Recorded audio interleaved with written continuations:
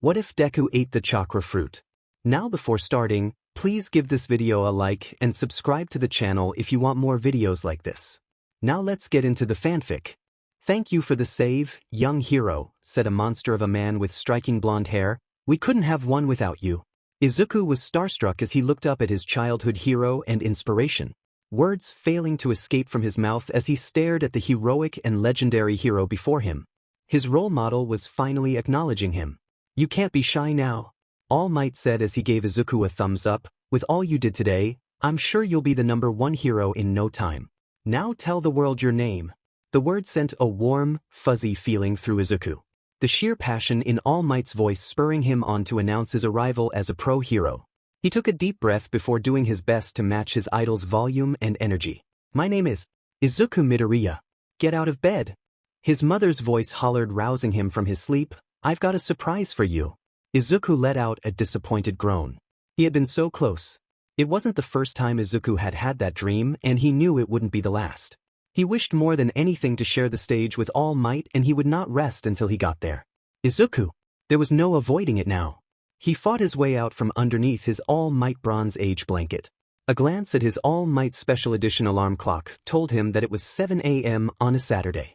He slipped on his premium V2 All Might nightgown woven from the same breathable fabric as All Might's gear. The gown covered up his All Might. You get the idea. Izuku absolutely loved All Might, the current #1 hero in all of Japan and the world. Izuku still had the video of All Might's debut branded into his mind. No one knew who he was or where he came from. A building had collapsed and he had just appeared from thin air with amazing strength and speed and swagger. Hundreds of men, women, and children were saved in minutes. At the very next hero ranking announcement, All Might topped the charts, and it had stayed that way ever since. No one on this planet embodied being a hero like All Might did. "Izuku, I'm coming," Izuku said, having momentarily forgotten why he was up so early in the first place. He could hear his mom speaking to someone on the phone, which wasn't all that uncommon really. Most of the time, she spoke to family or Aunt Mitsuki whenever they got the chance. She was facing away from him as she spoke to the other person on the phone. What was different about the scene, though, were the documents laid out before her on the table. His mom had the phone jammed between her shoulder and her ear. It was only then that he noticed the ever so slightly hostile tone she was using. "You promised you'd make this trip with him, Hisashi. Why do you even bother making promises if you'll just break them anyways?" his mother said, and a niggle of sadness and discomfort bloomed in his chest. His mom was speaking to his father. Izuku barely remembered his father. He had left a little before Izuku had failed the toe check, and the weekly visits turned into monthly before soon all there was the occasional phone call and birthday gift. He didn't hate his father per se. It was hard to think of anyone that Izuku well and truly hated. The truth was, for the vast majority of his life, it had always been Izuku and his mom. It was pretty difficult to hate someone whose face you could barely remember. At the very least, Izuku had a dim view when it came to his father because of how hard it had hit his mom. He remembered how much his mother used to love cycling and hiking and all sorts of outdoors activities. Being a single parent, though, she had less free time on her hands and her hobbies began to fall to the wayside as she cared for Izuku. One of his wishes was to repay his mother for all she had done for him, but that would be difficult to do as he was. Against his will, he frowned as a pen flew across the room into his mother's hand as she began to write stuff down on a paper. Usually, she never used her quirk in front of him, but she was so distracted by his dad's call that she probably didn't even realize he was there. It served as a harsh reminder of why his father had left, and also the day his mother, and on some level Izuku himself, had given up on the dream of him getting a quirk. He would soon be 15, and his dreams of going to the best hero academy in the world would crumble to dust. UA did allow those without quirks to take the entrance examination, but as many had said, it was impossible to get into the hero course without a quirk. There were other courses like business, support, and general studies, but he had only ever had his eye on the hero course. That hadn't changed when he found out he was quirkless. It hadn't changed when his mother had told him to give up on his dreams. It definitely hadn't changed despite all the goading and ridicule he had suffered from Kaken and his cronies. His mother roused his from his dark thoughts as she spoke into the phone. "Yes, all our travel documents are in check. You would know that if—" "Never mind. I'll take care of it, and I know who to give the extra tickets to. Goodbye." His mother put her phone down before turning towards him and flinching back in surprise. "Izuku, I didn't hear you come in. Let me get you something to eat?" His mother floated away as she went to the kitchen. "Anything specific you want?" I'm fine with anything, Izuku said softly as he moved towards the table. He was finally able to get a good look at the documents. Passports, identification cards, plane tickets and a pamphlet? Izuku picked it up and his brows scrunched up in confusion as he read the title, The Samsara Resort?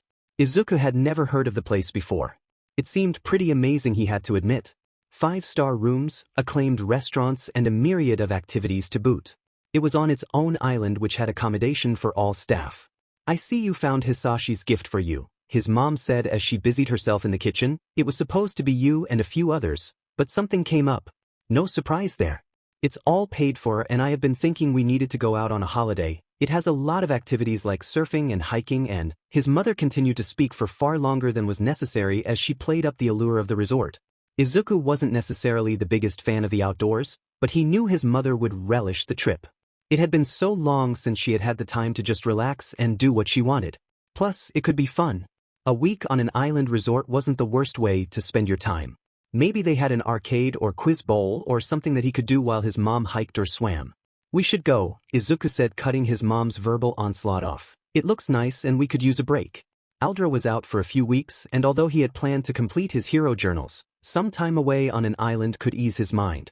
Especially with the UA exams looming in the distance. It was more than a year away, but it was still the closest it had ever been and Izuku was freaking out. He hadn't checked for any alternatives to UA and he barely even had a plan for the exam itself. Maybe if he was surrounded by sands and the sea he could get his mind off of everything. Maybe. Really?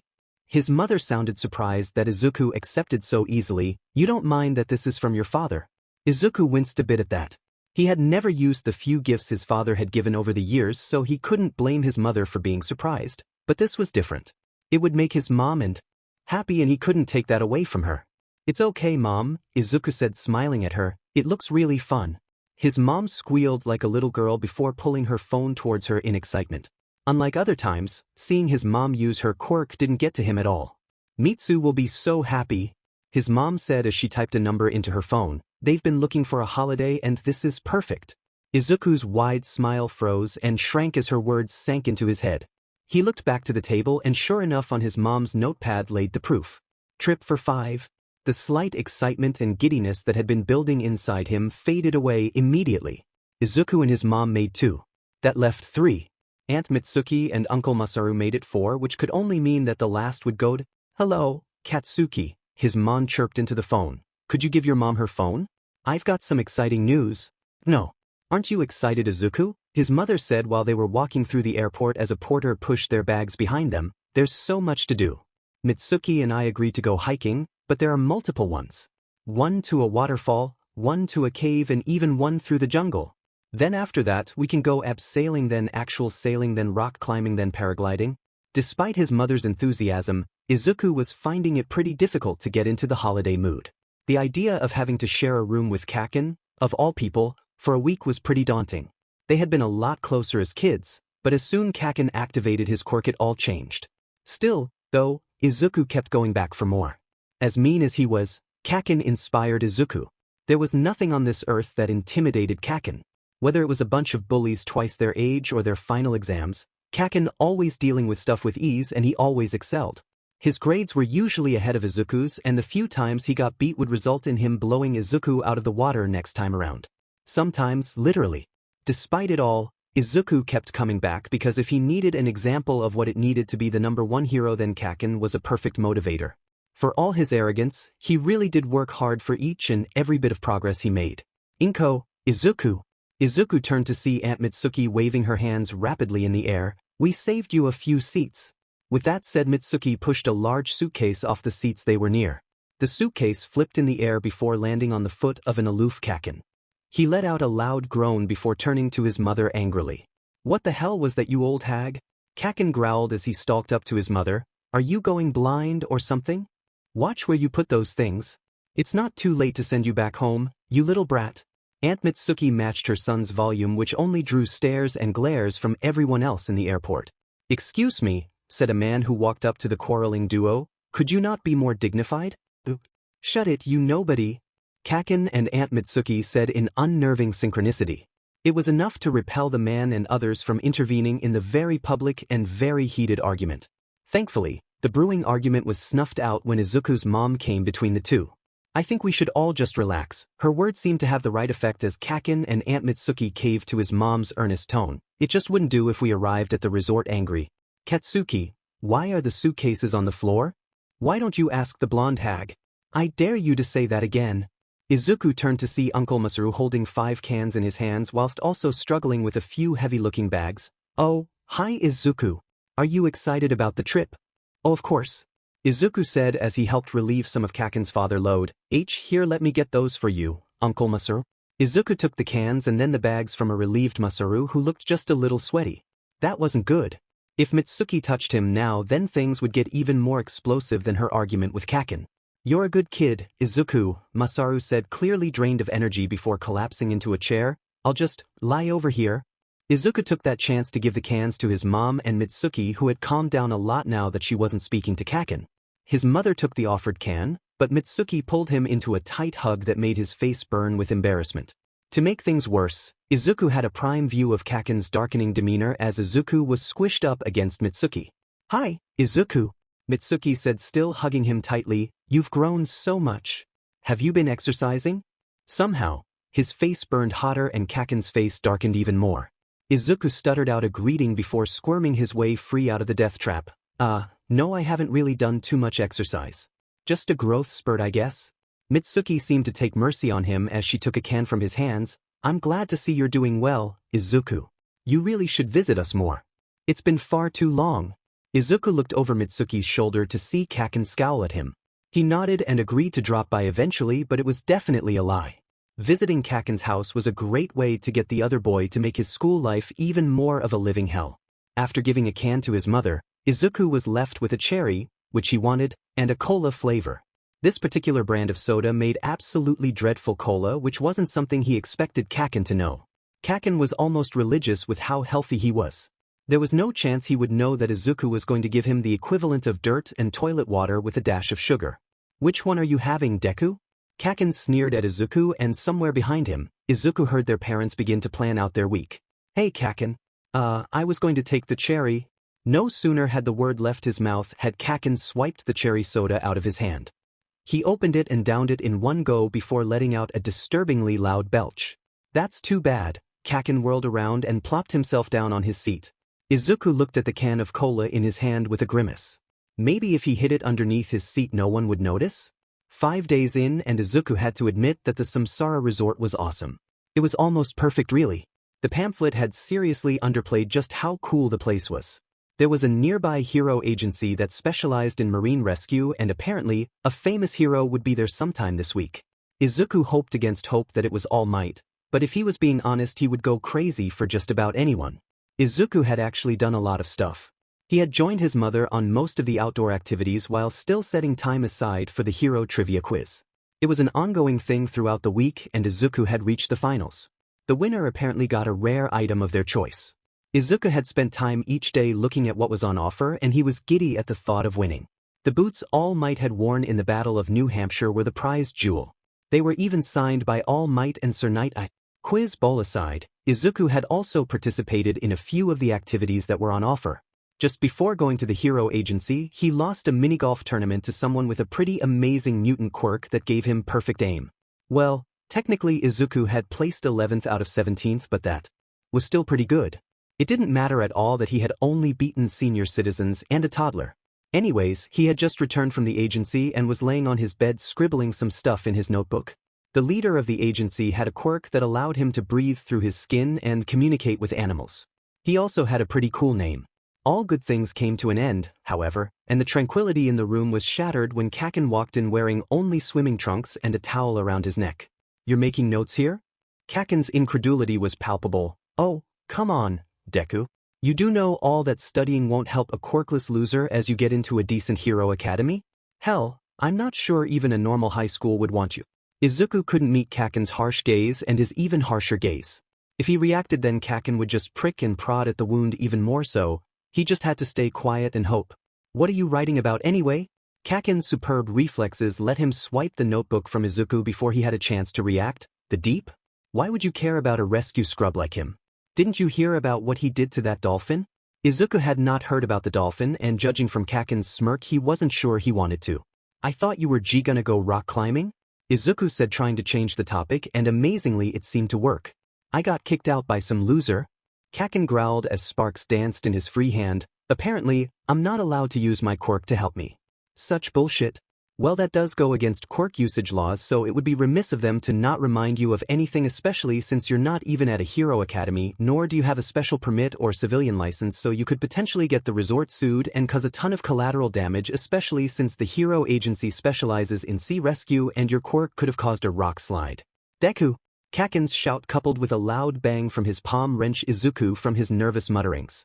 You gotta stop doing that, Kaken said before throwing Izuku's notepad back at him. Get dressed. I signed us up for a scavenger hunt. The prize is an early copy of a training manual written by Endeavor. What? Kaken wanted to work with him? Why you want to work with me? Izuku smiled hesitantly, but the smile died on his lips after Kaken's reply. Not really, no, Kaken said idly as he began to get dressed. I got told I needed a partner and no one wanted to work with me after the rock climbing thing. FNG gossipy extras? That made more sense. It still could be fun. Bring your bag, Kaken said as he made his way out the room. You're going to carry everything. That's all someone like you is good for. A porter for the real heroes? Maybe. Hopefully. The scavenger hunt was going terribly. They were hot, thirsty, hungry, frustrated, and just about everything else in the book. The food Izuku had thoughtfully brought along had mostly been eaten by Kaken, leaving a grumbling mess in Izuku's stomach. They hadn't even found one thing yet. The list had 25 items. To reiterate, this was terrible. On the other hand, Izuku found out that Kaken was atrocious at anything to do with map reading, riddles, and directions. It wouldn't be so bad if those weren't essential for scavenger hunts. It was cathartic to see that even Kaken wasn't perfect AG everything. It wouldn't be too bad if Kaken didn't ignore any and all input that Izuku tried to give him. They were running out of time as it stood, and Kaken had taken them way off the designated path to find a shortcut. Kaken's shortcut led past many red and yellow signs with symbols on them. The signs had stuff like the words, fragile and danger, images of rocks falling from a cliff and a skull and crossbones, all of which painted a grisly picture of what could happen to them if they didn't turn back. They finally reached a rocky outcrop which overlooked a rushing river. More importantly, Izuku could swear the ground was groaning beneath their feet. Damn it! Kaken screamed, causing a vision of avalanche to fly through Izuku's mind. We've found nothing. This is all your fault, Deku. I knew I should have gone with that 3-year-old brat instead. She looked like she at least had a useful quirk. This is your fault, Kaken. Izuku wasn't sure where the bout of confidence came from, but he was far too tired to care. You are terrible at directions and you've been ignoring my advice. We could have been back at the resort if you weren't so stubborn. Kaken was stunned into silence and Izuku took the chance to reach for the map in the other boy's hands. Unfortunately, Kaken had other ideas. Stubborn? Kaken said disbelievingly, did you finally grow a spine, Deku? It's about damn time it only took 14 years. The insult washed off Izuku like water. Give me the map, Kaken. Not a chance, Deku, Bakugou said with a twisted grin on his face. If you want it so badly then come get it. Izuku's burst of confidence faded away as he stared down the biggest stressor in his life. Things were never easy with Bakugou, and while he was usually able to move past Bakugou's provocations, today wasn't one of those days. Still, though, Izuku was paralyzed by his own fear. Bakugou would send him flying before Izuku could get a fingernail on the map. Kaken seemed to realize that no attack was coming as he laughed. That's what I thought. Kaken crumpled the map up and stomped on it, causing the rock beneath them to let out a groan. Not that Kaken seemed to notice. Kaken, Izuku tried to warn, but the other boys seemed to misread his discomfort. Oh, did someone want the map? Kaken's voice took on a mocking lilt. If you're so good at directions, then find your way back to the resort on your own. I'm outta here. And to punctuate his point, Kaken let out a double-barreled blast at the map, which was the last thing Izuku wanted to see. The shaky outcrop they were on groaned before it began a slow collapse, the rocks falling to the surging river below. Izuku fell face down as he tried to grab onto something, anything. What the? Kaken had managed to save himself by propelling himself backwards with 2 blasts from his hands. It was only once he was safe that he realized something was amiss. Deku, where the hell are you?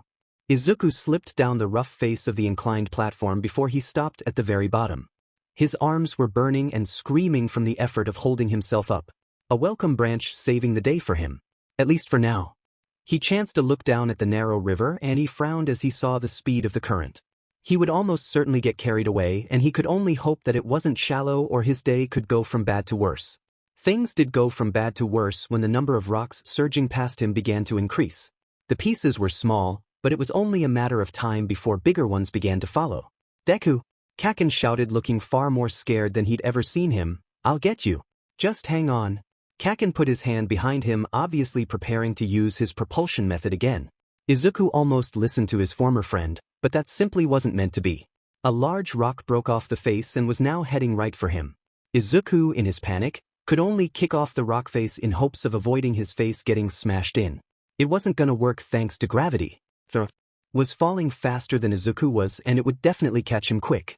It was rolling down the hill and gaining speed until a scream and flash of light washed over Izuku. Kaken. Sure enough, Kaken had fired a blast at the boulder, but it came at the cost of accelerating the collapse. The last thing Izuku saw before falling into the freezing river was a torrent of rocks chasing after him. Thankfully, Izuku did not have to worry about the rocks thanks to the river's current. He was swept away before his feet could even graze the bottom of the river. That was where Izuku's good luck ended, unfortunately. He got slammed left and right and up and down. It was like he was wrestling with Gang Orca, but somehow worse in every way. Izuku vaguely remembered there being tips for this situation, but in truth, he could not remember any. He fought and strained against the currents as he was dragged and spat out by rapids and eddies. Izuku lost track of any sense of time and space, but it was when he felt the wind on his skin that he realized that he had stopped. His body was still submerged in the water, but somehow he had. Izuku reached behind him and despite the pain, his body was in, he was able to laugh wryly. His bag had gotten caught on some overhanging roots and he was stuck pretty good. The current was a touch more gentle down here. Nothing too drastic, but just enough for Izuku to swing and pivot onto dry land. He ripped his bag free from the roots and remarkably it was still in great shape. This was probably the best advertisement for the Plus Ultra All-Might backpack anyone could ask for. Izuku's elation at escaping the river didn't last as he saw that the bag was empty. That meant both his and Kaken's phones were gone. Furthermore, Izuku couldn't risk tracking back. His body had taken far more hits than he had expected if the treacherous path behind him was to be believed. The river wound and shrank and dipped many times. It was surrounded by sheer cliffs on either side. Izuku had been lucky that Mother Nature was feeling ever so slightly guilty as she allowed a tree to nab him by his bag. Izuku could only hope to follow the river downstream and maybe there was something or someone he could find. Maybe. Izuku had found nothing. About an hour ago, he had been forced to branch off from the river as the way before him became impassable. He had weighed up staying by the riverside, but he had fled for the forest when a boar had taken residence near the river. The hulking beast scared Izuku to no end. He had read an article of what happened to someone foolish enough to get on the wrong side of a boar. There had been no pictures, but the journalist had painted a grisly picture. So, he'd made the smart decision of heading into the forest, where even more boars laid in wait ready to tear him limb from limb. At least he prolonged his survival, right? The trees in the forest jutted high into the sky and the canopy blotted out the majority of the sun. From what he could see through the branches and leaves, it was around dusk. It would get dark soon and things would only get worse from there. Izuku heard a stick snap behind him and on pure instinct, he just ran. He wasn't sure which way he had turned, but he just ran and ran and ran while screaming his lungs out. All the while he was certain something was following him. He leapt over a fallen tree before tripping over something jutting out of the ground. He looked back to see a large root. Izuku shrugged it off though as he heard his assailant gain ground on him. Izuku looked around for where to go and he almost cried in relief as he saw a cave. He had no time to tell if it was empty or not, but surely that was better than going deeper into the forest. He fled into the cave. His bag failed wildly from its position on his back. Thankfully, the cave was empty and pretty warm and dry too. It even had an opening that illuminated the cave pretty well. It did smell absolutely terrible. Unfortunately, whatever it was followed him into the cave as well. I don't want to get eaten by a boar. This is so bad. Izuku scrambled to the back of the cave as he saw the shadow of his hunter appear. He took one more step back and there was a loud boom as his foot came into contact with something that was decidedly not earth. The acoustics in the cave had the knock-on effect of making his predator pause, which was revealed to be a deer? Izuku said with a smile, "That's what I was afraid of? It's kinda cute." His words morphed into a scream as a massive wolf attacked the deer. Blood and guts and fur flew through the air and Izuku fell on his but as he scrambled for a way out. Left and right? Back? Front? Never. Izuku looked down in panic before his eyes widened. As the rabbit was getting mauled, Izuku began to frantically wipe the rocks and dirt on the floor away. He worked quicker than he ever had before, and soon the detritus was gone to reveal a trapdoor. Izuku had no time to ponder where it led to. He chanced to look up and he felt a wave of nausea as he saw that a pack of wolves were feasting on the dead deer. That explained the smell. This was a wolf's den. He wrenched on the brass ring with all his might, and after a second of panic, the door groaned open. It was no time too soon as some of the wolves began to stalk towards him. He opened it fully, and thankfully it served as a temporary shield by opening away from Izuku and towards the wolves.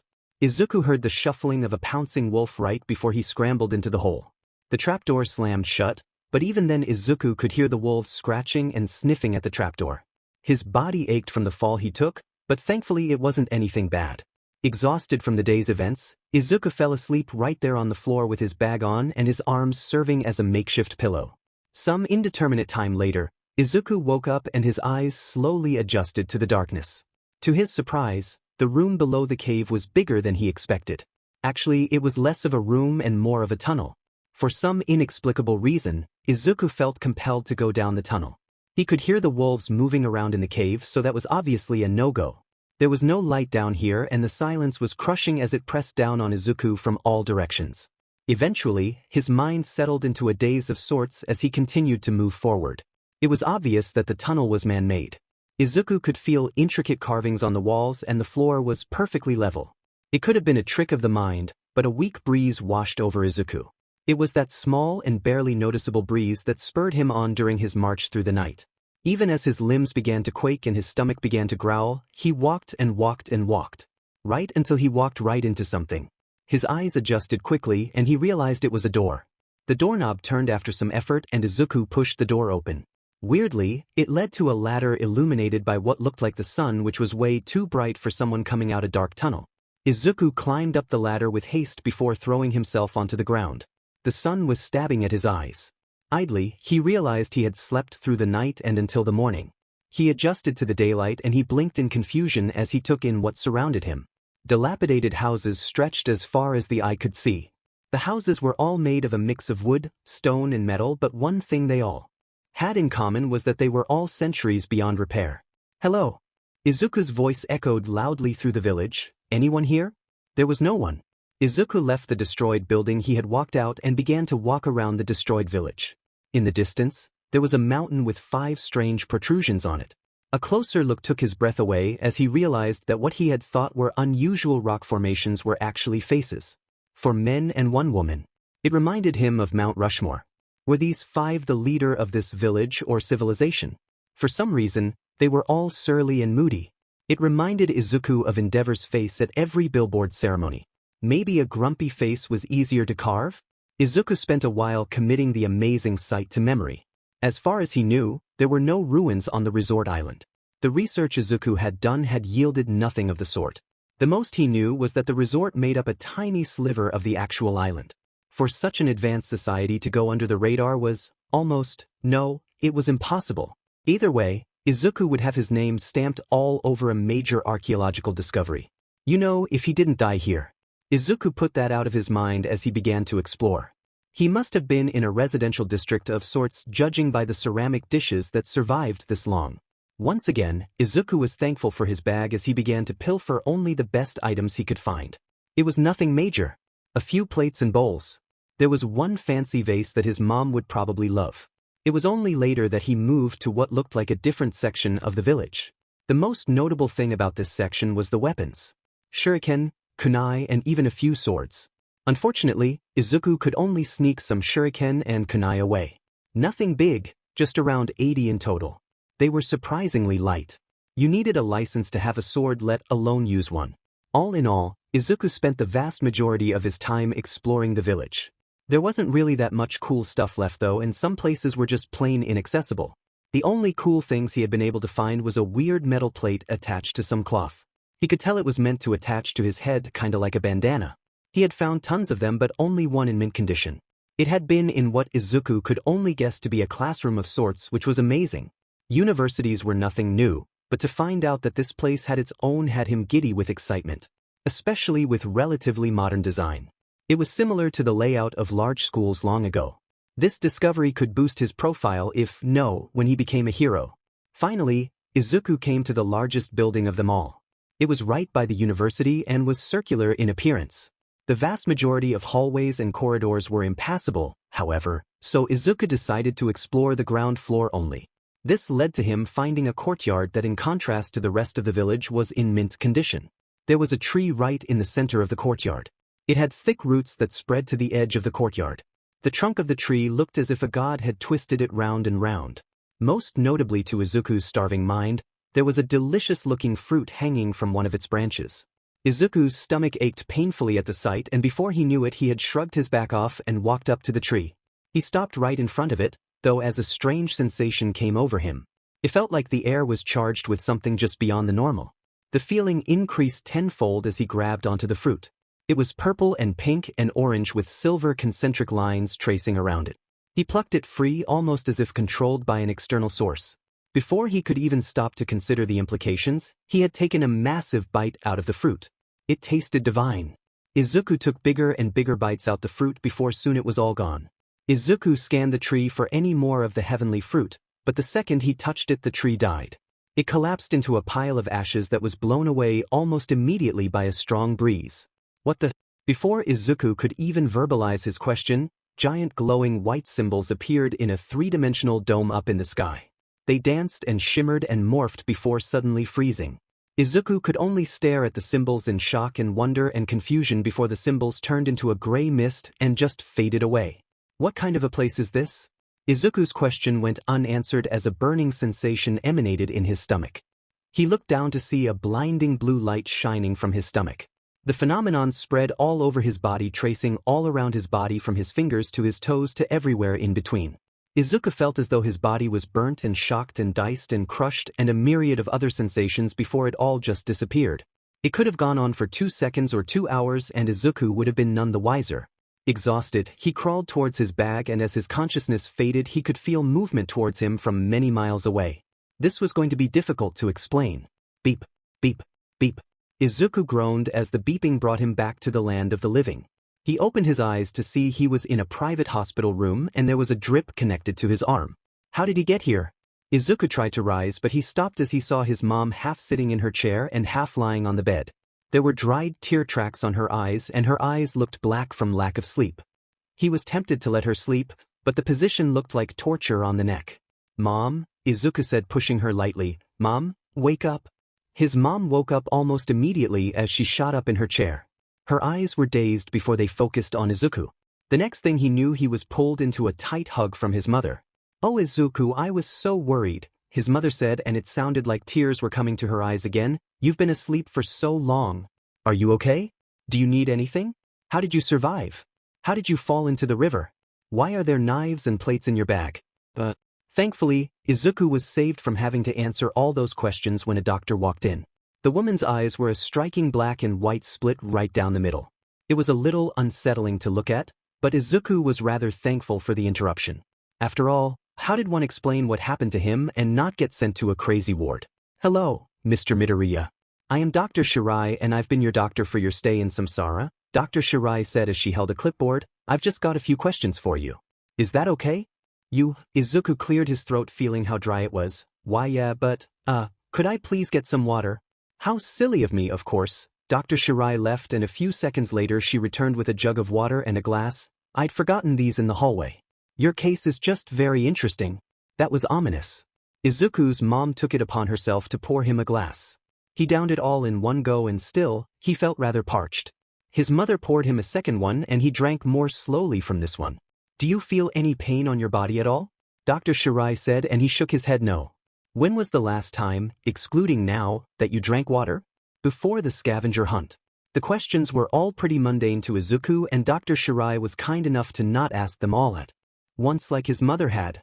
She then asked a question that made him hesitate.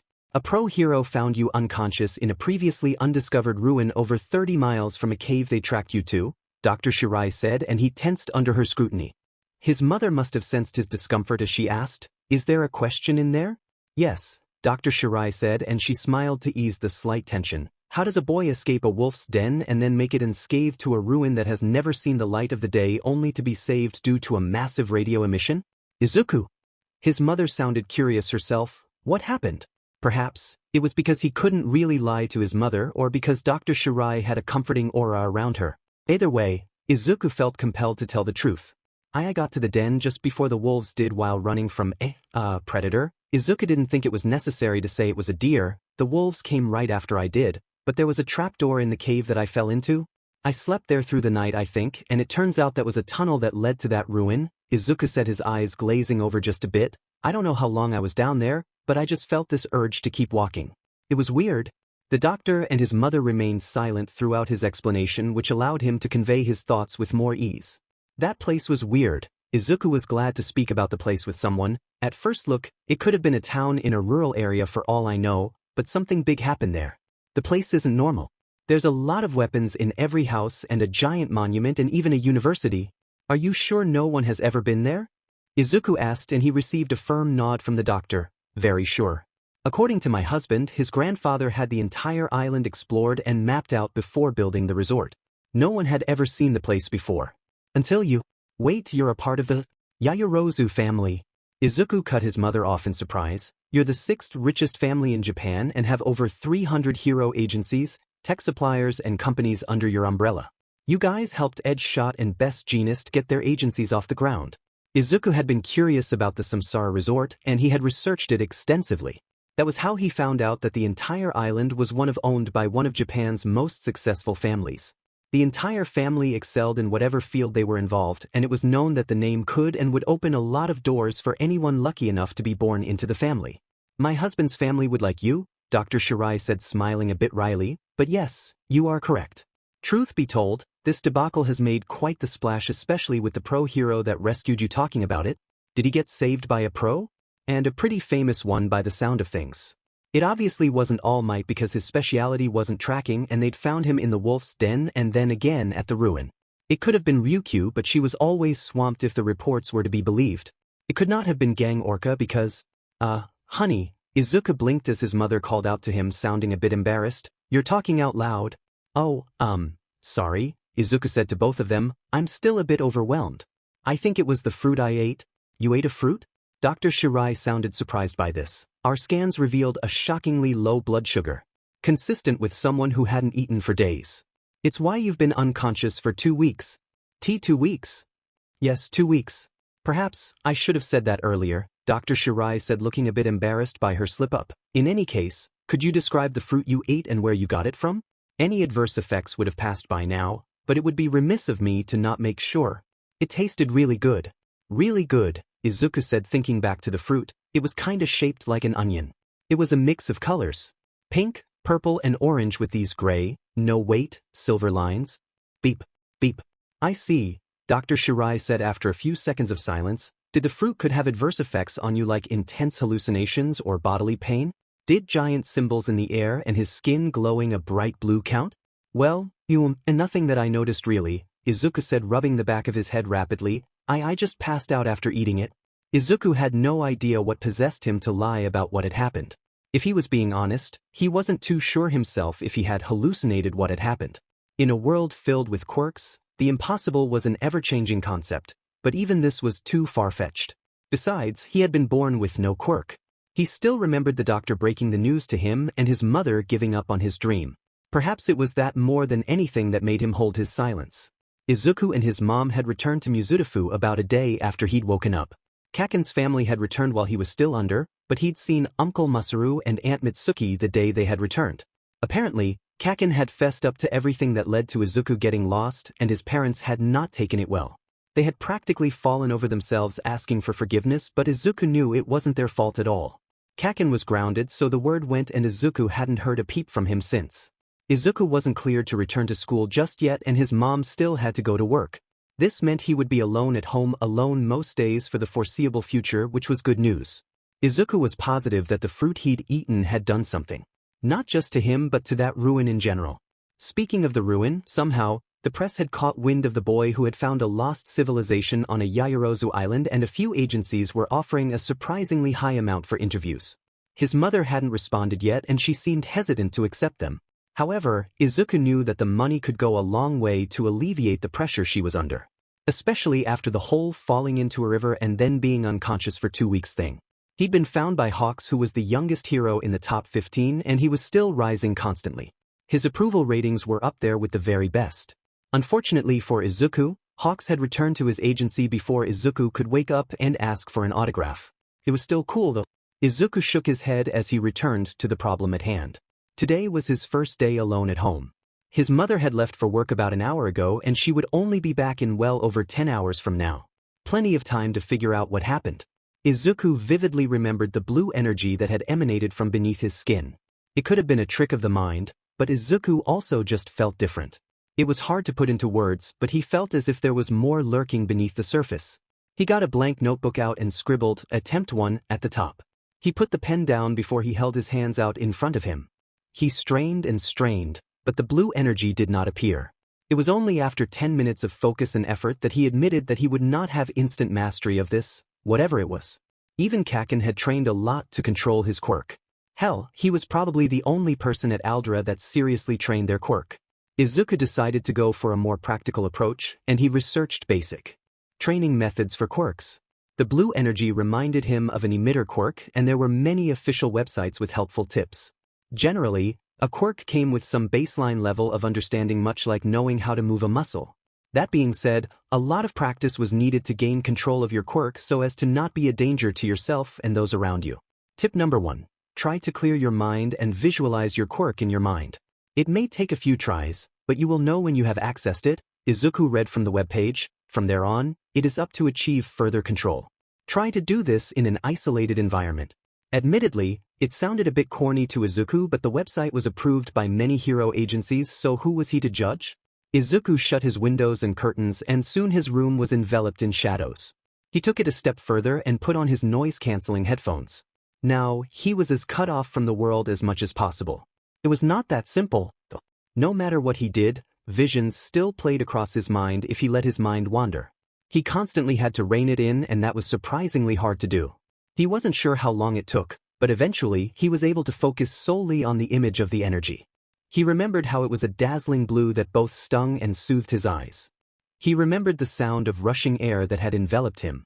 Finally, he remembered the feel of the energy as it circulated throughout his entire body. The pain and discomfort of something foreign taking residence within him. Izuku felt a warm feeling spread through him as he remembered the myriad of sensations and emotions he had felt at the sight. Flashes of pink and orange and silver and purple flitted through his mind, only serving him to pull him deeper into his thoughts. He wasn't sure how long he had been at it, but he became vaguely aware of a rushing sensation underneath his skin. It was light and ethereal, but undeniably present. The feeling only grew as he locked onto the feeling more and more. There was an abundance of warmth radiating from his stomach that spread from deep within right to the ends of his hair. He could feel the energy dancing beneath his skin, and he instinctively latched onto it. It was almost as if something unlocked itself within him. The energy that was within was now firmly in his control, and slowly Izuku dared to open his eyes. Dazzling blue energy radiated from him before vanishing into nothingness. In contrast to the time at the ruin, his body felt strong. Impossibly strong. He carefully removed his headphones before slowly rising to his feet. He felt amazing. "I can do it," Izuku said as his room was illuminated by the blue energy. "I can be a hero. Izuku, I'm home." The energy flared out of control as Izuku's mom called out at him. He ran to his curtain, and he was surprised to see that it was well past sunset. The moon and stars twinkling brightly. "Hi, Mum," he called back in a panic. Had he really been at it for the whole day? "You didn't eat the food I left for you." His mother called out to him from behind his door. "Are you feeling sick? Do I need to call an ambulance? What's that bright light in there?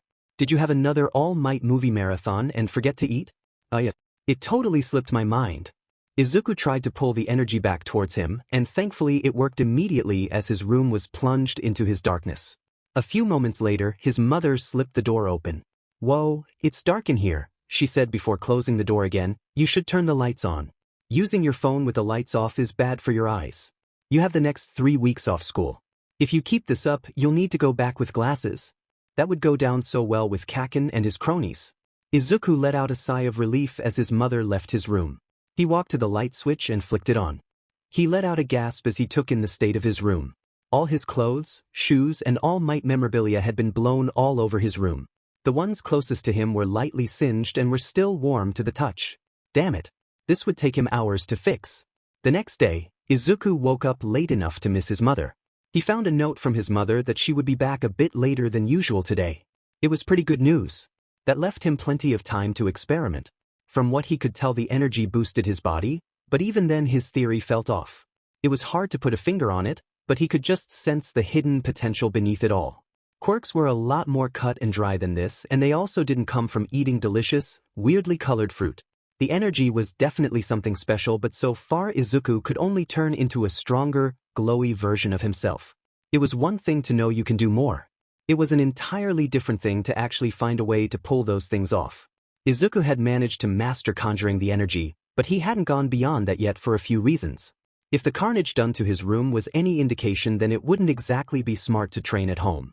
Quirk usage was heavily restricted, and so he needed to find a place that pro heroes tended to avoid. With that in mind, he pulled out his phone before opening a map of Mizurufu. The map had circles of various colors that revealed the jurisdictions of various heroes and agencies. There were only a few blank spots, and they were either too far away or too deep into an urban area to be useful. Finally, though, he found the perfect spot. Takoba Beach wasn't something that immediately popped into mind. In fact, he had to search more about it on his phone, and he was pretty happy with what came up. Well, not exactly. It was horrible that a beach had essentially been turned into a junkyard, but what that meant was there was probably very little foot traffic and he would be free to train his quirk. Did this qualify as a quirk? Takoba Beach. This place is a dump, Izuku said as he took in the high stacks of used appliances, cars and all other sorts of trash. It's perfect. He made his way deeper into the junkyard so that he wouldn't be seen by those passing by. It was 9 a.m. and Izuku had seen no one, though, so he was probably fine. It took him a few moments to find the perfect test dummy. A rusty, dilapidated machine dryer with a cracked door stood in front of him. Nothing was perched on it, and so he didn't have to worry about a fridge falling on him or something to that effect. Izuku lifted his arm and channeled the energy to his hand. In his mind, he had a vision of All Might lifting a large van to safety. That had been one of the more low-key displays of power that his idol had, but it served as good motivation. If his quirk was an emitter type, then he'd need to channel the energy to the relevant spots before anything. Or he'd be very likely to injure himself, and he would not hear the end of it from his mother if he did that. Izuku took a deep breath before closing his eyes. A few seconds later, his eyes snapped open, revealing his hands to be wreathed in the blue energy. "Okay, Izuku," he said under his breath, "time to go plus ultra." Filled with the swagger that All Might's catchphrase gave him, he strutted up to the dryer. He places his hands on either side of the dryer and crouched down before trying to lift the machine. It should have been simple. Instead, his hands wrenched the sides of the washing machine off completely. The large panels were stuck to his hands. His arms in an effort to get them loose, and they did not budge. He kicked one of the panels with all his strength, and he almost ripped his arm out the socket. What the? Panic bloomed in his chest, and paying no heed to how ridiculous he looked, Izuku ran. He ducked and waved through the mazy junkyard before making a break for the water. Maybe the dryer just had some really strong glue on it? What if this was his new normal? Izuku ran full tilt at the water, screaming all the while. Arms and metal panels aloft, making him look like some crazy tech worshipper. That didn't matter to him. He liked having hands and he wanted them back now. He closed his eyes in preparation as he waited for the cold bite of the sea to wrench him free from the stupid plates. He kept running all the while, and after some time Izuku noticed that A, he wasn't wet, and B, the panels were still attached. Izuku opened his eyes and he nearly fainted as he saw that the reason he wasn't in the water was that he was on the water. He screamed. Right on cue, the panel detached from his hands and Izuku sighed in relief. "Thank goodness," Izuku said as he slowed his running to a halt. "I got rid of the panels. Only after I screamed, though. Was it because I lost control of my cool? Or was it because I realized that I can walk on water? Is that what this energy lets me do? There could be a lot of applications to this, but the adhesive hero doesn't sound like the future number one." That being said, as he continued to think about the applications of surface sticking, Izuku shut out his surroundings. It was only when a fish flopped put the water and slapped him on the leg that he remembered where he was. "A fish?" Izuku queried. "Wait, I'm standing on." The rest of Izuku's sentence, ironically, was swallowed by the water as he fell into the murky depths. He screamed into the water before he began to tread water. He swam back to shore and flopped down on the ground as he looked up at the sky. I don't even know where to begin with this stupid thing. 3 weeks later, Izuku was actually feeling pretty pleased with himself, which was far from the norm. After he dried up and got over his panic, he began to see the benefits of what he had discovered. He could scale walls and tall buildings with ease and get the drop on his enemies. What he would actually do after he got the drop on them was unclear. It had taken him 5 days to master sticking to solid surfaces. It had taken another 7 for him to get the water walking down. He had done them simultaneously, so, all in all, it took 5 days and 12 days respectively. He now had ample evidence that the incident with the dryer turned out to be a fluke. It was far and away easier to stick to stuff than it was to walk on water. He only needed a fixed amount to cling to any surface.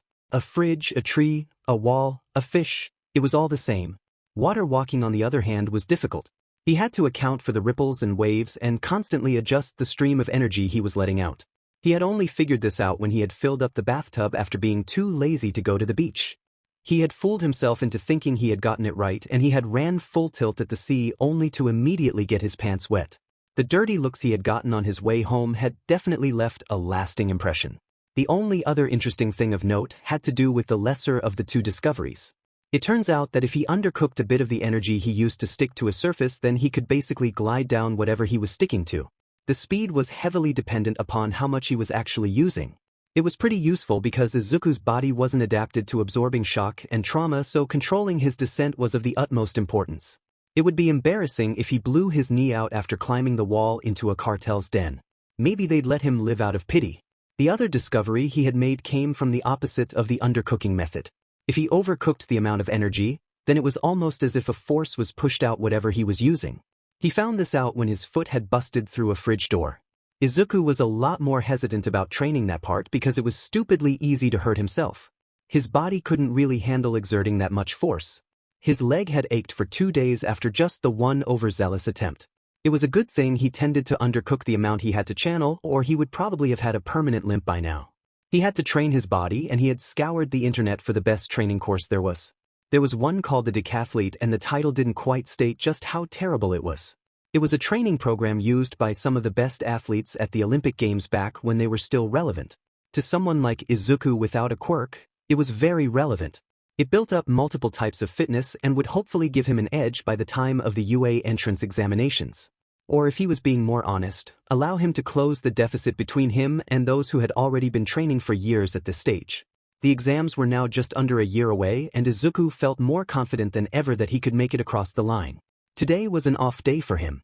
So, Izuku decided to forego the beach and pass by a baker that was near his school.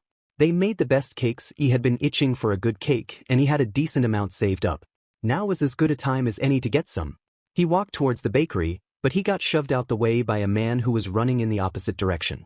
He wore a mask and cursed at Izuku as he ran past. "That guy stole my purse." Despite himself, Izuku felt the desire within himself to do some good.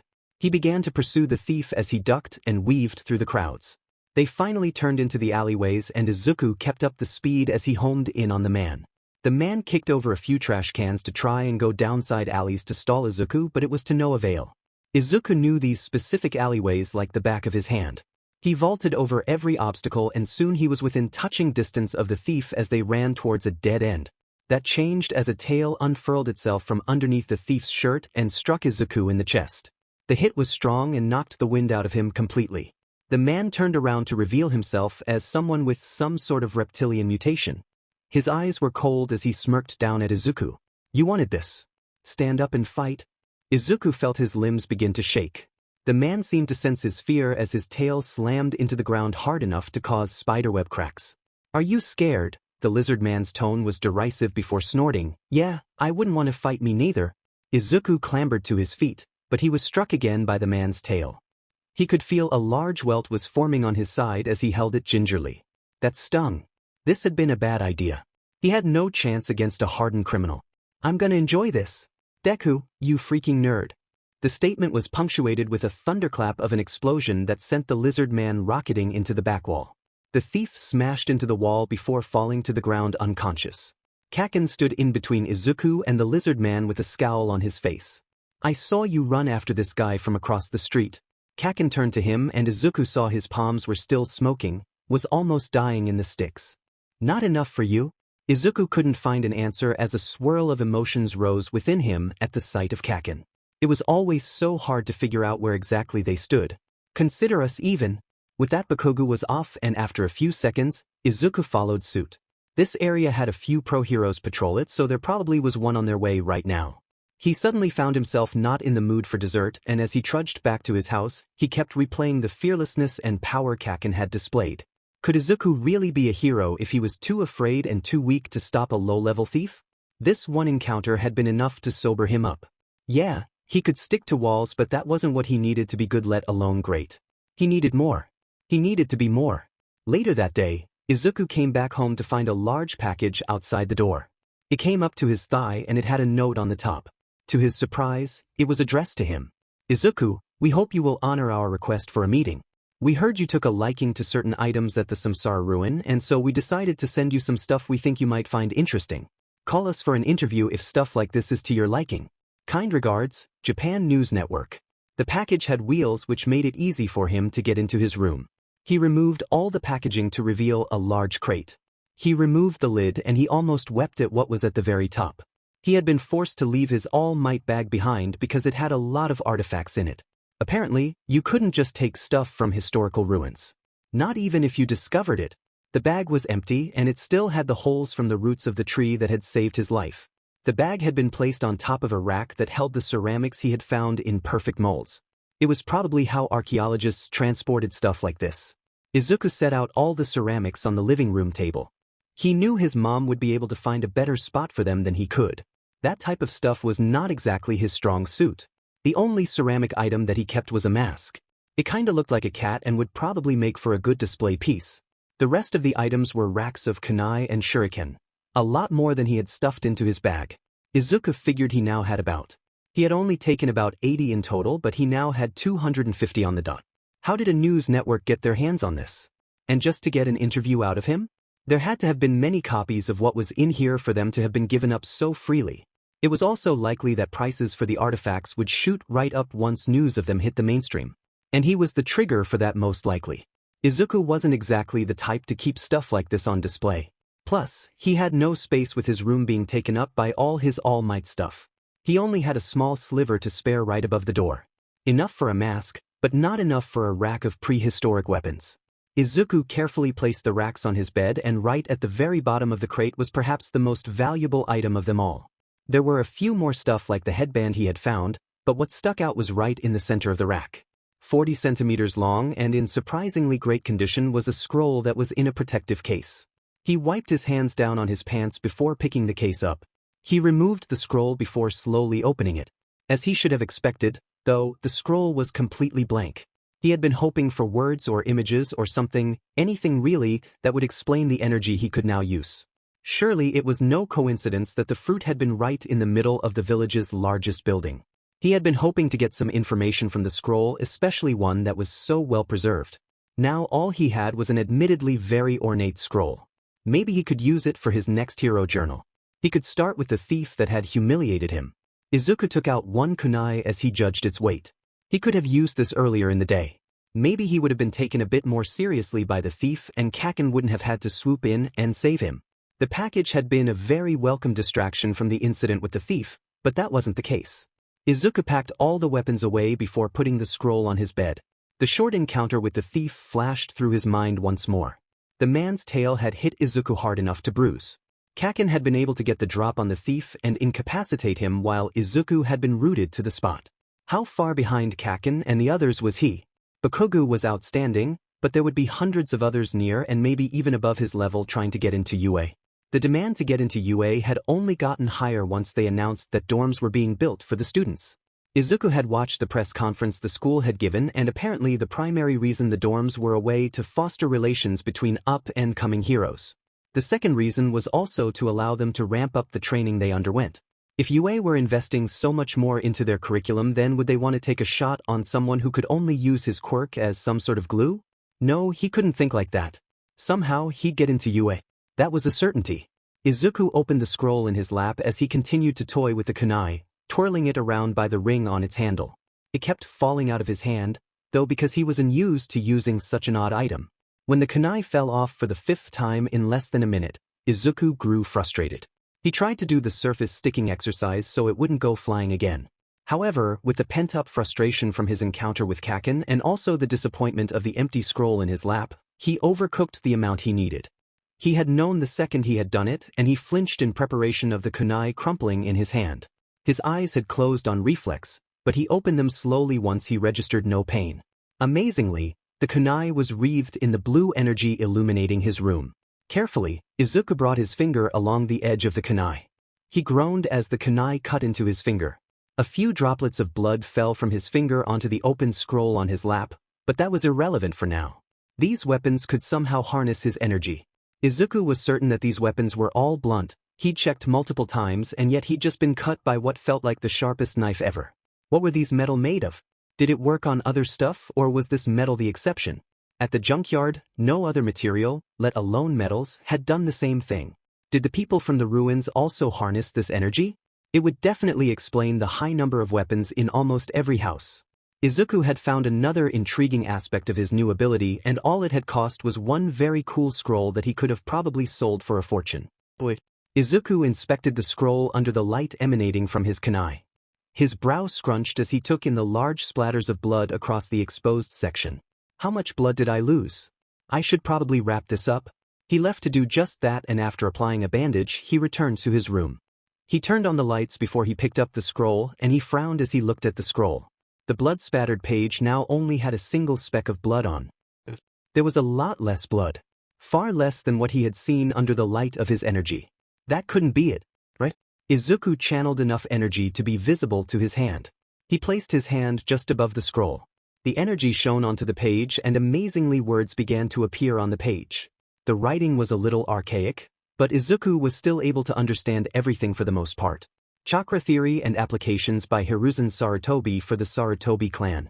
Izuku peered at the title of the scroll. If he wasn't dust in the wind by now, Izuku would have probably felt indebted to this Hiruzen Sarutobi guy for life. He settled for a whispered thank you. He'd know what it meant. Fully unrolled, the scroll probably had enough space for Izuku to write out 20 of his journals, and that with illustrations. Speaking of illustrations, Izuku had been skimming the scroll, but his eyes were caught on the first of hopefully many illustrations. Were those hands? Hand seals? Jutsu? The gloominess had passed, and Izuku found himself equally parts invested and excited for the future. At first, when Izuku had begun to read the scroll, a feeling of trepidation came over him. Don't get him wrong. He was amazed at what he could one day be capable of, but at the same time, did one person really need all this power? Conjuring the elements, weaving illusions, and boosting your strength to unfathomable degrees. And that was without getting into the absurd stuff like being able to heal perilous wounds or make exploding symbols or pocket dimensions from ink and paper. Needless to say, it was all quite a bit to take in. He had calmed down, and truthfully been a bit disappointed, when he realized that he was quite far off from being able to do any of those. He'd get there one day, hopefully. There was some good news. He could finally put a name to the energy he used, chakra. Apparently, people were born with chakra and the origins were unclear, but Hiruzen had been very clear to say that everyone had chakra in them. That was definitely not the case nowadays, at least. Quirks were similar to chakra, but they seemed a lot less versatile, but that came with the trade-off of being easier to master. Hiruzen had mentioned in passing how he had trained for months to be able to make a spark of fire from his chakra. Quirks, presumably from being so closely tied to people's genetic code, just had an inherent mastery to it. They still needed to be trained, but it was as if a base level of knowledge came pre-packaged with a quirk. Izuku had no such luck. He would have to grind it out for the next year to get into UA. Thankfully, Hiruzen's scroll had more than enough information to help him get a handle on his chakra. He had already earmarked what he would train. Chakra was a combination of physical and mental energy. So, as Izuku's mind and body got stronger, his chakra did as well. It was also possible to run out of chakra, which Izuku should probably have guessed. All that aside, Izuku had a plan for what jutsu he would first learn. The scroll had a fair number of jutsu in it, but Izuku knew he had to learn how to walk before he could run. And before he did walk, he studied how to walk. The 3 easiest jutsu in the scroll, according to Hiruzen, were called the substitution, transformation, and clone. The clone was cool, but undeniably the simplest of the 3. The clones could not interact with any solid surfaces, but as a trade-off, they barely cost any chakra. The transformation and substitution were pretty much quirks on their own. The former allowed him to transform into anything whilst the latter allowed him to swap places with another object. There were some limitations, of course. Both the transformation and substitution worked best with objects around the user's size. If he went too small, it required accurate control, and if he went too large it required heaps and heaps of chakra. The activation process was also a bit of pain. The hand seals helped Izuku mold and shape his chakra in the right patterns to execute jutsu, but as things stood he could barely get his fingers in the right positions for some of them. For the moment, before he went to Takoba Beach again, he was first going to get the hand seals down. It would be awfully embarrassing if he lost a fight because his fingers got a cramp or something stupid like that. "Izuku, I'm home," his mother hollered at him. "I went to your favorite. What are these plates doing here?" Izuku put the scroll down and dispelled his chakra in a hurry.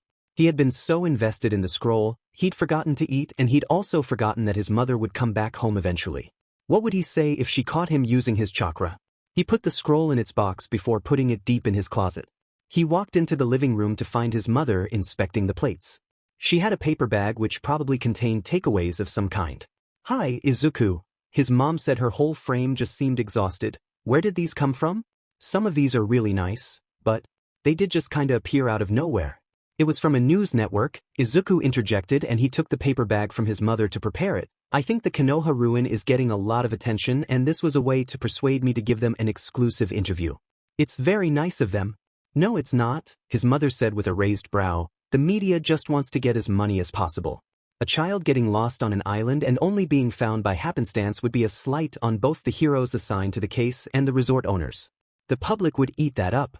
But the money could really help us out." Izuku knew his mother had been working far too hard over the years. "You wouldn't have to work so many hours, and once I become a pro, you wouldn't have to work at all." The last part about being a pro had just slipped out, and for just a moment he saw a flicker of pity come over his mother's face. That flicker was still enough to cause a surge of pain in his chest. "Izuku," his mother's tone was babying, and it only served to amplify the pain he felt. "I thought you got over this. You can't be a pro. You can do literally anything else." It was too bad. The one thing he wanted to do was the one his mom didn't think he could do. "You are many things. Smart, sweet, strong, but you don't have a quirk. You could become a doctor or officer or..." He wanted to show her what he could do. He could just walk up the walls or channel his chakra. Anything would do, but he didn't. Izuku wasn't mad at her, not at all. He understood her even, but for as long as he could remember his mother didn't have faith in his dream. It hurt. "It doesn't matter if I have a quirk or not." Izuku snapped at his mother, and a part of him regretted it almost immediately. "I just wish you had some faith in me. There's so much I wish I could show you, but not like this." Izuku felt warm tears trace his face. His mother seemed surprised by the sheer emotion in his voice. He wiped them away as he met her gaze, filled with otherworldly confidence. "I will get into UA and I will become an inspiration to everyone. To show them that they can become more even if the people in their lives don't have faith in them." Izuku turned away from his mother, and a small smile bloomed on his face even as tears continued to fall from his eyes. Because that's what heroes do. Izuku walked out of the room and didn't look back even after his mother called for him. He locked the door behind him without bothering to lock it. His mom was very good at respecting his privacy. He usually cleaned his own room before he left for school, so she didn't often have much of a reason to come inside. He had to map out a new schedule. He was returning to school in a week, and he would have far less time to exercise and master his chakra. He also needed to set aside enough time for schoolwork.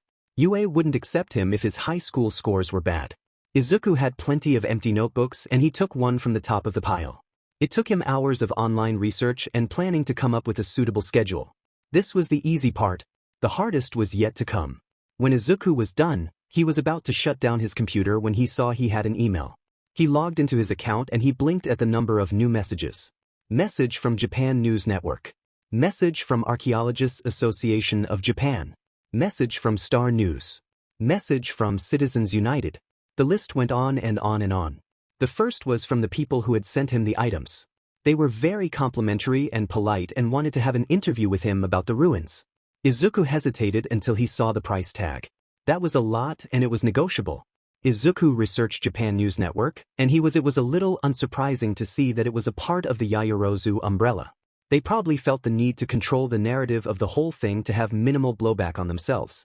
To be fair, it really wasn't anyone's fault except for Kaken. A part of Izuku was furious at Kaken, but at the same time he recognized that not only was it an accident, But he would have never gotten these powers if Kaken hadn't blown that overhang to pieces. Izuku checked the other emails and they were all pretty much the same. They all wanted to interview him about his experiences at the ruins. There were a few overzealous ones that Izuku would likely steer clear of, though. They seemed to border between fanatics and conspiracy nuts, and Izuku was wise enough to not deal with those types. It took him over an hour to respond to all the offers. He put his computer on standby, and as he climbed into bed he realized that he would be giving a ton of interviews and maybe some mainstream attention. An introvert's worst nightmare. What have I done? 6 months later, Takoba Beach. Izuku had his eyes trained on the washing machine before him. It was a good 15 meters away from him and it was taunting him. He looked at the machine. The machine looked at him. It was scared. As it should be. Izuku's chakra surged beneath his skin and latched onto the washing machine. The link didn't shatter and he fought to keep the storm of energy beneath his skin under control. The moon and stars above served as his only witness. Finally, the storm reached a crescendo and Izuku felt his position shift instantaneously. He stumbled a bit awkwardly on the sand before regaining his footing. So, the stability went down if he did a sealless substitution at 15 meters. An increase of 3 meters. The sand probably exacerbated the effect too, which was also good news. Perhaps if he were on a more consistent surface then he could increase the distance. Still though, as it stood, this was the furthest he knew he could cast the jutsu without using any hand seals. In the 6 months since Izuku had found the scroll, he had made, in his opinion, good progress on the Academy 3 as Hiruzen sometimes referred to them as. The jutsu Izuku felt the most comfortable with were the clone and transformation. That was honestly down to being able to practice them with ease. In the shower, on his bed, on the toilet and everywhere in between. When those jutsu failed, one of two things happened. 1. Absolutely nothing besides a puff of smoke signifying the deactivation or failure, or in the case of the clone, a weird nightmarish copy blob of Izuku gets made. The second one had left some scars. The substitution was a lot more noticeable when it failed. The first time it had failed, Izuku had been sent flying into a fridge. It was pretty difficult to explain away the bruise to his mother and all the people at school. Somehow, Izuku had a good feeling that telling them he flew into a fridge would make his tentatively decent social status take a hit. The school had caught wind of him being found in the ruins. Or as he now called it, Konoha. The archaeologists working in the ruins had found the name a whole 2 months after Izuku had found it in the scroll. Admittedly, that had made him just a little smug. By the time of his return to school, he had given the first of many interviews to various news organizations and documentarians. No one at school had known the reasons for his absence, especially since Kaken had kept his lips sealed for some reason. So when word of a boy from Yuzudafu discovering a ruin hit the news, Izuku had had to deal with a lot more attention than he was comfortable with. It did not help that the archaeologists working on Konoha had found evidence of Quirk usage in the ancient civilization. Konoha predated the luminescent baby by well over a millennium, going by even the most conservative guesses. That made his involvement in all of it all the worse. The idea that Quirks had been present for that long dominated the news, and with that revelation came a lot of speculation. There was the relatively mundane stuff like Quirks being a government project that spiraled out of control. That was an old classic. There was also the ridiculous like Quirks existing because of a migrating alien species that laid their seeds from planet to planet before returning to reap what they had sown. That one had come out of left field. Anyway, what this meant for Izuku was that typically he'd get recognized fairly often by people he'd never met. The people he did know would also badger him for answers, opinions, and even money. As one could imagine, this made it far more difficult to slip off to Takoba Beach. So to get some peace while out and about, Izuku had taken to wearing the ceramic mask he had gotten from Konoha. It had no straps, and to his slight shame, it had taken him a few hours to use the surface sticking on the mask to keep it on. Face coverings weren't all that uncommon in Japan. Some people weren't comfortable with the mutations certain quirks granted, and so they covered up. The first time he had worn it, he had gotten barely any attention, which was a godsend.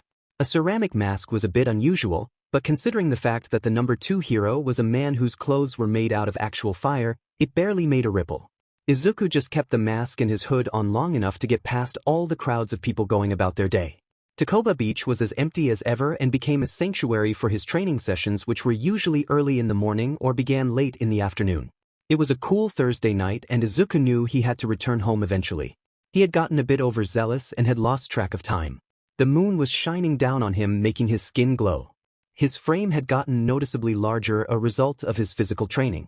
His mother had obviously noticed that he had gotten bigger, but aside from his larger appetite, she hadn't said much. Izuku was always training or studying, so that meant he didn't see his mother as often as usual, which was good and bad. They had both silently agreed to not bring up the hero stuff until it became relevant. They got along just as well as they always had, but certain topics were anathema to both of them. The only time they had come close to broaching said topics was when his mother signed off on the consent forms UA sent to all their applicants. She signed it off without a word of protest. As a matter of fact, the only thing his mother had only ever taken umbrage with since their argument was the number of weapons in his room. Understandably, the racks of kunai and shuriken did not put her heart at ease. To be fair, Izuku hadn't begun to use those at all. You needed a license for weapons, and those weren't just handed out to middle school students. Plus, with the kill order ban on heroes, he'd need to show a lot of skill with them before being given the green light. Izuku had to think of alternative ways to fight if he ever ran out of chakra. Hiruzen, who Izuku had slowly realized was as much a scholar as he was a formidable fighter, had mentioned being prepared for any situation. Izuku hadn't run out of chakra at all yet. He hadn't even been close to, wasn't sure if it was down to the amount he had, the control he had, or some other unknown factor. What he did know was that he had to be prepared for a situation where his chakra was useless to him. He had debated joining a dojo, but there was no chance he could squeeze that into his schedule as well. He was already running on just a few hours of sleep, and more than once he'd fallen asleep in school on the bus and even here at Takoba a few times. There were 24 hours in a day, and somehow he needed more time. Thankfully, the scroll had an answer for that. The next section of the scroll had him giddy with excitement. It was a jutsu called the body flicker that involved boosting his natural movement speed to an amazing degree. It would cut down on all the time he spent going from place to place, giving him an extra 10 hours every week once he got it down. That was if he could get it down in the first place. He had already seen with the kunai all those months ago that chakra could boost whatever it was channeled into, and so far only the Konoha-made kunai and shuriken seemed to accept his chakra. Perhaps it had to do with the forging method. In any case, the body flicker confirmed that the same effect could work on his body. Apparently, masters of the body flicker could rapidly move from place to place in the blink of an eye. An especially amazing feat if the nauseating effects were as bad as the scroll claimed they were. Still, though, Izuku was cautiously optimistic that he could devise a way to boost his strength and speed even if it wasn't the body. Knew that his chakra system extended throughout all parts of his body, so he wouldn't be limited that way. Izuku had already begun the research that he'd need to pull off enhancement. The problem was the vast majority of people with super strength and super speed quirks already knew how to control the boost, or even worse, their bodies were built to withstand those forces. A great example was All Might. His quirk wasn't exactly clear, but many had theorized that he had such precise control over his strength as well as special adaptations that made his quirk so formidable. No normal human, or at least normal quirked humans, could punch hard enough to collapse a building and be perfectly fine afterwards. In fact, there were many video compilations of people punching holes in stuff like boulders and tanks. The difference was that these people often also shattered every bone in their arms that proved this to be true. Izuku hadn't seen one in years, but he knew that it was one of Kaken's favorite pastimes. Not all quirks were created equal after all, and that was a big part of why hero worship was still a thing. The control and power displayed by pro heroes were awe-inspiring. Izuku's body was not super resilient or made for super strength. Therefore, he theorized that like the body flicker, he would have to reinforce his body and at the same time use the enhancement technique for no blowback. Needless to say, that was probably a long way away. A brisk wind washed over Izuku's position. He only had on a pair of shorts, so the wind made him scramble for his shirt and hoodie. It was getting pretty cold out. He put his shirt, shoes, and hoodie on before he began to walk out the maze that was the beach junkyard. He had checked 3 times to make sure that the scroll was still in his bag. Izuku had considered writing down the scroll's contents, but he had decided against it. He tried to reason that it could be catastrophic if it fell in the wrong hands. The real reason was that the scroll was way too long. Izuku was pretty sure that a team of 10 transcribers would give up before they got halfway. Admittedly, it was stupid of him to take it everywhere, but if he didn't, he would just worry that it was gone. "Leave me alone." Izuku froze as he heard a woman's voice break the serenity of the beach.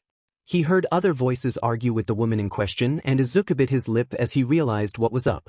If a bunch of criminals were harassing her, then they must have known that this area was practically deserted. Even if he called a pro, it would take a few minutes for them to get here, and a lot could happen from now until then. Izuku stuck to the shadows as he approached the arguing voices. It was quite a bit further than his usual entry-exit point into the junk maze. He stopped behind an enormous metal cabinet that was at least 4 times his height. Stacks of cars were all around him and made it hard for him to get a sense of just how many people there were. "Look, lady, I'm not going to ask you again," said a deep voice. "Give us all your valuables. That includes the fancy necklace and ring you've got on. That looks like it's worth a lot, am I right, Gear?" "At least a few thousand, Crank," Gear replied with a very high-pitched voice. "We could get that car I've been eyeing up." "The ladies will." "Please, not those," the woman sobbed. "They're all I have left of my mother. Please, we only met here to sell you this camera. You can take it for free. It's full HD and I've never used it. The seal on the box isn't even broken." W. Izuku had heard enough. He was about to leap into action when he caught sight of his face in a rearview mirror. He would get into deep trouble if he intervened. A quirkless child taking on 2 criminals? And that child being the Konoha kid too? That would be goodbye to anonymity and probably any decent hero academy, let alone UA. That couldn't happen. Izuku silently shrugged his bag off and he wiped his palms off before taking out his mask. Hopefully this thing was battle-ready. Sumire could already hear Izuna mocking her now. "Another full hard drive? You hoard too much, Sumire." "You interned for how much?" "You're too pliant, Sumire." "Oh, you sweet summer child. You can't mix peanut butter and eggs, Sumire." Their relationship had been short-lived for a myriad of reasons. One of the more prominent ones being financial. She was still looking for a job, but investigate journalists weren't in hot demand. Izuna did not like that. He barely wanted her to work in the first place despite what he had said to his family at all those gatherings. Sumire did not need nor did she want the camera. It had been a gift from a very rich and distant relative of Izuna who had heard about her dream at one of their family dinners. The camera was objectively superb, but she couldn't even look at it without being reminded of all the squabbles she and Izuna had had over her career choice.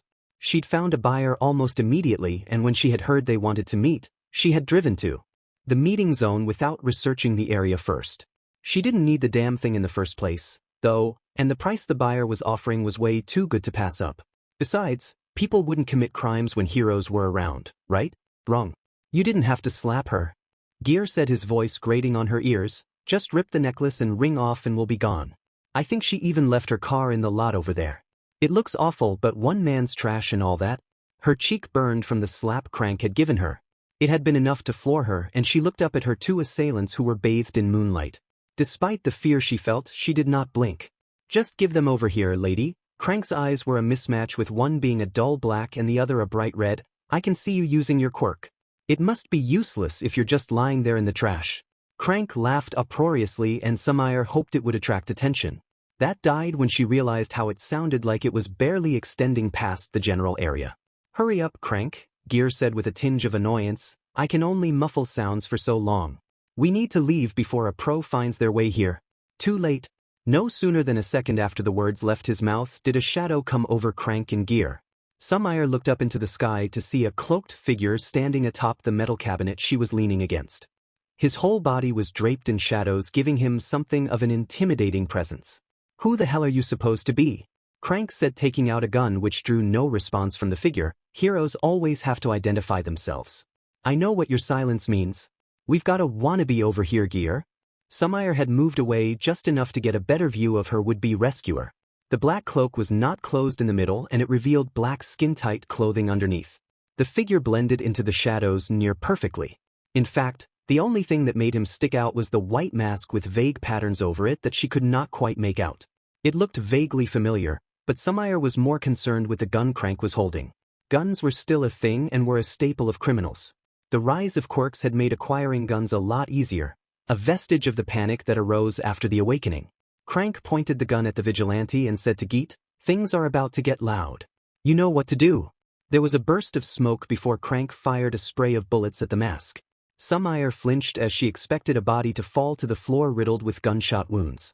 Instead, a rusty motorcycle fell to the floor. It was enough of a shock to startle Gear and Crank and also give her enough time to scoot a bit away, her ears still ringing from the loudness of the gunshots. She did not run away, though. "Where the hell did that come from?" Gear shouted to his partner. "I thought you took him down." "I thought so too," Crank said with equal parts shock and horror as he scanned the area. "He definitely wasn't using a quirk. I would have seen it."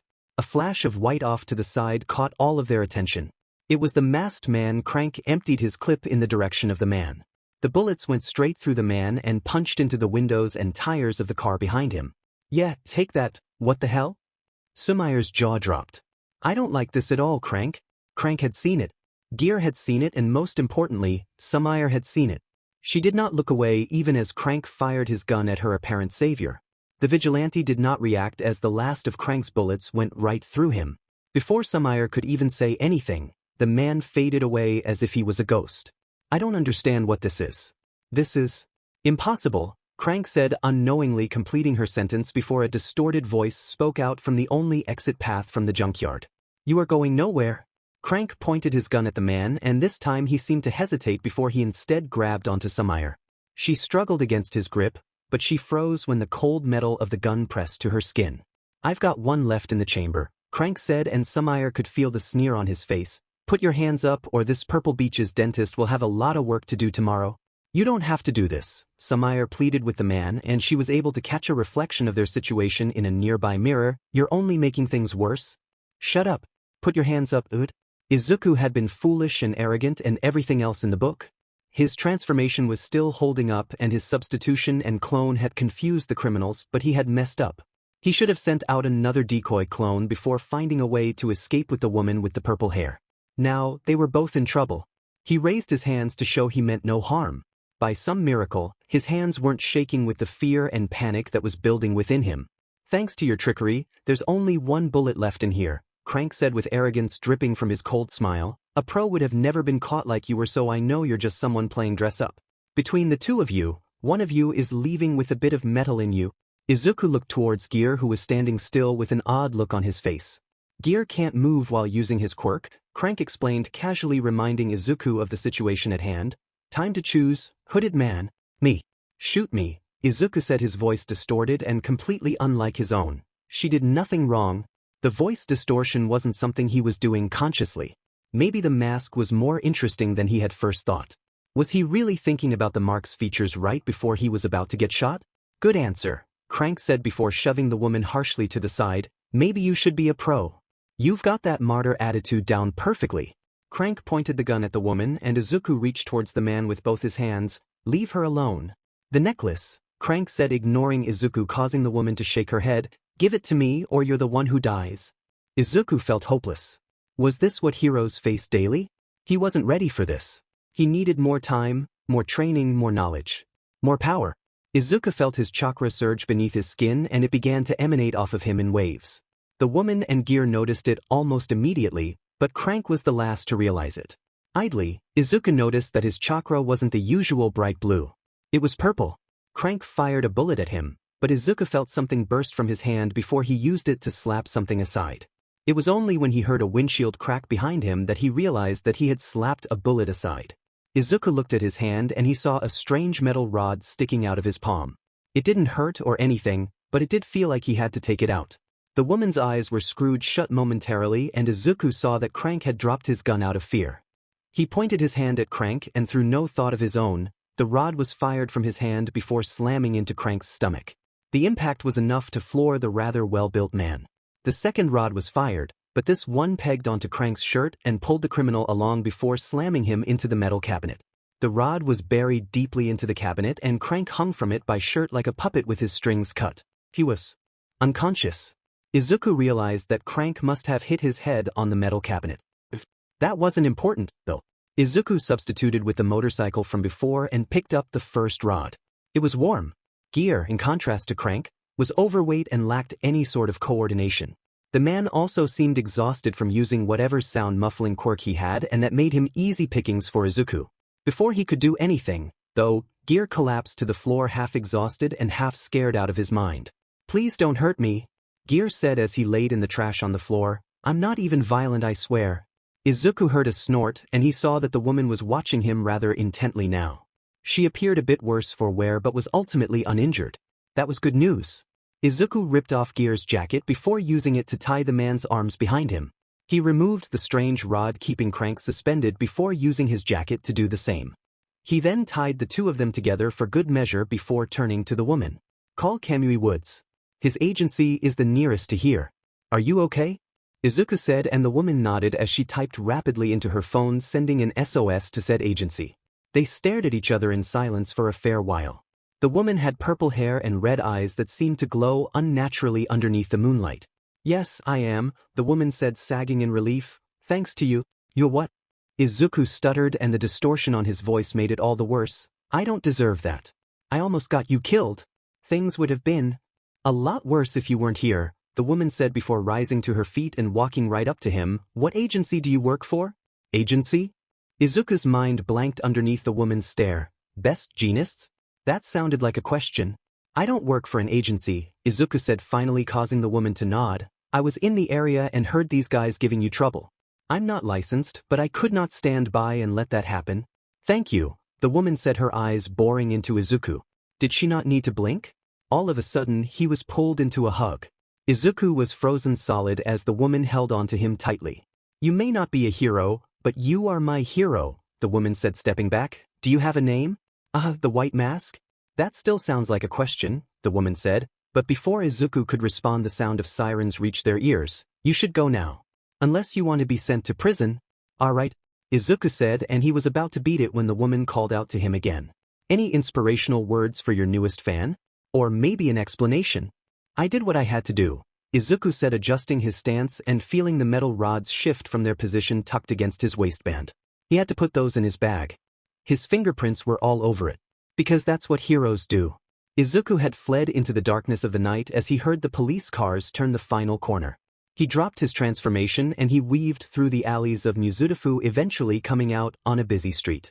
It was a weekday, but still, people were out and about. Izuku kept his head down as he bobbed and weaved through the crowds. The smell of food, sweat, and alcohol wafted through the air, only serving to make him antsy. The police would be looking for someone a lot taller and bigger than him, but he still felt some trepidation. What if someone had followed him this? What if they saw him drop his transformation? They could have recognized him from any of the Konoha specials floating around, and the police would be at his home before he was. Izuku left the populated area as he took a shortcut through the alleys. Normally, this wasn't an option at night, but right now he was all out of options. The rods he had created from seemingly nothing were in his bag with his scroll, and they made loud clanging noises as he ran through the dark and empty alleys. He got out near his house and he sped down the street, only slowing down when he saw no officers or pros outside the apartment building. He climbed up the steps 2 at a time before entering his flat in a hurry. His mother was glued to the TV and he froze as he saw what was showing on the TV.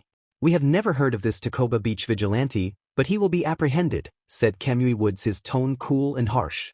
Is that really fair to him? The reporter said, shoving a mic to Kamui's face. It is safe to say that if it were not for him, the victim, a Ms. Sumire Atsusu, would not be up and about. Reportedly, you only happened upon her because the vigilante was there in the first place to subdue the criminals. That may be true. However, all heroes must be licensed, Kamui said with an edge to his tone. It will not always go so smoothly if a civilian intervenes. How smoothly would it have gone if the vigilante had not intervened? Kamui seemed to glare at the rather insipid reporter before turning away. That's enough questions. I have work to do. There you have it, ladies and gentlemen, the reporter said, smiling towards the camera. The pro heroes would rather you stand by than help your fellow humans. We at Starlight News will always bring you pure and raw news. This is Masakomi Souza at the Takoba Beach Junkyard. Izuku. Izuku flinched as he tore his focus away from the TV.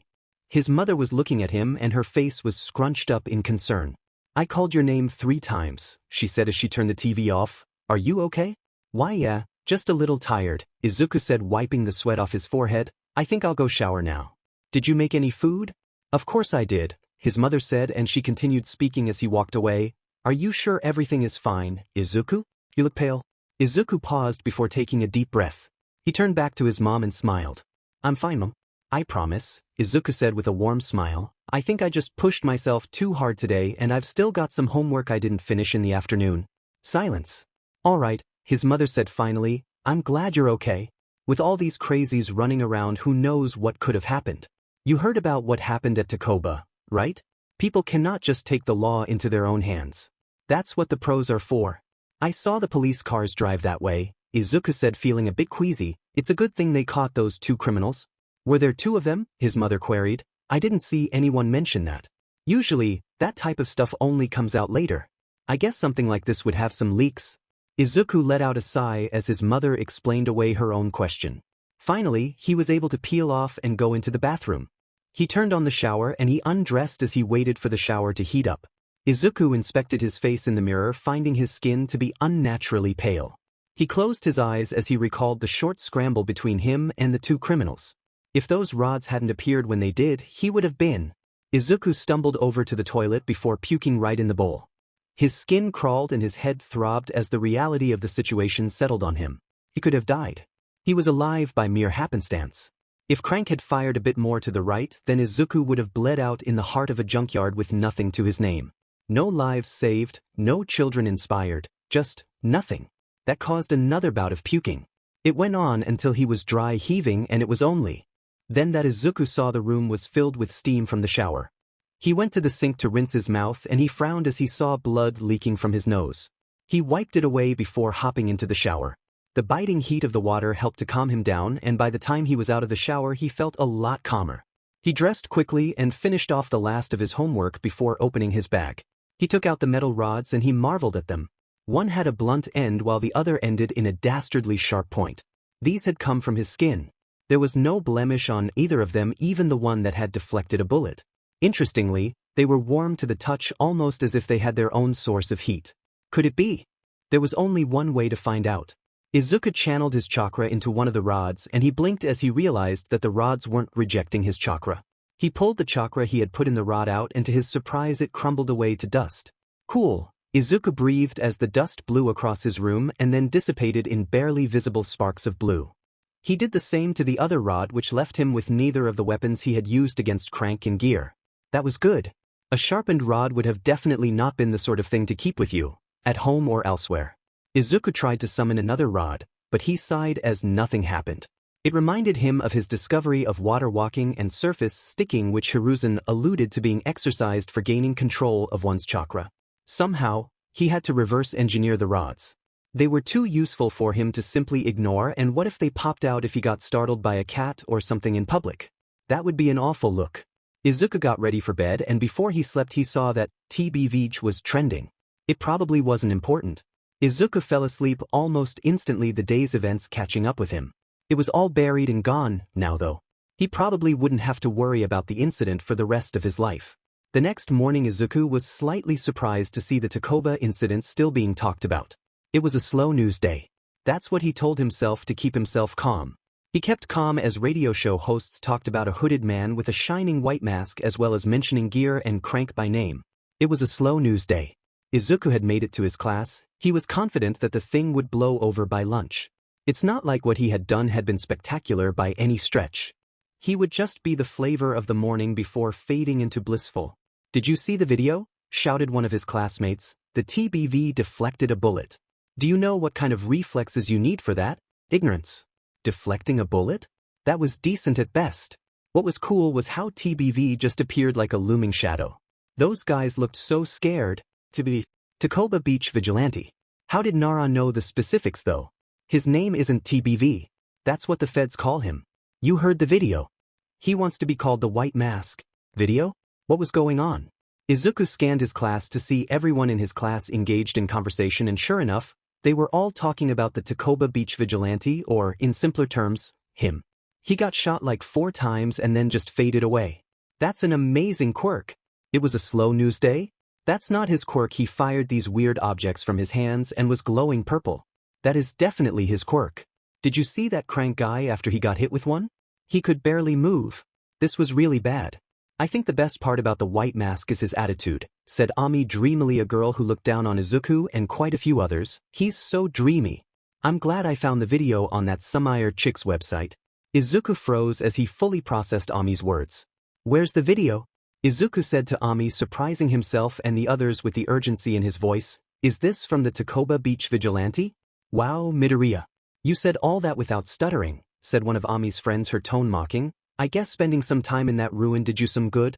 There were a few chuckles here and there, but Izuku could not care less about that at the moment. Ami realized that her friend's jibe wouldn't chase him off, and she scoffed before answering. "It's trending #1 everywhere. I thought a nerd like you would have known all about this, but I guess it's way above your pay grade. Besides, his name isn't the TBV or whatever." Izuku ignored the laughs from the rest of his class as he got out his phone.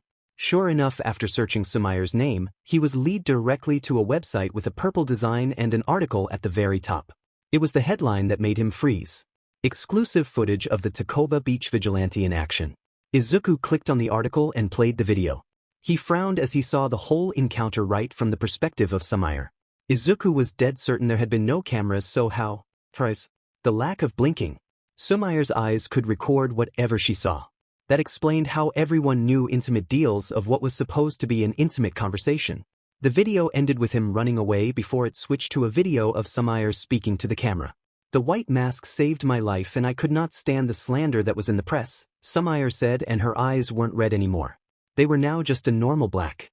I am Sumire Atsusu, and as an investigative journalist, it is my prerogative to tell the public the truth. Sumire said, her passionate tone doing the opposite of calming Izuku down, while the others around him were taken by Sumire's fire and fury. No one is safe.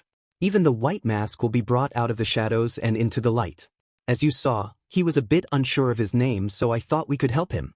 There's a poll at the bottom of the page. Subscribe for more content. The video went black. Out of slightly morbid curiosity, Izuku scrolled down and he eyed the options. Admittedly, there were quite a few good ones, but one stuck out to him. Kage? That was probably because of the whole shadows reference. It had a nice ring to it, he had to admit. Maybe he could use it the next time he saved someone. The next time? You voted for Kage too, Deku? Kaken's voice said as he appeared from nowhere. Let's see if that woman's website allows changes. If you thought it was good, then it's definitely bad. Clearly, Kaken had gotten over his guilt at the scavenger hunt situation. There was a chorus of laughs that echoed Kaken's statement, and despite it all, Izuku felt a needle of frustration settle deep within him. The more things changed, the more they stayed the same. OC Corner. The end of the school day could not have come sooner for Izuku. The talk of him, well, actually the Takoba Beach vigilante, dominated conversation not just in his class, but even in their school. One of their teachers had even mentioned rewatching the fight multiple times since last night. In short, people liked the Takoba Beach vigilante a lot. Or as the poll had decided to name him, Kage. The fervor and excitement weren't limited to just his school either. All day long, tons of posts and videos spread throughout the internet. Speculation of who Kage could be, what his quirks were, and even a few posts about how handsome he was. Izuku hadn't even shown anyone his face. Now that he was alone at home though, he could admit it to himself. He liked the attention. It really did. People were happy that he had intervened and saved Sumire. They were amazed at the skills he had displayed the last night. Izuku, inspiration of the masses. Well, technically it was Kage who was the inspiration. Izuku wanted to inspire and protect and amaze others, the same way All Might had for decades. To get such a positive reaction, even if people didn't know it was Izuku behind the mask, made him very happy. It wasn't all sunshine and roses, though. Izuku had gone down to Takoba Beach just to scout it out, and apparently, quite a few people had had the same idea. They were people posing on top of the metal cabinet he had appeared on. Others crouched in front of the bullet-ridden car that his clone had stood in front of. Izuku wasn't sure when it would end, but what it meant was that he definitely couldn't practice at Takoba anymore. If it became a popular hangout, then it was inevitable that he would run into someone he knew. The other problem was on the other end of the spectrum. Kage had a lot of new fans, but he also had a lot of haters. Izuku knew that animosity from some people was part and parcel of the game, but it was doubly so when you were a vigilante. The few pro-heroes from around Mizutofu had strongly condemned Izuku's actions. The most prominent of these being Kamui Woods, who was a shoo-in for a top 10 spot with his current trajectory. That condemnation from pro-heroes was definitely enough to sway people to the other side. Many called for his arrest, called him a lawless vagrant and all sorts of stuff. It hurt a bit more than Izuku was willing to admit. He would not let it get him down though. Izuku would scour Mizutofu for a new training spot until the beach cleared up again. He decided to use the rest of today to catch up and maybe go a bit ahead in his classwork. Izuku felt that he had made it far enough with the Academy 3. The only one that he needed to use instinctively was the substitution. The clone and transformation were great as is, and in truth, there was not a lot more mileage he could get out of them. Maybe he'd think of something later. Instead, he would focus on working out the mechanics of enhancement before starting the body flicker, and trying to master the substitution. It took a bit too long for him to use the latter, so he had to shave the activation time down as much as possible as soon as possible. Finally, Izuku would try to figure out how to conjure those metal rods again. He had been a bit rash in getting rid of them, and he'd been unable to make them ever since. The scroll made no mention of object creation from pure chakra, so he was well and truly stumped. It was just something he would have to figure out. Izuku's computer let out a chime signifying an email. He went to his inbox and he freaked out as who the email was from. It took him 10 minutes to open the email. He didn't have to worry. It was just a confirmation of his application. His results were good enough to get into the testing phase despite his supposed lack of a quirk. It probably helped that the question about quirks only came after the candidates for the exam had been chosen. Izuku wasn't entirely sure what he was meant to say about his chakra. He could not keep it a secret forever. Somehow, he'd slip up and the fallout would probably be immense. It wouldn't take much time to figure out that his chakra wasn't a quirk, and then he would have to tell them the truth. That a magical fruit from a magical tree gave him magical powers. This was without mentioning the giant symbols that had appeared in the sky. The scroll had mentioned something about using symbols to perform specialized tasks, but Izuku barely understood a lick of the mentioned theories. It was obviously near the bottom of the scroll for a reason. Turning back to the email, Izuku was about to send a confirmation when he saw that it wasn't necessary to reply.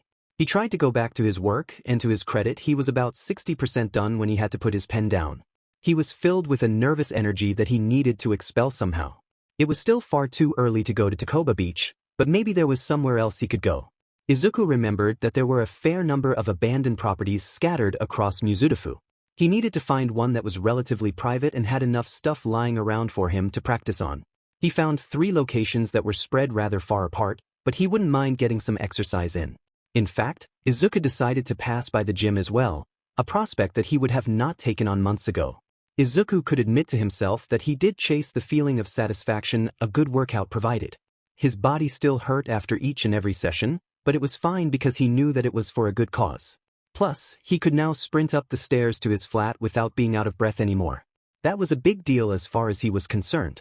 How had the original architects decided to just not put in elevators? He lived on the 7th floor. Maybe it was best if he didn't reopen old wounds. Izuku changed into his exercise gear and hoodie. He packed a bag with a change of clothes as well as the scroll. He was about to leave when he caught sight of the mask. Kaga's mask. Well, sort of. He had made sure that his transformation had altered the decal and general design of the mask. If he hadn't, Izuku would probably be holed up in some juvenile holding center by now or something. Izuku decided to take it with him, just in case he needed it. Maybe some lady would need him to rescue a cat from a tree. He could climb trees with the best of them now after all. Or maybe he'd get another shot at saving someone from dangerous criminals. What was the old saying? Better to have and not need and so on? Who am I kidding? I definitely want another run. How hard could it be to help someone in need? As it turned out, it was actually very hard to help someone out in need, and that was for one reason and one reason only. Pro heroes were ridiculously good at finding and solving situations before Izuku could even get there, let alone help. To be fair, it was daytime and that meant that crime wasn't exactly booming. The bigger factor was all the normal heroes as well as All Might on top of that. Not even the craziest of villains would want to tempt fate and end up on the business end of a Texas smash. Recently, there had been fewer sightings of All Might going out and about, and yet he still quelled any disasters at an inhuman pace. Izuku imagined it was actually scarier this way for the criminals. Before, it had been relatively easy to earmark All Might's position and the criminals just had to operate as far away from that point as possible. Now though, All Might could and did randomly appear out of nowhere. A derailing train in the north? All Might was there. He'd make sure everyone was alright before disappearing into thin air only to stop a hostage situation in South mere minutes later. It was a masterstroke. Unfortunately, All Might was just one man and stuff did slip through the cracks, but that was where the rest of the heroes came in. All Might probably handled 65% of the major incidents in a day as well as a sizable chunk of the minor ones. He also primarily worked in the daytime. All Might did have many successful night missions you see his belt, but his skill set lent itself to being more useful during the day. More subtle approaches were needed at night. Heroes like Endeavor and All Might would draw a lot of unwanted attention at. Plus, it probably kept everyone's morale up to see their beloved number one during the day. It was with that in mind that Izuku decided to exercise at the gym until the sun went down. He had been beaten to an incident for the 11th time that day. The worst part was that 2 of them had been cats stuck in trees. He could have and would have done them a lot quicker than the sidekicks that were assigned to them. Izuku bit down his annoyance as he arrived at his gym. He tapped his card at the entry gate and the automatic door unlocked, allowing him inside. Kendo gym and martial arts was one of the very best in the Mizudafu area. in his experience as well according to the rave reviews online. It was enormous and had superb facilities, but the trainers were also extremely patient. He could only afford to hear because of the interview money. His first day had been terribly awkward. Izuku still felt embarrassed at having to be taught how to use a ton of machines by a girl around his age. He had all but burnt the memory out of his mind except for how to use the machines. The girl's incredulity at him not knowing how to use even some of the more basic machines still stayed with all these months later. The gym was on the bottom floor and the dojo was on the floor above. Izuku had seen the girl walk about in a GI from afar, so he figured she had to be one of the dojo students. Another good reason to not sign up for the dojo. Izuku shook the vestiges of embarrassment away as he loaded up a machine. The familiar burn and strain were like an old friend. Izuku finished his repetitions before heading for the indoor running track. Decathlon competitors, or decathletes, had a holistic approach to exercise. They could not be too bulky or they would not be able to jump as high. They could not be too skinny or they would be too weak for the strength-based events and so forth. Izuku tried to mirror this as best he could do. There was some stuff he could not do even in this gym, but the trainers had been more than helpful in finding suitable alternatives. The track was occupied by others as well. So, Izuku took a lane of his own as he went through sprinting drills. By the time Izuku finished those along with a few agility and flexibility-focused exercises, it was already late evening. Finally, Izuku felt pretty tired, but he had long since adapted to working through fatigue. Izuku took a quick shower before changing into the spare clothes he had brought along. His mask was at the very top, but for now, he wouldn't really need it. He was just looking for a new training spot after all. He knew of at least 3 abandoned properties around Mizudafu thanks to the internet, but he hadn't checked them out before. It was only about 7:30, so the streets were packed. It was also a Friday night, so restaurants, shops, malls, bars and stadiums were jam-packed. This worked to his favor and no one really bothered Izuku as he made his way to his first destination. It was an abandoned apartment building and Izuku did not quite remember the reason for it standing empty. Something to do with noise complaints and air pollution from the factories. He left the noises and lights of the leisure section of the city, moving to a residential industrial sector. There was far less activity here and so Izuku paid more attention to his surroundings. In the distance, he could hear the faint sound of music. It was unlikely that he was being followed, but a little caution could go a long way. After a few minutes of walking past empty buildings and factories, he realized that he was just being paranoid. The music he had heard was only getting louder, but he ignored it for the time being. It was a Friday after all. Izuku checked the street names as he went along, marking them off before he finally arrived at his destination. So this was where the music was coming from. "Great. Danzu, is that you? You're kinda early, man," a drunk man said, holding a bottle in his hand, his voice just a little slurred. "Are your drinks in the bag? That's smart. I'd never think an all-white bag would have booze in it. You know, I once met him? Mall sight. He's huge, like at least this big." And Izuku chose not to correct the man's mistake. The gates that surrounded the apartment were wide open and at least 100 people were mingling in the parking lot. Music blared from large speakers that someone had set up and there had to have been at least 40 cars. There were even a few fires that had been started in barrels. "Is there a party like this every night?" Izuku asked the drunk man who had been rambling on the entire time. Of course, he had to find a mumbling drunk. The mumbling was very irritating. Izuku did not sense the irony in that thought at all. None whatsoever. "Of course there is. Mizudafu never sleeps," the man slurred. "Come on, Hanzo. You are always here. Don't tell me you're on that stuff again. You better share." "I'm not," Izuku began but stopped. He had to leave. Apparently, this was a popular partying spot, which was the exact opposite of what Izuku needed. He turned the drunk guy back towards the party and he ignored the lingering smell of alcohol and other such stuff. Outdoor parties were gross. So, the apartment building was a bust. It wasn't all bad. The general area around it was still too populated, and if it was used as a hangout at night, then chances were it was also frequented during the day. After all, there was no trash like at Takoba to repel people away. That meant Izuku needed to find somewhere that wouldn't lend itself to daily parties. Thankfully, he knew just the place. "This is getting ridiculous." The second property Izuku had scoped out had also turned out to be a bust. It sucked because it would have been perfect. It was a large secluded factory with high brick walls for added privacy. There was leftover equipment that would have been perfect for testing jutsu on, as well as vast amounts of space. Izuku had been ready to scale the wall when he saw the sign on display. It was the badge of Kamui Wood's Hero Agency. If whoever owned the lot could afford to have Kamui Woods on a private retainer, then it definitely wasn't a good idea for Izuku to entertain the idea of training there, especially with how testy Kamui Woods had been in the media as of late. So as the clock struck 9, Izuku walked through the night to his final destination. It was a mall that was owned by a near-defunct real estate group. The mall and the blocks around it were also owned by that group. Apparently, the last surviving scraps of the real estate group were holding onto these buildings like a lifeline. They were all currently boarded up and empty, so Izuku could only assume they were holding out for a buyer. Izuku was sure a buyer would come soon because the mall was within a stone's throw of UA. The prices for rent near UA were staggering, but it was well worth it because it was one of the safest places in all of Japan, let alone Mizudafu.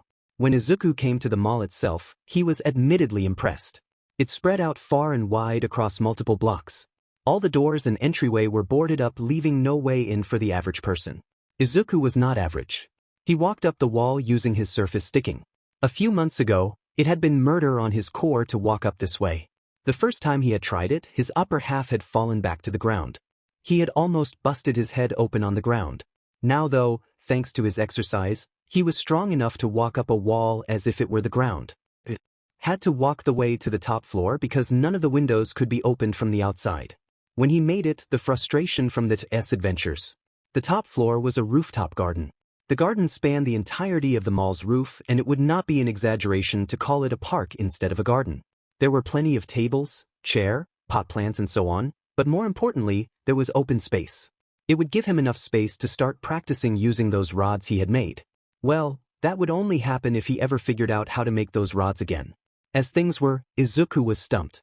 They had appeared in a crisis moment and he wasn't crazy enough to take a chance on it happening again. He had rewatched the video of the fight multiple times over and he just did not get it. At the moment, it had felt like his body had acted on its own and surpassed his normal limitations. It was like those stories of women being able to lift fallen cupboards or cars off of their children. What people were not told was that often these women damaged their bodies extensively in pulling off these feats. The body had self-imposed limitations on how much effort one could exert. It was through intense exercise that someone broke through those limitations and pushed the bar further. So, it was possible that Izuku's chakra acted similarly. Perhaps, for whatever reason, he could not recreate those rods. It could be a power issue, lack of control, or anything else really. Izuku was certain that he'd crack the code eventually. For now, though, he had done enough scouting.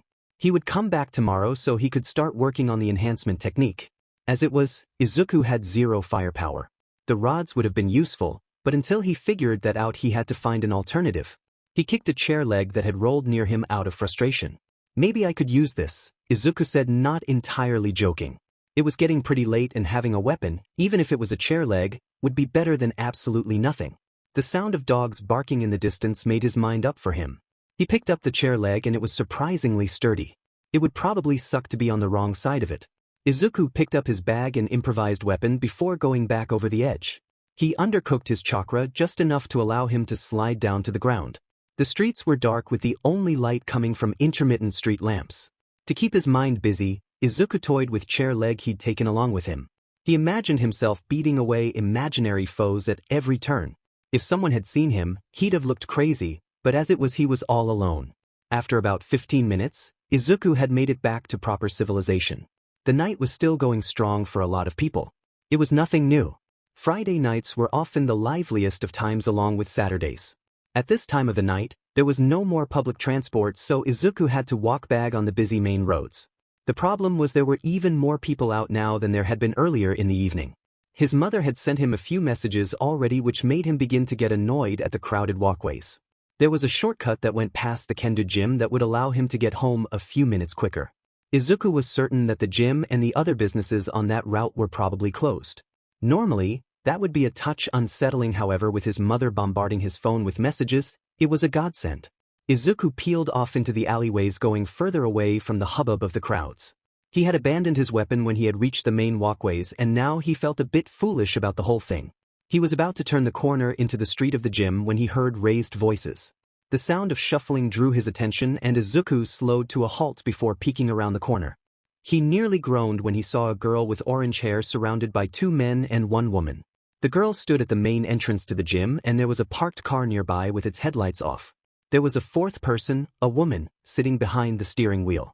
"We won't ask again, girly," said the woman and the apparent leader. "We know you lock the gym up on Fridays and we know you guys keep some valuable stuff in there.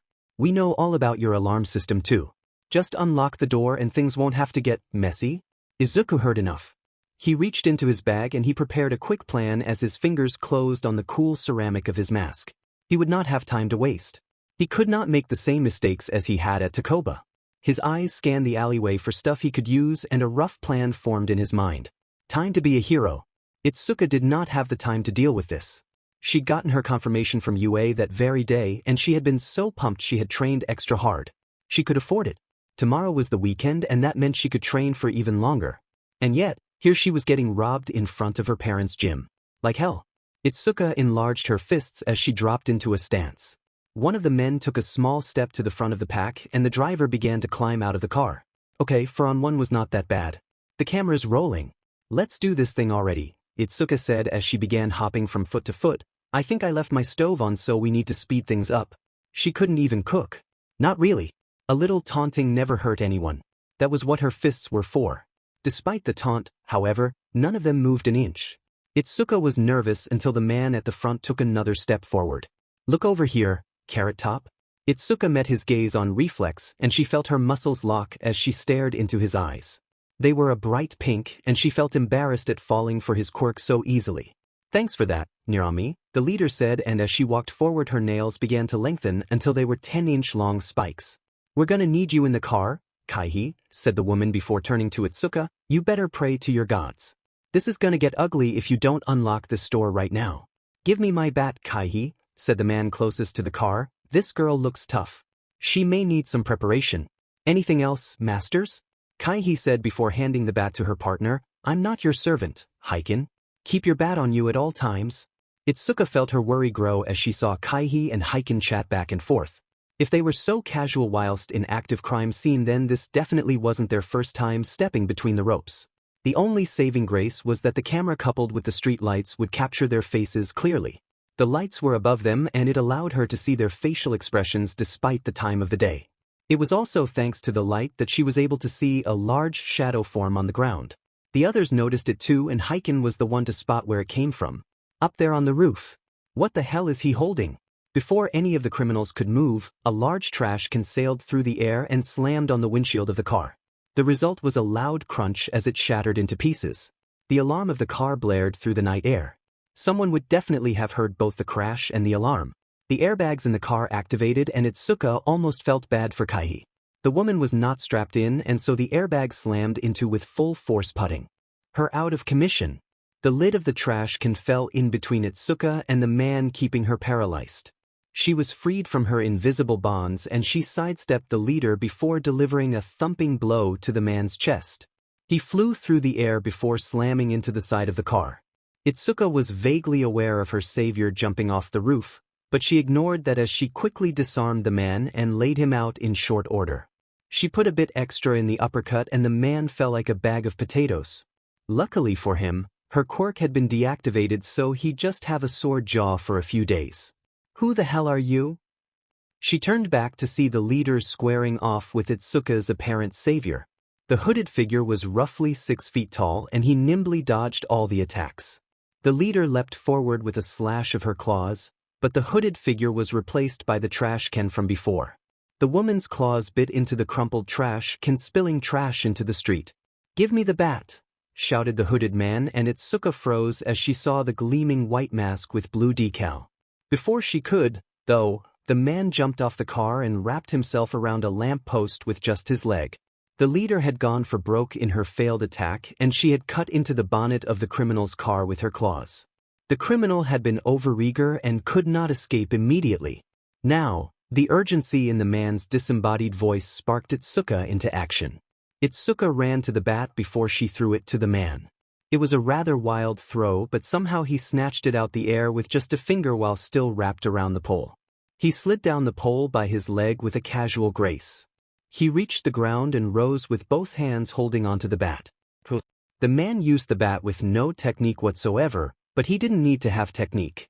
The leader seemed exhausted from chasing the man around and her claws had decreased in length by more than half. She was tired. The man sprung into action as he used the bat to slap aside a sluggish slash. He went down to his knees before using the bat to take out the woman's legs.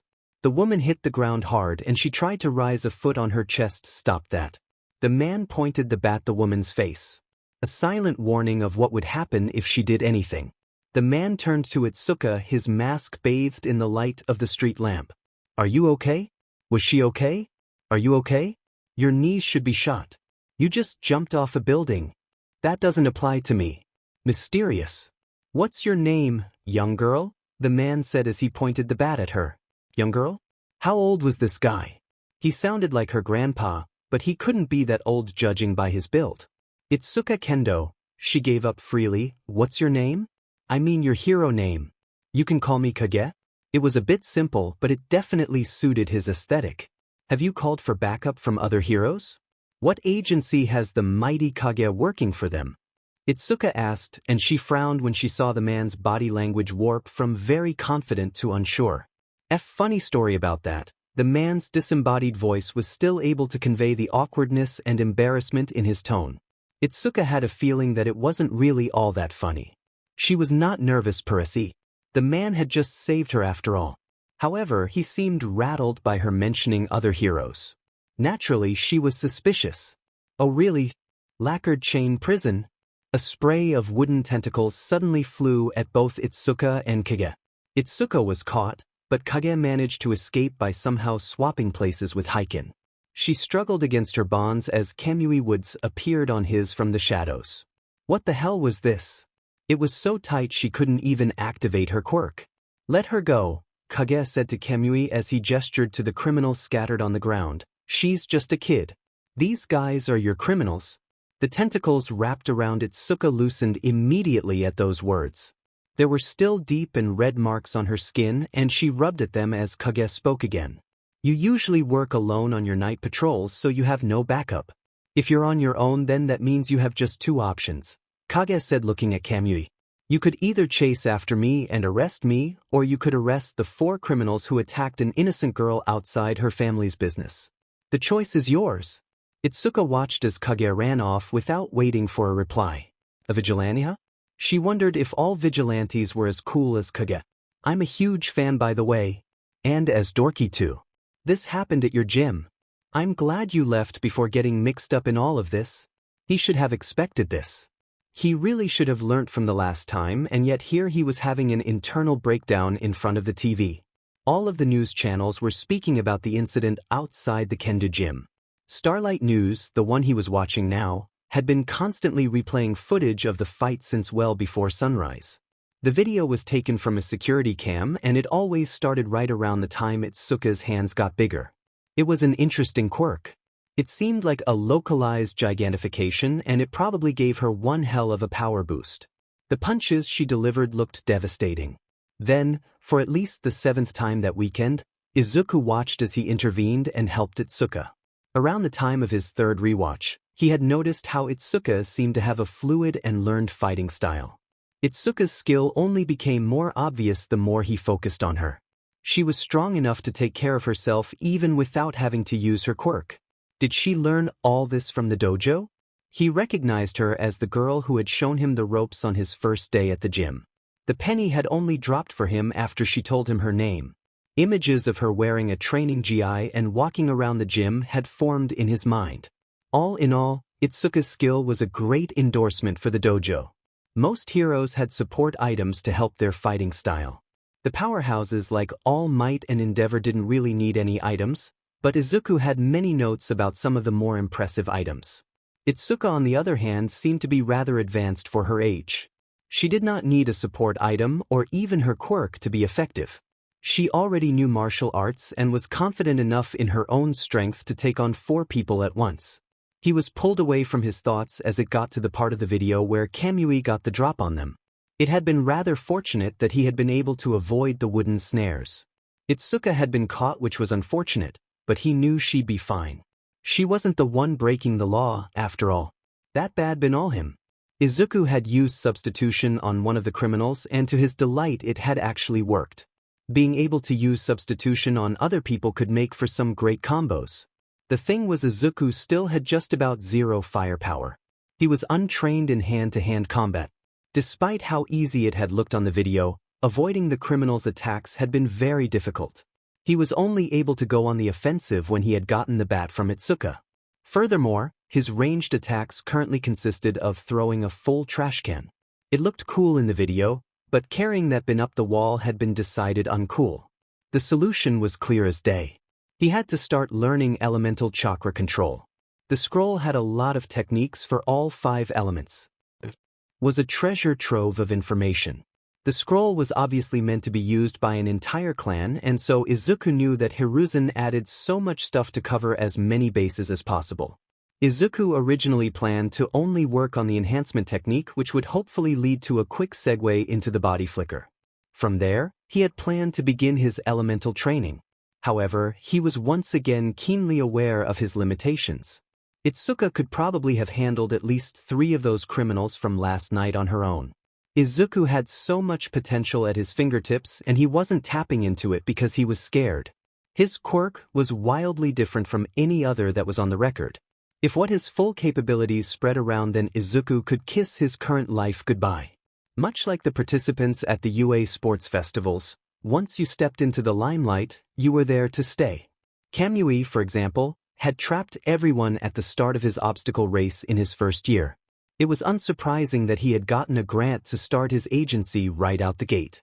Izuku just had to be prepared to deal with the ramifications of his power.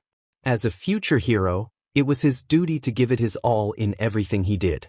He couldn't choose to not learn something because he was scared of the blowback.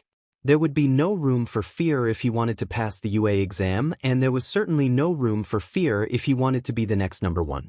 It was with that mantra in mind that Izuku realized his training schedule was about to get busier. The entrance exams were in 6 months. He had 6 months to make himself worthy of a spot in UA. There would be people like Kaken and Itsuka all fighting for spots. He had no choice but to catch up to them, or he'd be left behind for good now. "Breaking news here at Starlight News," said the news anchor, a man who a fox head. "Our head reporter is outside Kendo Gym and Martial Arts. The site of an attempted robbery that was thwarted by the owner's daughter and the Takoba Beach vigilante. What have you got for us?" "What could they have now?" his mother said as the news cut to the outside of the gym. "This channel is a bit too chaotic for me, but they do have the most scoops." Izuku hummed his agreement as the Starlight reporter began to speak. Izuku recognized him as the reporter who had interrogated Kamui Woods after Izuku's debut as K. What was his name again? "Hello, Japan. My name is Masakomi Souza," said the man with practiced ease. "We are outside the site of yet another incident involving the Takoba Beach vigilante. As you would have seen, the man calling himself Kage rescued a young girl from 4 criminals with a long list of crimes to their name. The girl is inside, but more importantly, we have personally confirmed that Kamui Woods is here too," Masakomi said before his tone became derisory. "The rising hero has been under fire for his failure to respond to the Takoba Beach incident. Last night we had another incident that the pros failed to find out about. I understand that our pros cannot be everywhere and they do not know everything," Masakomi said, a burst of passion in his voice. "That does not excuse what happened last night. Kage the vigilante rescued young Itsuka Kendo, and what was his reward? He got blindsided by a supposedly honorable hero. To make matters worse, Kamui caught Itsuka in the crossfire of his sneak attack. Izuku felt a general sense of unease at how the incident was being framed, so not only did a brave civilian have to save Itsuka, but one of the people paid to protect this nation's citizens almost hurt an innocent girl. Kamui's agency is funded by government money. Money that comes from the people. With that in mind, there ought to be certain expectations," Masakomi said to the camera. "When an unlicensed and unpaid hero is doing more to help than those on the payroll of the people, then difficult questions need to be asked." Masakomi was about to say more, but he switched gears as Kamui walked out of the gym. From what Izuku could see, the gym was open for business, and that lifted his mood. He had been worried that it would stay closed for a few more days. "Kamui, I'm here for Starlight News," Masakomi said as he ran over to the pro. "Last night, you failed to respond in time to save Itsuka, and you also failed to capture the Takoba Beach vigilante, also known as Kage. Furthermore, There is footage showing you capturing young Itsuka after Kaya had already subdued the villains. Kamui seemed annoyed by Masakomi's words, and Izuku understood how that must have felt. Your projected approval ratings have also understandably taken a large hit, Masakomi said with a false neutralization. How do you intend to regain the public's trust after 2 back-to-back failures like this? Kamui closed his eyes and was silent before opening them again. His stance was rigid and firm. His muscles coiled as if he were about to spring into action.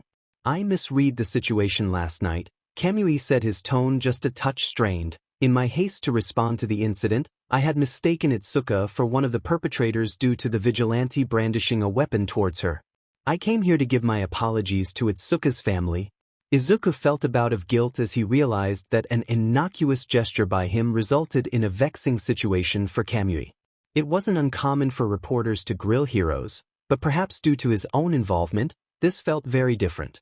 As for regaining the public's trust, I can do that, Kamui said, looking away from Masakomi as he turned to the camera. I pledge to put away the lawless vigilante known as Kage. It sets an awful precedent if we continue to allow him to do as he pleases. I hope I can restore your faith in me in due time. I think that's quite enough, his mother said as she reached for the remote. I don't how Kamui stayed so calm despite that man badgering him. Izuku's mother changed the channel to a soap opera. His mother enjoyed the show and he did too at times, but Izuku hadn't watched much of it recently. He had been too busy training for those simple pleasures. Speaking of which, I'm going to the gym, Izuku said to his mom, who seemed a bit hesitant to let him go.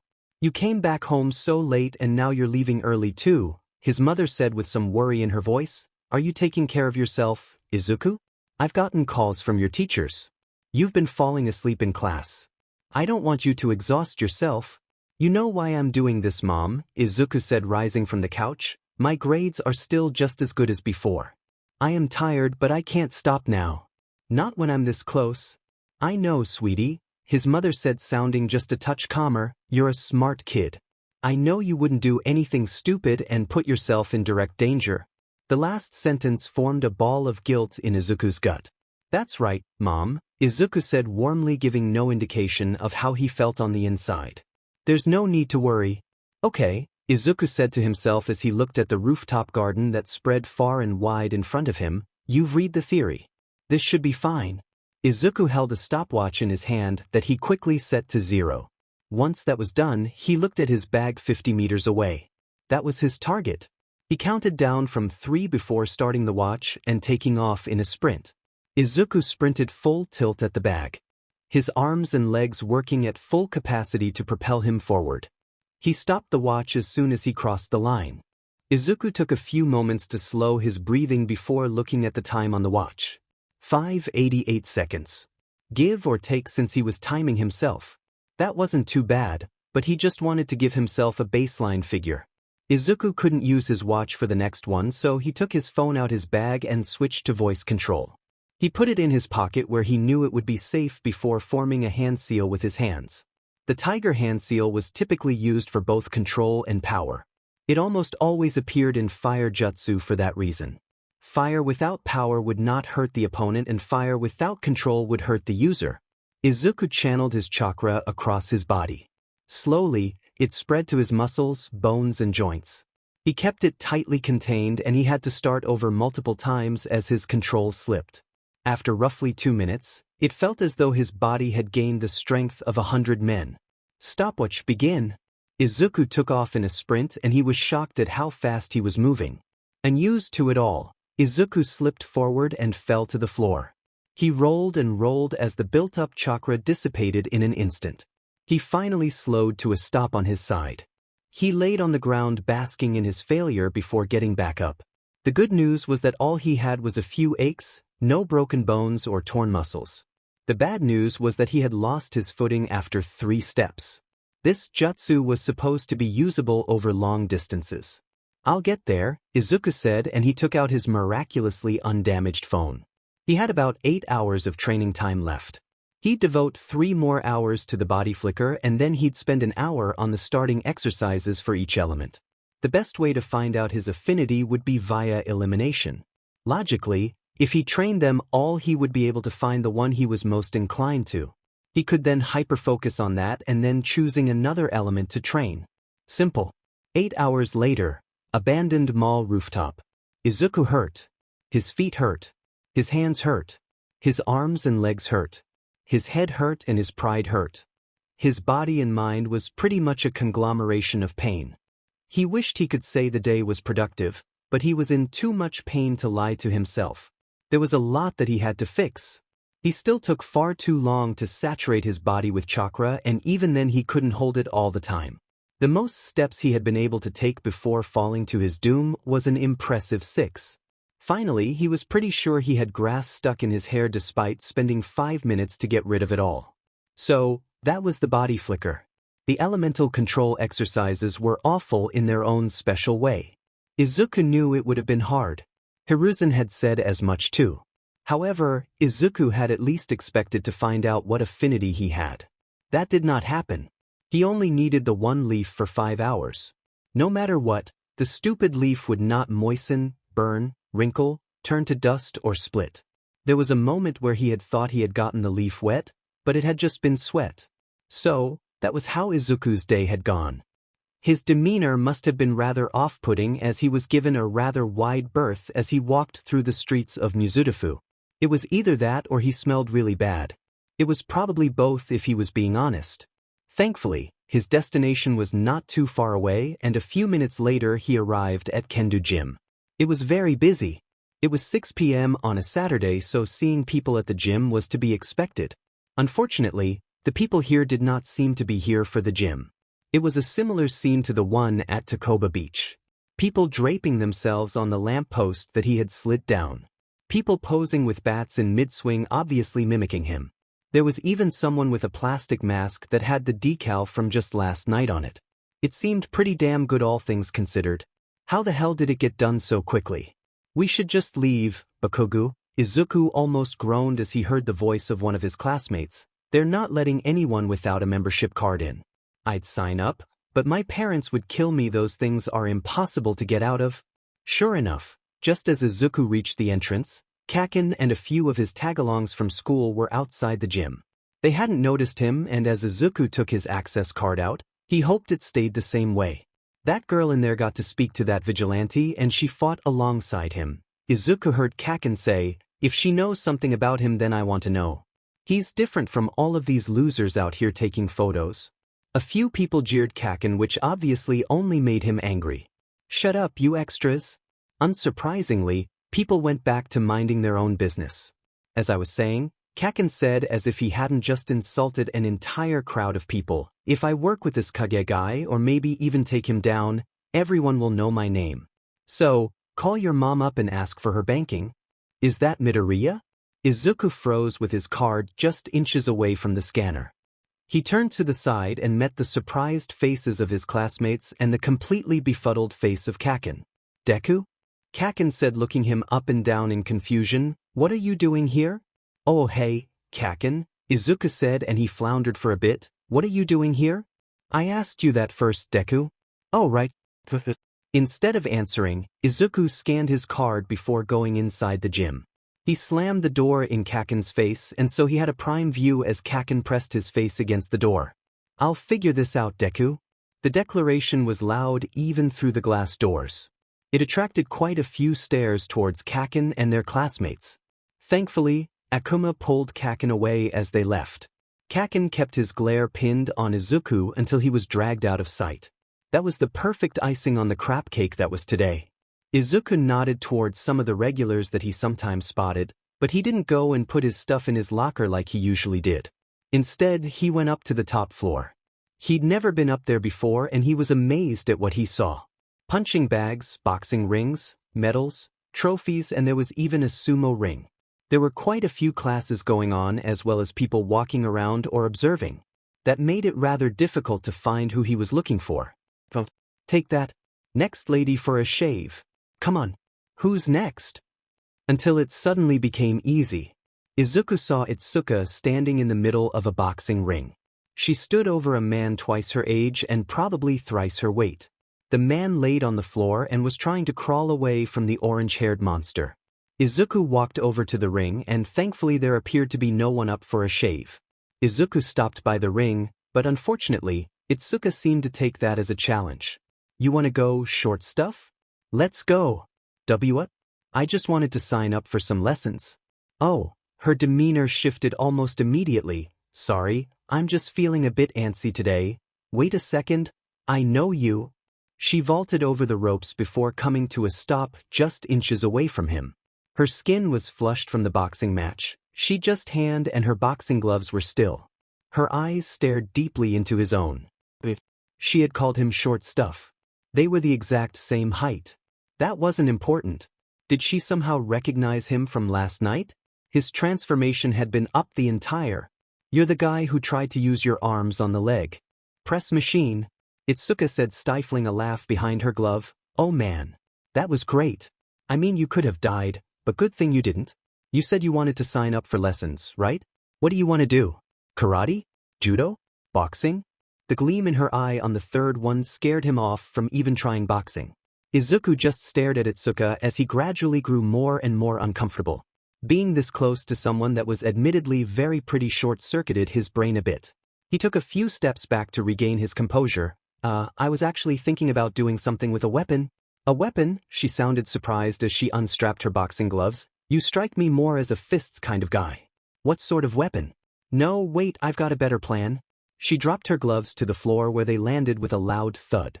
She must have sensed his surprise as she picked one up and pointed towards slits around the wrist and the top.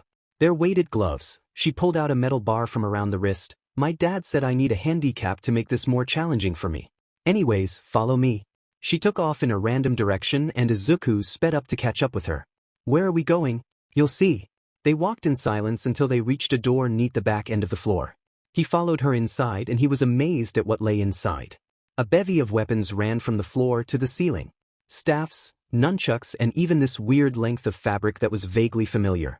It was a bit overwhelming to see so many different types of weapons all at once. I forgot to ask, Itsuka said, almost oblivious of his awe. What's your name? Izuku Midoriya, he replied, and he held out his hand to her. Nice to meet you. Well, meet you again actually. Or is it officially? Relax, Midoriya, she said, grasping his hand with a lot more force than was necessary. I'm Itsuka Kendo, but you can call me Kendo, right? Izuku said, and thankfully his voice did not waver despite Itsuka trying to crush his hand. She finally let go and she nodded approvingly. Not bad. Pick out a weapon? They were the same age. Izuku went from weapon to weapon, weighing up the pros and cons of them all. The main reason he settled on learning a weapon-based style was fairly obvious. An average armed person held an advantage over someone unarmed of the same skill level. In theory, this should give him an edge against his opponents. Why are you learning a style? Kendo asked from somewhere behind him. I see you working out downstairs all the time. Most of the trainers think you're crazy with how hard you work. There was some talk about an Olympian training program. Is there a reason you're working so hard? Something tells me you aren't doing all of this just to get in shape. I want to be a hero, Izuku said as he stopped his inspection of the weapons. The best hero that the world's ever seen, even better than All Might. Protecting those in need and inspiring people for a better tomorrow. The room was quiet and Izuku took a few breaths before adding, to do all that, I need to play catch up. I wasn't as serious about this until recently, so I need to work extra hard if I want to get into UA. Izuku eyed the weapons a little to the left and he smiled as he looked at them. Those were perfect. He took them off the rack and turned to Kendo, who was surprisingly quiet. That's quite the motivation you've got there. Her tone was a lot more subdued, probably because the adrenaline from her boxing match was gone now. Are those what you're going to use? Kendo said before he could reply. Any particular reason why? Izuku looked at the two eskrima sticks in his hands. They were almost the exact same length as the metal rods he had conjured at Takoba Beach, give or take an inch. I think the future version of myself will be very happy if I learn how to use these. That sounded a lot cooler in his head. Okay, Kendo said, dragging out the word. Anyways, let's get you fitted for a GI and we can start today free of charge. You know how to use these? Izuku said before his mind caught up to the rest of what Kendo had said. Wait? For free? Are you serious? Why? You seem like a nice guy, Kendo said, and he felt his cheeks warm up at the quick answer. Plus, it wouldn't be very nice of me to charge a future classmate at UA. You're applying to UA too? Izuku's exclamation was a bit shrill, causing him to flinch.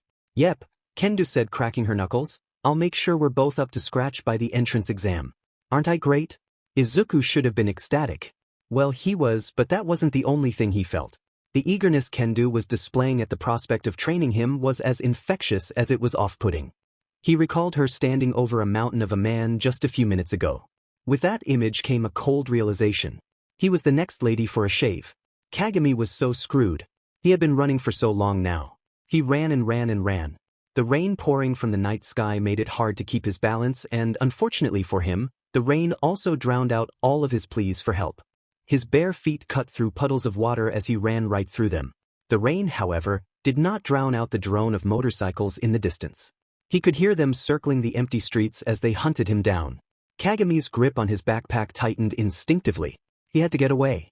The guys after him wanted what he had. Finding a pro would mean going to prison, but he'd at least live.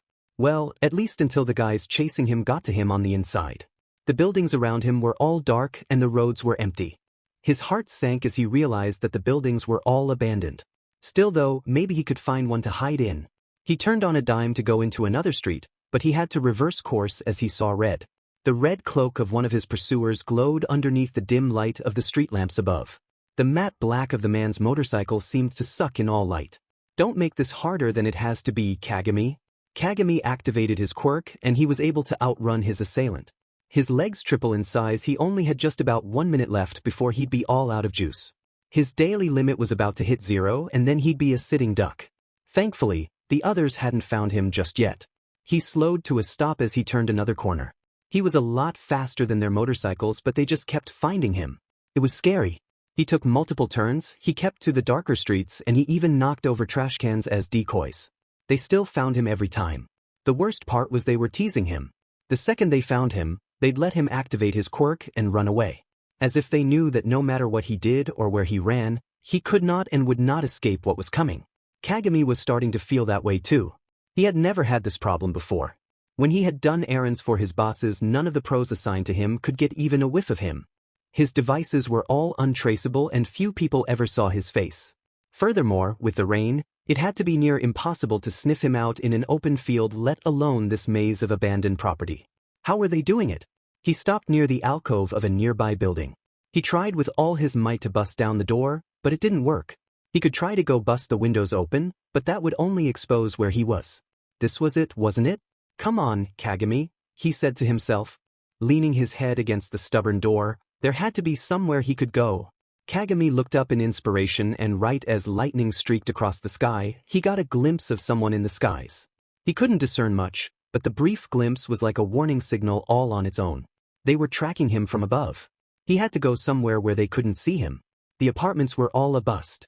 He had a feeling that all of them were equally inaccessible. There couldn't just be apartments around here though, right? Maybe there was something else. Like a parking structure or an abandoned factory or something. He heard the sounds of motorcycles gradually get louder even through the rain. He scanned for anywhere to run to, and he almost cried in relief as he saw an enormous structure through the gaps between the buildings. If he could get inside there, then he could definitely lose his pursuers. Kagami exploded out of the alcove as he made way for them all. His legs were burning with exhaustion and fatigue. This was definitely his last shot. That was beside the point. He had to make it or it was all over. The structure, which he recognized as an abandoned mall, was now just a few seconds away. The blare of motorcycles became ever louder as they closed in on him. Evidently, they were tired of this cat-and-mouse game. Kagami didn't look back even as the street became awash with light from the motorcycles. There were about 4 of them. 5 if he counted the person directing traffic from the air. As he saw the glass panoramic windows of the mall up ahead, he gritted his teeth in preparation. This was going to suck. Kagami sped up to his limit and ignored the screeching pain in his legs. He pumped with perfect form despite the situation. His sprinting form having been perfected long ago. When he was about 20 meters away from the mall, he jumped. A deluge of water was kicked up as he used the remnants of his energy to propel up and into the air. As he heard the motorcycles behind him brake harshly, he swung his foot from behind him at the glass window. It was just one single kick standing between him and freedom. Time seemed to slow down for him as he neared his escape. The decisions and circumstances leading to his current predicament flashed through his mind. He never used his quirk to attack others. He wasn't that bad of a person. He had even wanted to be a hero when he was young. The increased power in his leg muscles wasn't as good as that ingenium guy. He ran out of juice the more he ran, and the more he ran the longer it took to fill back up. Needless to say, that dream didn't take off. If he had had the same genetic adaptations as the Ida, then maybe he could have made it a pro. Perhaps he could have worked alongside Ingenium too. A 2-for-1 deal or something. Of course, life had other plans for him, and instead of being a famous and adored hero, he became a courier for some shady people. He was good at it too, one of the best in fact. He just got a little greedy, sometimes. The window was right in front of Kagami's face, and he could see his own reflection as he was about to plow through the window. He tensed in anticipation, expecting to hear the sound of shattering glass. Instead, he saw a flash of red before something plowed into him from the side. He flipped through the air before landing in a heap on the ground. He heard a few snaps and cracks as he rolled on the wet concrete. His body rolled to a stop right next to the wall of the mall he had almost broken into. He tried to scramble to his feet, but a lance of pain shot up his right ankle as soon as he put pressure on it. A guttural groan escaped from his mouth as he fell onto his ass. He leaned back against the wall, and through the fog of pain he became vaguely aware of the motorcycle gang stopping right in front of him. They had left their headlights on, and so he couldn't discern the features of the 5 people in front of him. They were probably just the cleaners for the Red Jackets. An unimaginative name, but that didn't matter. They were dangerous. No ordinary criminal group could survive these days after all. You did well, Kagami, the leader said, and Kagami could see some avian features on the man's face. If I didn't have my owl quirk, you probably could have gotten away. Still, though, you entertain my men for quite some time. Usually, our targets don't have the gumption you do. Then again, perhaps you weren't brave, the owl said. It is rather unwise to steal from us. It's impressive you managed to lug that thing around, but you didn't think you could actually get away with this? Did you? Oh my god, you did! Kagami could do nothing but stare at the man. His body hurt far too much for him to do anything else. The raindrops pouring on him were like icy needles biting at him and keeping him awake. The deafening deluge had now faded to just a light drizzle. It was over. He wouldn't beg or grovel for his life. That wasn't his style. He'd face his death with dignity. That would make one admirable thing he'd done in his life. All right, give me the bag and then we'll make this quick, the leader said, and Kagami frowned as he saw the 4 men behind holding rifles. Kagami didn't move. If you want the bag, then you're gonna have to pry it from my cold, dead? Kagami's speech was cut short as a 6th shadow was cast onto the wall. He was the first to notice, and judging by the surprise of all the Red Jackets, this definitely wasn't in the script for tonight. Don't you dare shoot until my say-so, Owl said as they all turned their backs on Kagami. The rain is starting to clear up. Once it clears up in the town proper, we need to be gone. Through the gaps of the Jackets' formation, he could see a man shrouded in a black cloak. The Jackets all took up position, aiming their guns at him. Kagami felt like screaming at the new arrival to get out of the way. Identify yourself, Yowl said firmly, or face the consequences. You're just going to kill me anyway, a familiar disembodied voice said, and in his daze, Kagami could not place where he had the voice. Fuker, be careful, said one of the gunmen. He's that masked guy. I've seen stuff on the internet. Everyone's calling him Kage. Fuker made an odd noise in his throat as he looked at Kage. You're the one in the news for all those nighttime rescues. You haven't been seen on camera since that gym incident 3 months ago, and yet there are plenty rumors of what your quirk is. Shadow control, super speed, flying, astral projection, the list goes on. Fuker said, seemingly unfazed. I'm not scared of you. Your legend has been overblown by cowards living vicariously through you. Through the harsh light of the motorcycle headlamps, Kagami could see Kage's hands clasp each other. His long sleeves made it so that his hands weren't visible. Fuker either did not care or did not notice.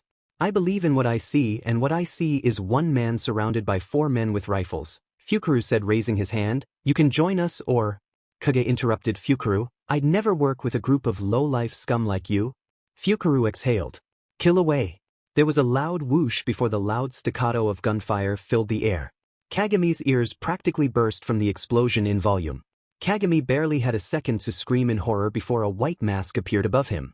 He was dragged upwards at speeds that far exceeded what he was capable of at his best. By the time they slowed down, he realized that he was on top of the... A hand covered his mouth. Quiet, you're safe, Kage said, his eerie voice making Kagami sweat despite the drizzling of rain. I will handle as many of them as I can. Now tell me, how important is this bag? Kagami watched as the Jackets stared at the spot Kage had been standing. In their haste to hurt Kage, they had damaged their own motorcycles and probably attracted a ton of pro-heroes. Amazingly, there was no explosion, just the motorcycles enveloped in flames. It has a lot of stolen stuff from them, Kagami said truthfully before his tone switched to a confused one as Kage picked up the bag. Wait, what are you? The man twirled rapidly before letting the bag fly with a grunt of exertion. The bag sailed through the air at a rapid speed and out the corner of his eye, Kagami saw Kage move his hands. The bag slammed into the back of one of the gunmen and a second later, Kagami heard something land beside him. His eyes widened as he saw his bag next to him. What the hell? He flicked his eyes back to Kage who was now standing atop the downed gunman. Kage got off the incapacitated man before disappearing. A sharp scream of pain drew his attention and he turned to see Kage a full 50 meters away with another gunman on his back. The gunman was thrown down to the ground in a hard slam. The gunman had long flowing hair that tried to snare Kage, but just before they wrapped around the vigilante he was replaced by another one of the gunmen. The hair controller was unaware of the switch and he slammed his own comrade into the gravel with a sickening thump. There were only two now and Fukaru seemed to be far from the poised disposition he had had earlier. Kage stood where a gunman had just been. He seemed to slip due to the rain, but that didn't really take away from how untouchable he seemed. Fukaru, we need to leave, said the last henchman. The rumors were true. Not even pros can catch this guy. Plus we already fired those gunshots.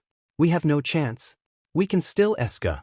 Fukaru said. He turned in a random direction. You were right, Kekaran. Stop right there, gentlemen. A woman in skin-tight clothing said, her tone alluring and warm. I was having such a good time with a friend of mine and you had to ruin that. You'll pay for that. Kagami was about to speak when something wrapped around his mouth. Don't. Kagami did not. At least for now, he was relieved that pros were on the scene. He'd worry about potentially getting killed in prison later. In a second, everything had gone to hell. Izuku was screwed. Terribly screwed. Midnight was here. One of the teachers at UA. He'd expected the nearest hero agency would have responded to the call, not the UA staff. He should have known. The mall was close to UA. The gunshots would have drawn their attention and they had probably alerted other agencies as well. Who do we have here? Midnight said as she looked him up and down. Not bad. Although, I prefer black clothes to be made of leather really. Towardly healing. Despite the situation, Izuku felt his face heat up underneath his mask. Whether it was all an act or not, Midnight had a way of getting underneath people's skin. It was so effective it almost distracted him from the ropes flying through the air. He used the body flicker to move to the top of the lowest building nearby. The ropes struck where he had been standing with quite some force. He strongly fought back against the urge to puke.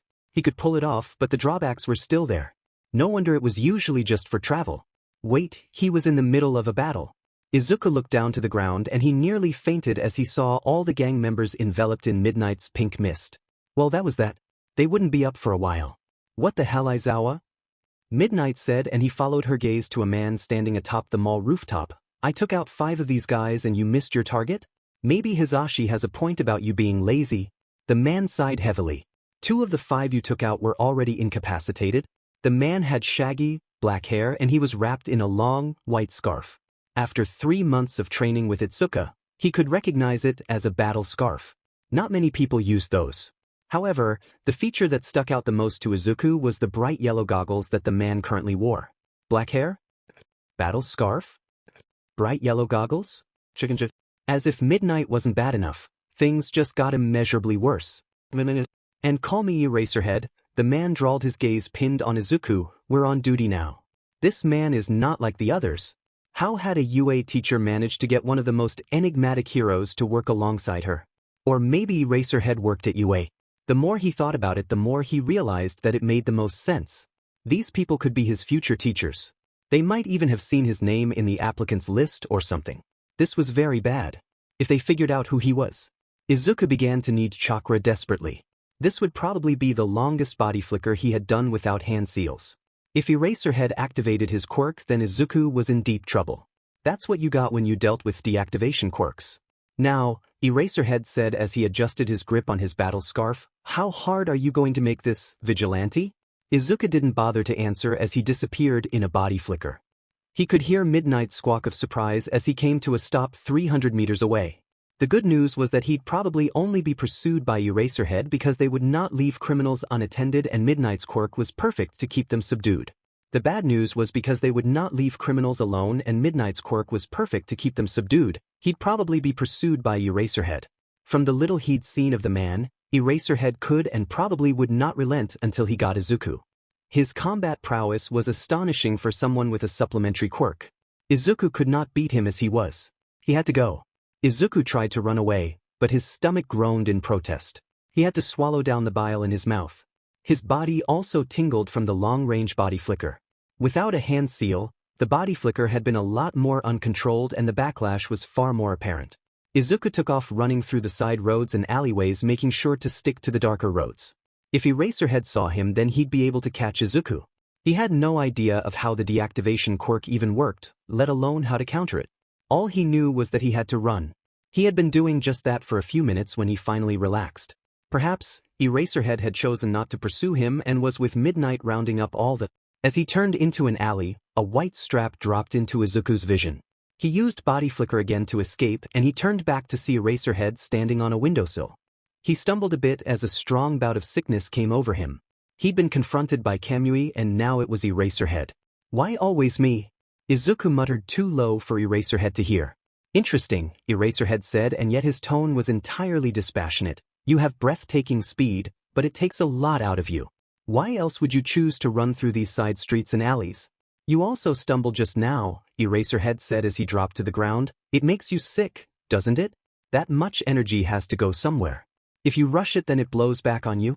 Admittedly, Izuku trawled the internet to see what people were saying about him. There were some claims that were somewhat close to the truth and others extremely off the mark. Eraserhead had gotten one of his best tricks after seeing it for the first time. Izuku raised his hands to prepare another body flicker, but he had to scramble out of the way of the battle scarf. He just about managed to do that when it doubled back and caught him by the wrist. He used his chakra to stick to the floor and squatted down to disguise it. Eraserhead seemed to realize was futile to try and reel him in, and so he charged. Izuku panicked as he saw Eraserhead's hair spike up. A brilliant red gleam emanated from behind the man's goggles. That had to be his deactivation quirk. Izuku spied a pipe on the ground and he almost cried in relief when he spotted it. He picked it up just in time to block a kick from Eraserhead. He used his other hand to reel the pro in. Izuku tried a horizontal strike to the side holding the scarf, but it got deflected by the man's palm. Izuku jumped off the ground with a rising knee, but it was blocked before Eraserhead kicked him in the face. He felt the force of it through his mask. Izuku rotated with the blow and he connected with a glancing strike to Eraserhead's ribs. This seemed to annoy the hero. No sooner than a second after the pipe had made contact, a still airborne Izuku was kneed in the face. Eraserhead then spun before using his scarf to throw Izuku towards a wall. He slammed into it with a loud thump, his pipe flying free from his hand. Izuku was thankful for the Konoha mask he had on. He would have been in a lot worse shape if he didn't have it on. As he laid on the floor, Izuku had to squash the blooming sense of fear he was feeling. It wasn't over until it was over. 7 carjackings, 6 burglaries, 11 robberies and 2 serious assaults all stopped within 3 months of each other. Izuku turned to Eraserhead to see his hair had dropped down and the man had a tight grip on the scarf tied to Izuku's wrist. Izuku tried to tug himself free from the scarf, but it wasn't working. It's so tight it was practically imprinting on his bones. It's pretty good for someone who's not professionally trained, or at least not fully, Eraserhead, and he tugged on the rope making Izuku fall onto his face. Now, let's see who this vigilante really is. Izuku tugged on the scarf again to know only he had a knife to... Wait, of course. A burst of wind erupted from his hand in a flare of blue and white chakra. In an instant, Eraserhead reactivated his quirk and Izuku was resigned to his fate until he realized that the wind chakra was still pouring from his hand. It was rough and unrefined as evidenced by the jagged cuts forming on Eraserhead's battle scarf. The important takeaway was that he had managed to use his chakra. Eraser's quirk didn't work on him. Belatedly, he realized his transformation was still active. Even someone as nonchalant as Eraserhead would have reacted if Kage suddenly shrank in size by half a foot. Man, Izuku wouldn't forgive himself for being so ignorant. Izuku almost sighed in relief as the battle scarf was cut in half around his wrist. He heard Eraserhead mutter something under his breath as for the first time that night, Eraserhead displayed an emotion other than apathy as he spoke. That's clearly an emitter quirk, he said with surprise and a tinge of confusion. It has to be able to cut through my scarf that quickly, and you already showed me your super speed. Izuku allowed the sleeves of his cloak to overlap, shielding his hands from view. He made a hand seal underneath the sleeves as Eraserhead continued to speak. I've read the reports on you, Kage. Some reliable and others less so, but you have still done a lot of good these past few months. He needed to build chakra for a bit longer to make this in one shot. He'd probably feel it tomorrow in the morning too. However, from what I've seen and read, you should not exist. In the distance, Izuku could hear the whirring of police sirens. It's impossible for someone to have more than 2 quirks, and if even a tenth of those reports are to be believed, you have a lot more than just 2. 10 seconds. What are you? 5 seconds. I'm a hero. Just as he finished building enough chakra, Izuku heard the screech of tires on asphalt. Eraser must have notified the police of their location at some point during the fight. It didn't matter, though, because he was ready. Good luck for the academic year, was said to the air as Izuku sped off in a blur. His muscles, joints and bones were saturated with chakra as Izuku sped down empty alleyways and roads. The rain would have kept people indoors, and so traffic was not an issue, especially at 11 p.m. on a Tuesday. Izuku slowed to a stop in an alleyway behind his apartment. He put his mask in his bag before his stomach let out a powerful lurch. There was a nearby dumpster and Izuku threw it open before he painted it with all of the meals he had had today. A few minutes later, Izuku was getting the occasional dry heave as he trudged up to the top floor. He used his key to open the door and he felt bittersweet at seeing his mom asleep on the couch.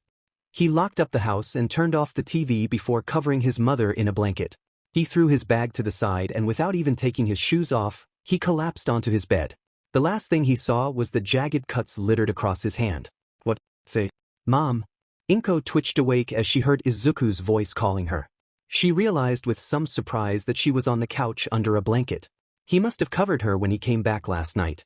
Inko was constantly worried that Izuku was pushing himself too far, but she knew that this was what he wanted. If she stopped him, she could probably never forgive herself, and she wasn't even sure she could stop Izuku. All she could do was try to be supportive. She rose from the couch and went to where she had heard Izuku's voice. It had sounded like her bedroom of all places.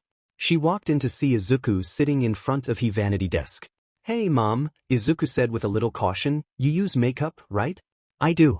Not everyone was born with glycerin sweat, after all. Okay, that's great, Izuku said turning around, and she gasped as she saw the bruises on his face. I kinda need your help.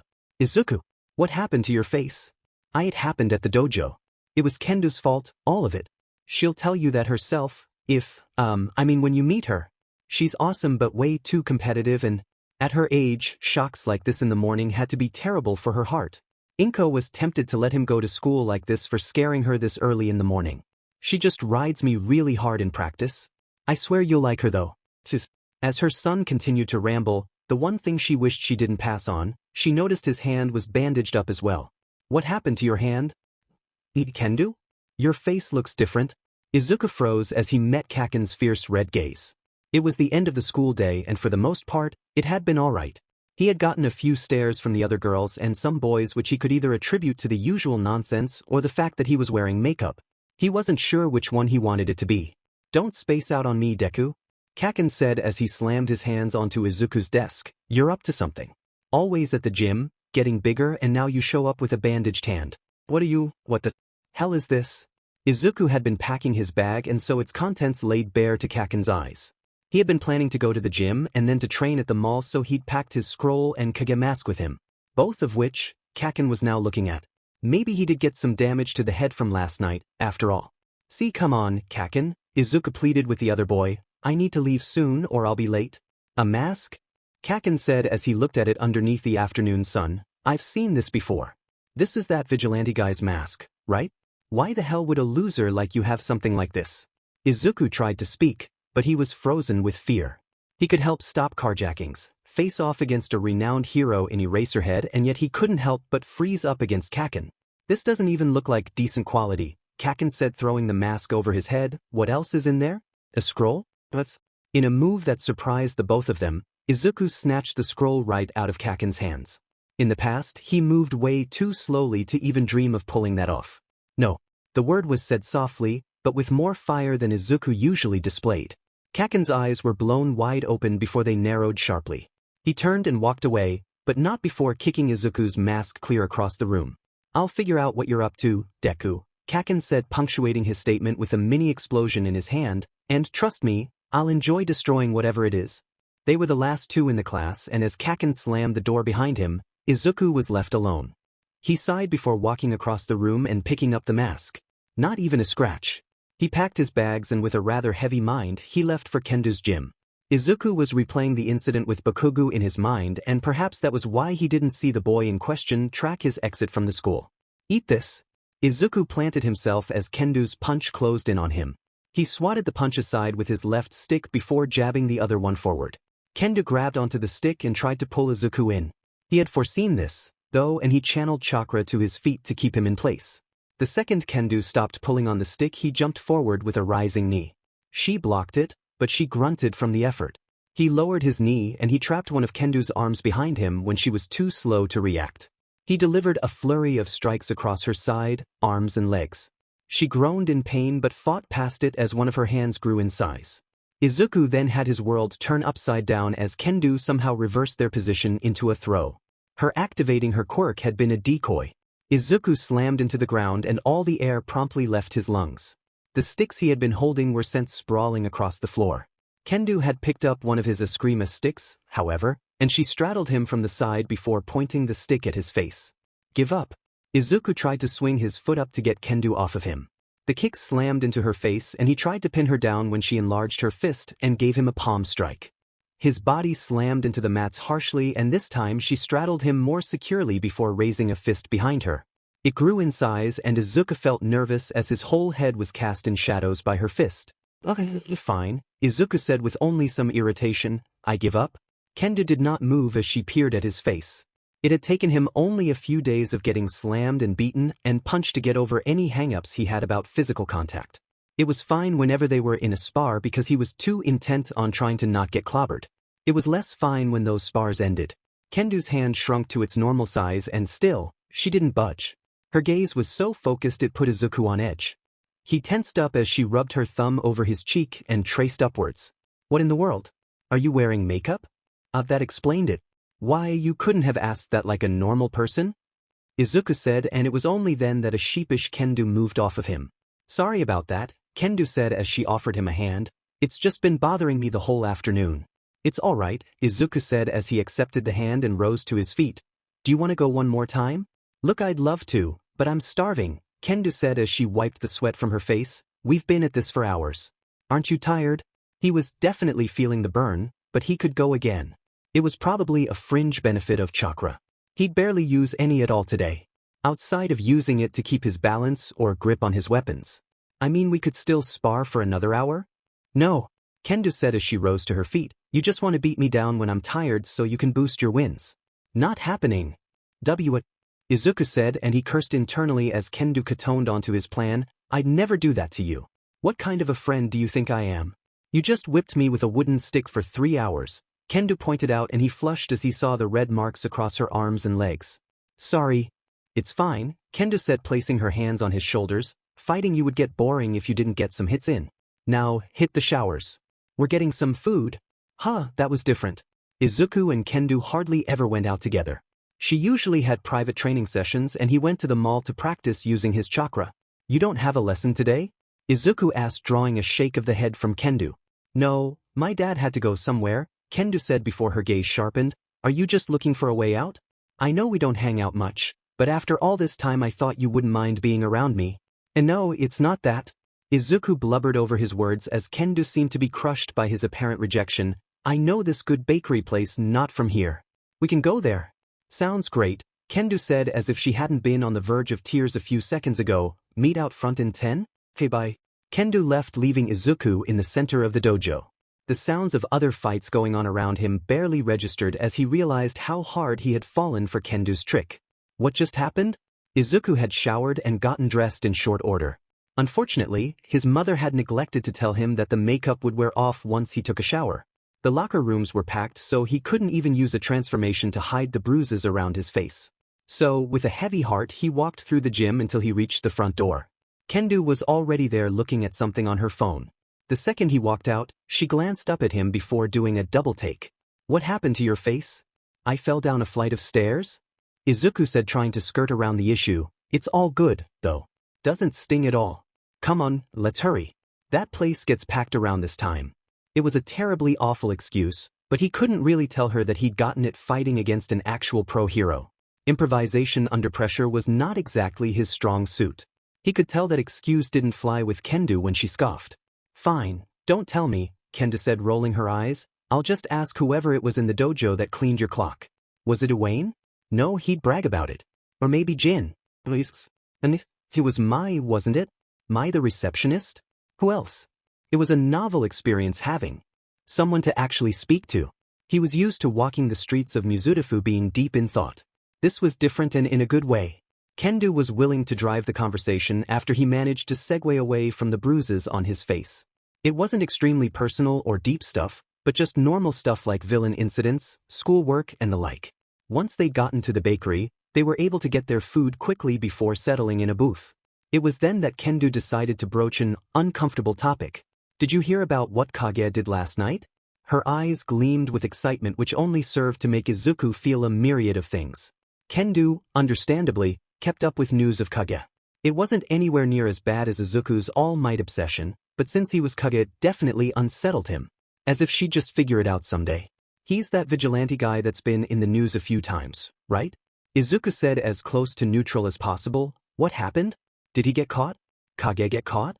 Kendo said, her tone incredulous. You didn't get any brain damage from when I beat you up, right? This was gonna become a thing, wasn't it? You don't think Kage could get? Izuku decided to not respond to her latter question. Heroes have been on his trail for months now. You mean heroes like Kamui who caught me instead of him? Kendo said with a dry laugh. It's not like someone like All Might, Best Jeanist, or Endeavor are going after the guy. No amount of public statements or interviews will make Kamui like those guys. Izuku could understand Kendo being bitter about the mishap with Kamui. She at least had a reason to feel that way. The problem was there had been a crackdown of sorts from the public on heroes. The dismay with everyday heroes was most prevalent in the news, but approval ratings had cratered across the board for lower-ranked heroes. The average approval rating had been 98% 6 months ago and it was now at 93%.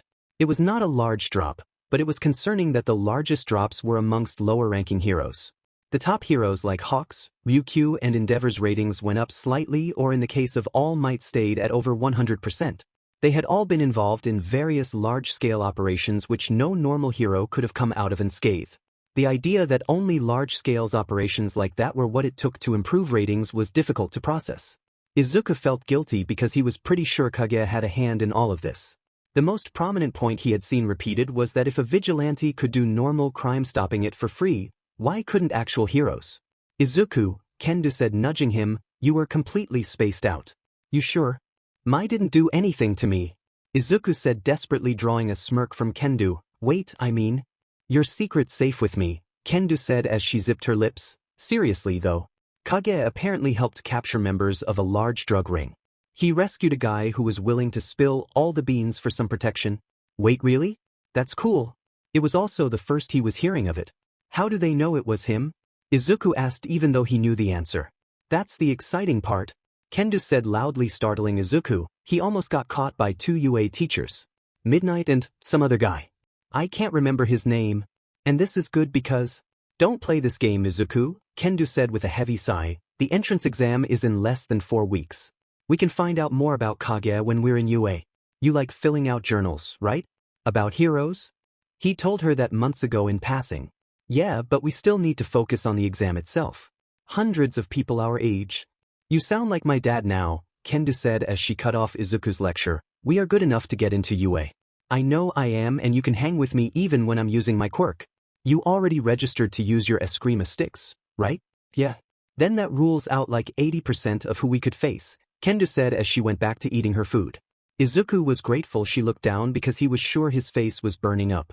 Another part of having a training partner was getting used to getting compliments. He was fine with handing compliments out. It was almost inevitable with how amazing he found any and all quirks.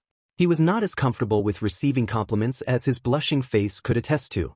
I don't even know what your quirk is, but I know you've got enough about you to get in, Kendo said, and he had to rest his hands on his cheeks to hide his embarrassment. What is your quirk? Surprisingly, Kendo had never asked him what his quirk was. It was usually something that someone offered up.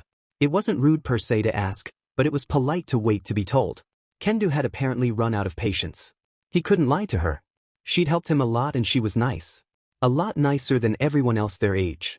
However, he couldn't just spill the beans. Not even his own mother knew about his chakra. He finally settled on an answer just as Kendo's gaze shifted from curious to confused. I'll tell you when I'm ready. Kendo stared a hole through Izuku and he began to feel sweat form all over his body. There was no way she knew, right? Kage had a whole foot on him and he hadn't even been caught on video since he had helped Kendo. Izuku tensed up as Kendo finally spoke. Keep your secrets? That was the last they spoke of it. I can't make you tell me, Kendo said, and her tone set off warning bells in Izuku's head. I mean, I already told you as much as I could about my quirk. Plus, I've been giving you free lessons and… Do you want me to get you another slice of cake? Izuku said the first that came to mind. That'd be great. I'll be back. My dad's calling me. As Kendo answered her phone and left him alone in the booth, Izuku could only ask one question. What just happened? They had been forced to take the cake to go. Apparently, Kendo's father had something he wanted to go over with her. They were now walking back to the gym and what had been light and breezy before was now quiet and just a little tense. Kendo was silent the whole way until they reached her gym. Izuku was about to say his goodbyes and leave when Kendo finally whirled around. We can't train together anymore. I know I promised to help you train, but my dad's really nervous about UA and we're going to have an even stricter schedule now. He's upstairs right now. That's why he called me back at the bakery. I wish I could do something to change it, but… Kendo trailed off, but the meaning was clear. This was her dream. It's fine, Kendo, Izuku said, and he did mean it. I also have a few things to work on, so this is a bit of a relief. I couldn't keep getting home past midnight. His mother had steadily been getting more and more worried as he kept coming back later and leaving earlier as the days went by. Maybe this would allow him to come home at a more reasonable. We probably won't be able to meet up until the entrance exam, Kendo said before putting her hand out. Please give me your phone. He did it without hesitation, and after a few taps on the screen, she handed it back. He almost erupted in shock and embarrassment as he saw Kendo's name and number saved as a contact. He had a girl's number. Even if it was just his sparring partner's number. It was a girl's number. Send me a message later tonight so I can save your number, Kendo said as she turned to go. You better pass the exam or I'll hunt you down, short stuff. I want at least one friend on the inside. Kendo left in a hurry after that as she rushed to get to her training session. Izuku was pretty happy as he walked through the streets towards the mall. He actually had a friend, now. And all it had taken was escaping a rushing river, finding an abandoned ruin, eating a magical fruit, becoming a vigilante, and 5 months of getting beaten into the ground. The first time was meant to be the easiest, right? Or at least Izuku really hoped so. Izuku stood in the bathroom in just a towel. He was about to take a shower and was about to get dressed for school. Before doing that, though, he was examining the wounds from his fight with Eraserhead. The bruises were slowly beginning to fade, but unfortunately, it seemed like he still had to wear his mother's makeup to hide it. It was a good thing he was an outcast, or else people might actually realize that he looked different. He had already made peace with having to wear makeup. It was the lesser of two evils. What was actually harder to explain was the state of his right hand. He had used wind chakra to escape from Eraserhead's battle scarf. It had worked, but perhaps it had worked too well. He had a myriad of cuts crisscrossing his entire hand. They weren't terribly deep, so he was able to clean them and bandage them himself, but it was a reminder that he had quite a ways to go when it came to elemental manipulation. He'd gotten past the so-called first stage of elemental manipulation for all 5 elements, but it really did not feel like much of an achievement when he had discovered the second stage for all elements. Redirecting a lightning bolt, disintegrating followed by reforming a boulder, and splitting a waterfall were 3 of 5 of the next steps. Those were the 3 steps for lightning, earth, and wind chakra respectively. Izuku did not even know where to find a boulder, let alone a waterfall. The fire and water exercises were equally ridiculous but ultimately irrelevant. There was a massive leap between step 1 and step 2. It was a leap so big that he wouldn't be able to bridge it for a while yet. It would be smarter if he focused on gradual improvement. He had mastered leaf exercises, so the next step up would have to be harder than the leaf exercises, but not as ridiculous as the final stages. So, for instance, instead of cutting leaves with wind chakra, he could try cutting rocks and metal items. That seemed a lot more doable than a waterfall. Izuku took off his towel and he jumped into the shower. The water was still pretty cold, but if he was late to class then there was a chance someone would point out his makeup. That would be awkward. About 10 minutes later, Izuku dried himself in the bathroom before rewrapping his hands with bandages. He had bought some more after finishing the supply his house had yesterday. His mom hadn't yet seen what was under the bandages and Izuku intended to keep it that way until the exams. It was easy for him to forget that his mother didn't know that he could use chakra.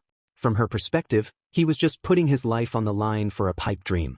It explained her hesitance to really discuss anything UA related. Izuku did want to tell his mother everything. He wanted it more than anything, but he was still dragging his feet on that front. A part of it was him just wanting to blow her expectations away, but he had another more pragmatic reason. If he told her, word for word, what had happened in Konoha, she would drag him to the nearest hospital and spill the beans. From there, he'd probably get an in-depth examination instead of the simple toe joint check. Who knew what that scan could and would reveal? Izuku already knew he had an entirely new system integrated into his body. Mutation quirks were like this, except that without fail this always occurred well before birth. A quirkless boy gaining powers after eating a fruit in an ancient city? The same ancient city with evidence of quirk usage well before the luminescent baby? The attention he'd get would be downright awful. If Izuku's couple of months of fame were any indication, he would never be left alone. Ever. That was just the positive reactions. Who knew what more insidious people would do to him if they caught wind of all of this? What would they do to his mother? It was why he could only tell his mother when he felt safe. Izuku got dressed in his uniform, and as he packed his bag, his eyes settled on the Kage mask. It brought up a ton of mixed feelings within him. Izuku loved being able to help out as Kage. Despite his goals for the future, he'd never quite fully believed he could make an actual difference in people's lives. Discovering his chakra had relit a flame within him he'd thought was long dead. However, rescuing Samaire had turned that flame into a raging bonfire. No, he wasn't saving 100 people in 5 minutes like All Might's debut or anything absurd like that, but he was doing something. He didn't even go out looking for trouble, or at least he didn't at first. A knock-on of training so late was that he'd be going back home when a lot of criminals liked to do their business. After the first few successes, he'd begun to take roads that were rather high-risk areas. Even then, he'd been very lucky. The truth was that truly powerful criminals weren't going around stealing cars or robbing university students. He'd been lucky that he had not yet faced an actually dangerous villain. He'd also been lucky that there was zero footage of him outside of Samaire and Kendu's videos. He'd been lucky that there were many clashing theories on what his abilities were. Finally, he'd been lucky that higher-level heroes were unconcerned with him and left his capture to the lesser heroes. Eraserhead and Midnight were some of the best, and he had gotten away solely because Eraserhead's quirk did not work on him. Again, lucky. In another timeline, Izuku would have been caught, his abilities exposed, and any pathway to the top, let alone UA, would have been shut down. The more he did as Kage, the more trouble he would be in once he got caught. Quirk usage laws were not an easy thing to bypass even for well-liked heroes, let alone a vigilante like him. The news stations seemed favorable to him, but that seemed more of a way to criticize heroes more than anything. At the very least, online hero forums seemed to have a mostly positive view of him. Still, though, the positives were vastly outweighed by the negatives, especially if he were to be caught. Izuku had known this before helping Samaire, he'd known this when helping Kendu, and he'd known this when facing Eraserhead down. So, why couldn't he quit? Abandoned mall rooftop after school. Izuku ignored the soft sounds of fabric tearing as he lugged his loaded bag up the wall. He had needed to make a pit stop of sorts, and this was his 7th such trip today. His hands and feet were stuck to the wall with chakra, but Izuku was still able to push through and climb onto the roof.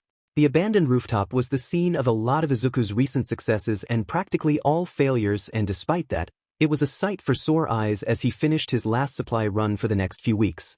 Or so he hoped. The garden was still in a rather good condition, all things considered.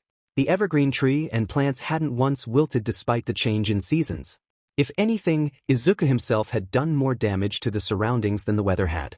Countless leaves had been destroyed in the name of him mastering the first stage of elemental control. The trees had regrown the leaves quicker than he could use them, thankfully. It was a large garden after all. It would take multiple copies of him working on the elements together to actually make a dent in the ecosystem of the rooftop garden. That being said, Izuku wasn't there to focus on the leaves anymore.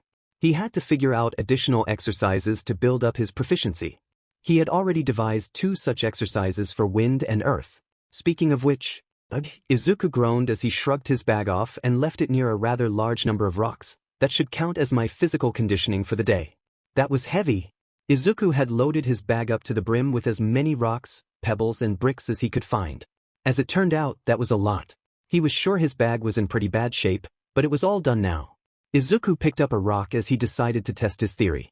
He settled on using Earth Chakra and he tried to disintegrate the rock. The rock he'd picked was a bit bigger than his fist, so he couldn't envelop it entirely with one hand. He held it in his right hand as he channeled Earth Chakra into the rock. The rock accepted the Earth Chakra more easily than the leaf had, which was obvious. However, he still needed to channel about triple the amount of chakra before a few grains began to flake off the rock. After 3 minutes, the rock had been worn down to half its original size. Izuku scooped the fallen grains up as he tried to put the rock back together. His control over the tiny grains was not perfect, and after 15 minutes the rock was halfway to its original size when it imploded from the amount of chakra in it. He would have mastered Earth Chakra if he could disintegrate and reform a boulder under 30 seconds. Mastery wasn't quite required to learn jutsu, but Izuku wanted as much control as possible before he began making Earth Dragons and Earth Walls. The people at UA would be blown away. Well, actually, that probably wouldn't be the case. Izuku couldn't very well reveal his powers to the UA staff. Or at least not yet. He didn't know any of the staff personally, and they might be able to put 2 and 2 together when it came to his moonlighting as Kage.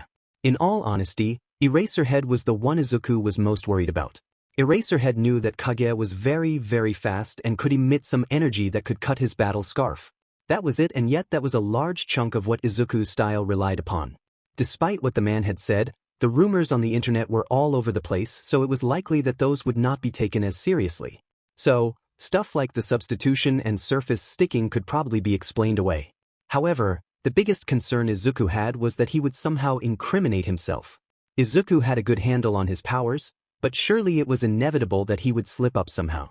Especially with him moving into the dorms, he would have to be careful of where and what he trained. All it would take is one slip-up and the beans would be spilled. So, Izuku had to either come entirely clean about his powers, which wasn't ideal, or he could make his quirk to be something else entirely. If he framed certain jutsu as being a cohesive quirk, then he would be fine. Which ones could I get away with though? The body flicker was doable. Being fast wasn't unique in the world after all, even if the body flicker was extremely fast on its own.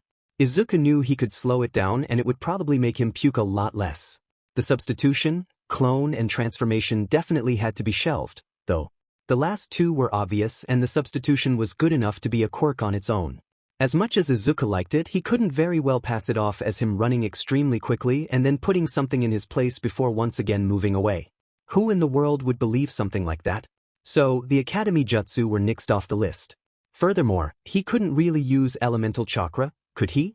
Besides the fact that he was likely to hurt himself, there was also the headaches it would arouse. Wow, Izuku! You can run super fast and use 5 elements? That is not weird at all. All in all, he had to rule out everything he could currently do except the body flicker. Ironically, it was thanks to the body flicker that he would be able to add something new in his arsenal. The body flicker used chakra to vitalize his muscles and give them more explosive strength. They exerted enough force to make him sprint at amazing speeds. From his research into training, Izuku knew that this would really help him with boosting his striking strength. The body flicker simply maximized how fast he could run. The enhancement technique would do the same, but for other explosive movements such as punching, kicking, jumping and pretty much anything that needs quick and fast movements. He had 4 weeks to get it down. Izuku knew he wouldn't be able to carry a car down the street or anything since that was a different type of strength. However, should things go the way he expected them to, then he had the makings of a speed and strength boosting quirk. He'd have to change some of the details on his application, but other than that it should be fine. Izuku picked up a rock and he tried to mimic the effect of the body flicker across his entire arm. There was a gentle pressure emanating from within his arm that felt just a little uncomfortable, but nothing too unbearable. Izuku clenched his fist around the rock as he began to apply pressure. The edges of the rock dug into his palm, but the pain only helped him to focus more on the task at hand. Come on, you stupid rock. Just when he was about to throw the rock away out of frustration, pieces of the rock broke off before falling to the floor. However, before the rock could be fully crushed, the chakra he had built up in his arm faded away and the sensation of pins and needles was all that remained behind. Izuku rubbed his arm to get rid of the uncomfortable sensation as he reviewed what he had just done. It had gone a lot better than his first attempt the body flicker, and that was great in his opinion. Maybe he needed to up the ante. He needed to find a dummy of sorts to practice his punches and kicks on. He obviously couldn't go to Kendo's gym to practice that, so he had to find something here. Izuku scanned the rooftop before his eyes settled on a grove of large trees about 30 meters away. He sighed. It's a bit primitive, but it will have to do. 3 weeks later. The weeks leading up to the exam went by quickly, and school, as always, was a monotonous and gray mess Izuku had to wade through. The silver lining was this was the last day of school. The UA exams were now only a week away. They had completed the vast majority of the last projects, tests and assignments on their syllabus. As it was their final year, their school would not give those going to hero academies their final exam. The marks they got for the entrance exams into hero academies would be combined with their year mark from Aldra to give them a final mark.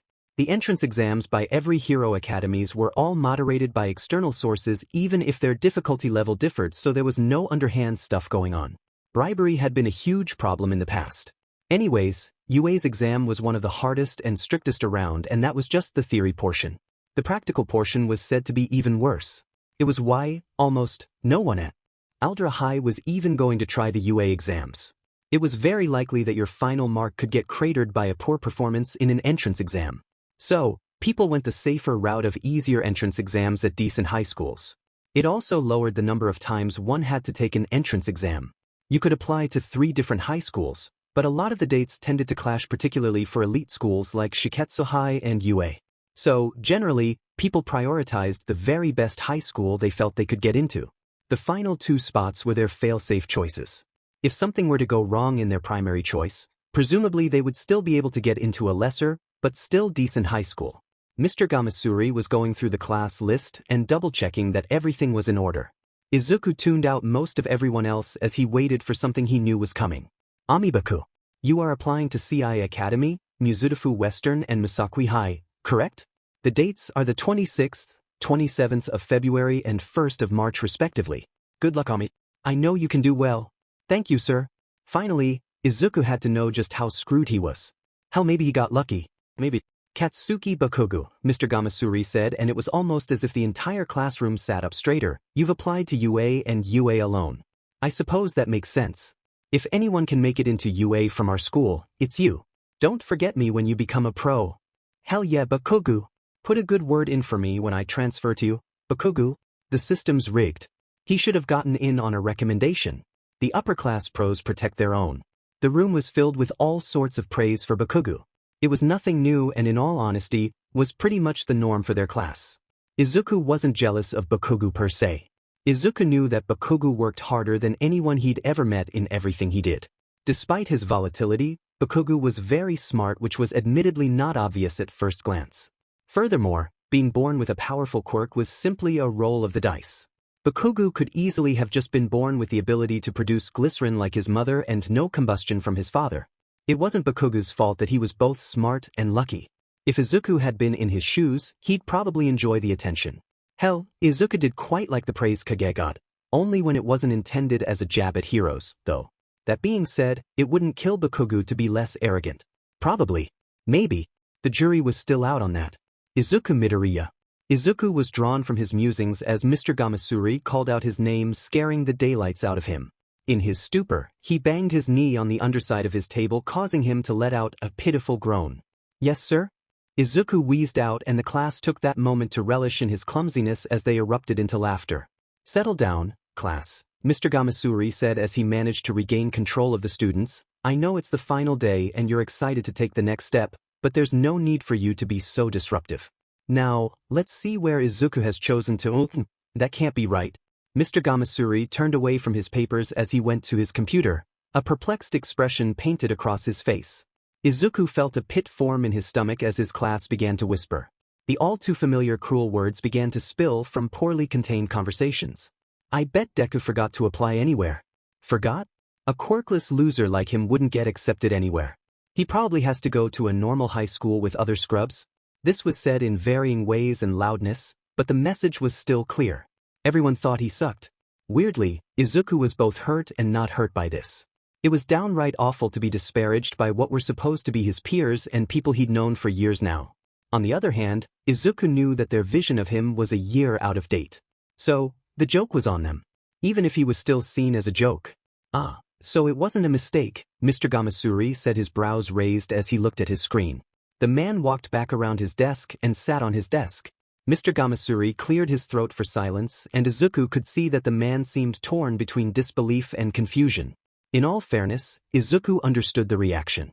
As far as everyone knew, he was still the shy, nerdy, quirkless loser with dreams he could and would never reach. Technically, since Chakra wasn't a quirk, or was it? He was still most of those things. The difference was his dreams were more attainable than ever. Everyone else just didn't know it yet. As I was saying, Mr. Gamasuri said as he looked down at his paper, much like Katsuki, you've only applied to UA. Is that correct? The chatter in the classroom dissipated as the words of their teachers sunk in. That's, see correct, Mr. Gamasuri, sir. Izuku stumbled over his words as everyone stared at him like he was an alien. I applied to you for the hero course. Bakugou scoffed at his words. Oddly, that was all it took for everyone to move on. There were murmurs and stares, but nothing too drastic. Izuku took the time to stare out the window as he mentally ran through his schedule for the week. He'd probably hold back on the elemental training and focus a bit more on the academic side as well as the enhancement technique. It would be tragic if he stumbled at the theory stage before even getting to the practical. So, he couldn't deprive himself of sleep if he wanted his mind and body to be prepared for what was coming up. The bell rang signifying the end of the day. After a few more well wishes from Mr. Gamasuri, the students began to pack up and file out the class excited for what the days ahead held for them and their futures. As always, Izuku took his time packing up. It was a bit surreal to realize that this was likely the last time he would set foot in Aldra. He hadn't had the best of times here by any sense of the word, but it was still a lot to take in. As Izuku finished putting the last of his stuff away, he noticed that someone, or rather a couple of someones, had walked up to him. Izuku closed his bag and he frowned as he saw Bakugou and his cronies standing in front of his table. What do you want, Kakin? Look, Bakugou said, his eyes narrowed. I don't know why you think you of all people can pass you his test, and I don't care. All I know is you've been weird since that stupid trip. Izuku held back a gulp as Bakugou hit the nail on the head. The test is a week away, but I'll figure out whatever it is you're up to, Bakugou said as he turned away. If it affects me in any way, then I'll show you why people look up to me and why they look down on you. You got that, Deku? No one, not even you, can or will stop me from getting into you, Kakin. I'm not going to go down easy. Filled a burst of unexpected confidence, Izuku put his bag and walked past Bakugou, purposely bumping shoulders with him as he went by. He was going to die, wasn't he? Two of Bakugou's lackeys tried to grab him, but to Izuku's surprise Bakugou barked out at them. Leave him. Izuku paused in his stride before he walked off. He could hear them begin to have a loud conversation, but Izuku didn't pay attention to that. He'd walk to the abandoned mall. This way he'd probably be calm enough to use his chakra by the time he arrived. Izuku was a lot calmer now that he'd gotten away from the school. He'd placed a delivery at the bakery he and Kendo had gone to a while back. Normally he would have ordered something, but his appetite wasn't quite there. Izuku was using his phone as a way to pass the time as he navigated the busy streets of Mizurufu. He was aware enough to not bump into other people or stray into the street. Gradually, he got sucked into what was on his phone and paid less attention to what was going on around him. First, he had refreshed Sumayor's website to see what she had on Kage. The site had undergone a major redesign. She'd probably gotten quite a lot of money from the increased traffic to her site. Her website had one of the larger forums discussing stuff that weren't the stuff news channels wanted to show. Complaints of recklessness or even corruption by heroes, videos and pictures of fights, and even sightings of criminals and, of course, vigilantes. Izuku scrolled past the pinned thread which mentioned something or someone called Gentle Criminal as he instead clicked on the thread dedicated to any and all news about Kage. From what he could tell, the incident with the red jackets did mention him and what he'd done, but that was it. There was nothing about the abilities he'd used at all. That did make sense. Eraserhead wasn't exactly the type to speak to the media unless he absolutely had to. Izuku was pretty sure he'd never even heard the man speak until that night by the mall, which was crazy for a not famous hero. Izuku skimmed the rest of the thread, but it was filled with random rumors, opinions, and other stuff that wasn't really essential. Izuku closed his browser before opening his messaging app. He had just 2 messages. One from his mother about her going to visit Aunt Mitsuki, and the other was from Kendo. It was a short video where Kendo sparred with what could only be her father. They were both wearing protective gear around their heads as they circled one another. She evaded or blocked all his attacks before connecting with a clean strike across his face. Her father dropped like a bag of rocks and Kendo posed over his prone. The thump of the finishing blow was audible from his phone's speakers even through the afternoon activity. It was only after watching it that he saw the video's caption. It made Izuku sigh. That will be you soon. Wanna put that fancy bottle of yours on the line next time we spar? By all accounts, Kendo was really nice, and surprisingly enough they did actually text each other pretty frequently, even though Izuku was rarely the instigator. It was nice to have someone to talk to besides his mother. That being said, Kendo tended to be a bit excitable when it came to training. The contrast between her normal personality and her battle personality was jarring. She went from nice and funny to boastful and cocky and then back again instantaneously. He still wasn't used to it. Izuku was pretty sure Kendo had sent that video right after flooring her dad. They didn't share too many details of their training, mainly because Kendo probably wanted to surprise him when they got another chance to spar. He'd never admit it, but Izuku was pretty excited to face her again too. He needed some revenge after she had convinced him to buy one of the bottles sold at her gym. The markup was ridiculous. He should have known it was a scam. She didn't even own one. Izuku was about 10 minutes away from the mall, and so he stopped underneath an alcove to type out a message to his mother. He was about to reply to Kendo when loud tremors shook the ground. A few blocks up he could see people running away, and he put his phone away as he ran towards the commotion. He had to duck and weave through a swarm of people going in the opposite direction of him. By the time he arrived, there were already a couple of heroes on the scene. There were abandoned cars, trucks and other vehicles scattered everywhere. It took him less than a second to find the source of all the trouble. A giant of a man in shaggy and worn-down clothing stood in the center of the street. A viscous green sludge leaked from his mouth and eyes, further amplifying his intimidation factor. The giant picked up a car and he pitched it towards an apartment building that had some faces peeking out at the fight. Before it could connect, a spray of tree branches caught it out the air before gently placing it on the floor. Izuku already knew who was on the scene. Hey, it's Kamui Woods. That giant's gonna get it now. It was not that simple, however. Izuku had already seen and recognized all the heroes on the scene. None were suited for direct combat, and chances were even Kamui couldn't hit hard enough to take the giant down long enough. He was more suited to capture than anything else. Preemptive binding, lacquered chain hammer. That didn't mean Kamui was useless, though.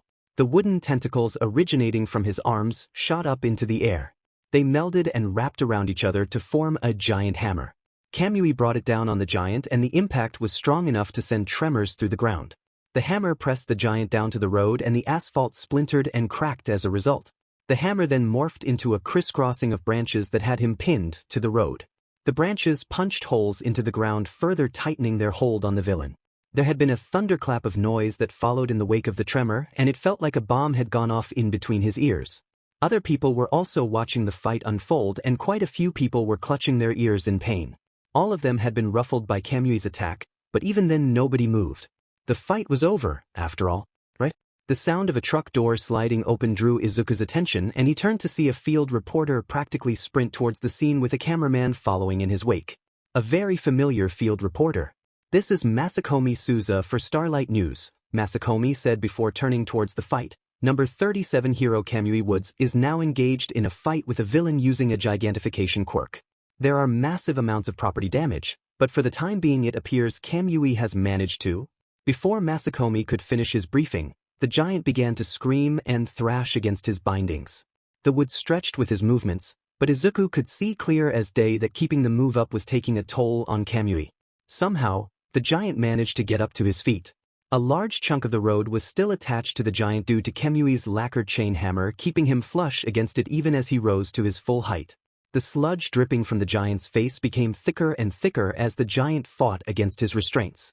Kamui was using both his hands to keep the man tied up and was unable to do anything, or he risked letting the man loose. The branches began to pull tighter on the man, but all that seemed to achieve was make the sludge drip out of him at a faster rate. The green substance looked weird to Izuku's eyes as it bubbled on the ground as if it were boiling. No, that wasn't quite right. If anything, the sludge looked as though, "It's alive!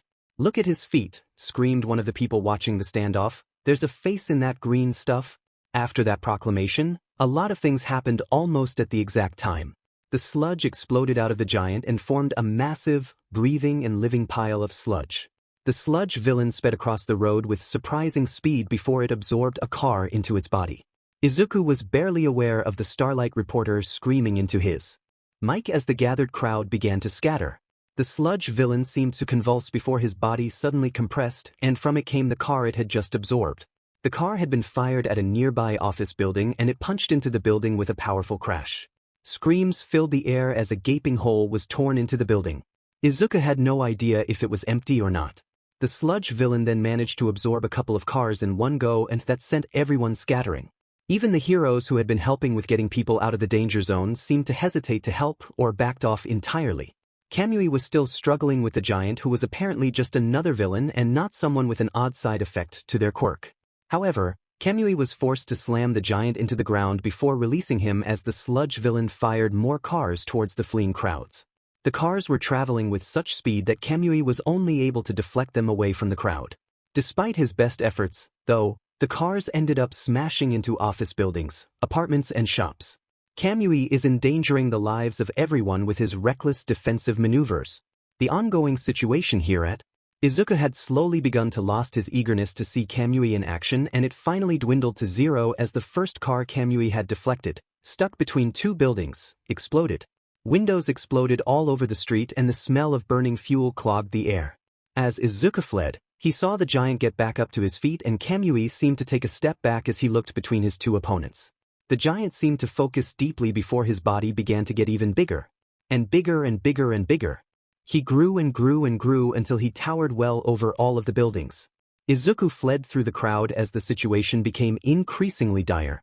Kamui, let alone any other hero, was now nowhere to be seen, and as things were it was foolish to stay. There was a rush to get away, however, as all the people from nearby buildings all chose to take a single exit point. Izuku looked up as the giant closed in on them, and he had to squint through the shining sun to keep sight of the villain. He was going to die, wasn't he? The situation seemed dire, but then in the blink of an eye, it turned around for the better.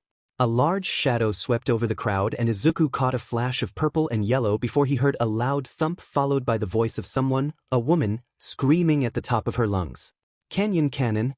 The giant was sent hurtling away as another giant kicked him square in the face. He tore a trench through the road before collapsing. A titanic woman in a purple and tan bodysuit stood with her hands on her hips. She turned back to the shell-shocked crowd with a smile on her face. "It's lady. She saved us." Lady bent over the giant in a rather provocative pose. She held him to the ground with ease before looking over her shoulder. "There's no need to worry. As you can see, this ass is well taken care of." Izuku's face almost melted from how much it was burning up. It wasn't uncommon for both male and female heroes to use their attractiveness to their advantage. It made them pretty memorable and it helped with the younger demographics too. A lot. Almost disturbingly so. Judging from how a lot of the crowd seemed to switch gears from scared to cheerful, it seemed to be good for morale too. Izuku turned back to the ass. He took a beat to refocus. He looked at the giant and he let out a breath as he saw that the villain was unconscious and now back to a normal height. The road was heavily damaged and a pretty disgusting smell emanated from the now exposed sewers. A few police officers got cuffs on the man as MT Lady and some other heroes began evacuating the buildings that were still occupied. It would probably take a couple of weeks to repair everything unless someone like Cementos was recruited to speed things up. The only problem was that there was no sight of Kamui or the sludge villain. Izuku could only guess that Kamui had gone after the other villain after MT Lady's timely save. A few yards away, he saw news stations begin to report on what happened, and as expected the most passionate of them was Masakomi. He was the closest to Izuku and he heard snippets of the given report. A lot worse if MT Lady hadn't been there to clean up their mess. She, above everyone else who was here today, should be commended for her actions. However, let us not forget that Kamui. Deku, what are you doing here? That could only be one person. Izuku saw Bakugou and his goons began to weave through the crowd towards him. He had no idea what possessed him. Perhaps it was madness brought on from the fumes from the sewers, or maybe it was Izuku deciding that today had had enough drama. In the end, it didn't matter. He began to run away from Bakugou and his friends, and unfortunately, just like most days, they wouldn't leave him alone. Izuku knew that they probably weren't above beating him up. They'd come close multiple times before, but without the threat of expulsion looming over them, Izuku was sure they wouldn't be so hesitant. "Oh, you're so getting it now, Deku. School's out, but you've still got one lesson to learn." He just had to make it to the abandoned mall. It was about 10 minutes away if he ran. Once they got to the abandoned district, then it would be even easier. He could just use the surface sticking to go up a wall or something, or he could even transform into like a dumpster or something. That would work, right? Izuku's plan did not work. He had managed to stay well ahead of his bully's classmates until he reached the abandoned property. From there, he was planning to use his chakra to find a way to escape. Unfortunately, he wasn't the only one with the idea of using his powers once he got out of dodge. Akuma was using his devil wings to fly after him, and even as Izuku managed to temporarily lose some of the others, Akuma was always on his trail. He flew above the buildings and Izuku's bright bag made him an easy target to follow. That ruled out climbing a building as well as transforming. He could not use the body flicker to get to the rooftop because it would raise far too many questions. Questions he was only prepared to answer after the UA exams and not a second before. Besides, he was pretty certain that Akuma would still be able to find him once he was on the rooftop. Izuku veered off the main road and instead ran down as many alleyways as he could. He was slowly getting closer to the mall, and with the long shadows being cast by the buildings would help hide him. It seemed to work as he could no longer hear the flapping of Akuma's wings. Maybe he'd gotten tired. He burst from an alleyway and made it to the mall front. He managed to scale the majority of the wall before he was found out, but unfortunately his luck seemed to run out just as he got one leg over the edge. His water bottle, loose from all the running he'd done, fell to the ground. He watched it fall through the air before landing on a manhole cover with a loud shatter. It reverberated through the empty streets, and Izuku knew that Hayamimi's Quirk would have definitely heard that. Why did he listen to Kendo about getting a glass bottle? That thing had floored his mother from how much it had cost. It was way too expensive for just a bottle, and she'd been concerned he may lose it, so she had made him put his name on the lid. Grit. Izuku was forced to crouch down as he heard them. Approach. Akuma had rejoined Bakugou's group, which was good for Izuku. They spilled into the mall street, and Izuku held back a breath as he saw that Hayamimi's ears were enlarged. If Izuku so much as let out a breath, Hayamimi would probably find him with ease. Thankfully, they did not seem to notice him at first until one of them pointed out the glint of the broken glass. What the hell is that? It's probably just from the building. These are all abandoned, right? Maybe they're just old.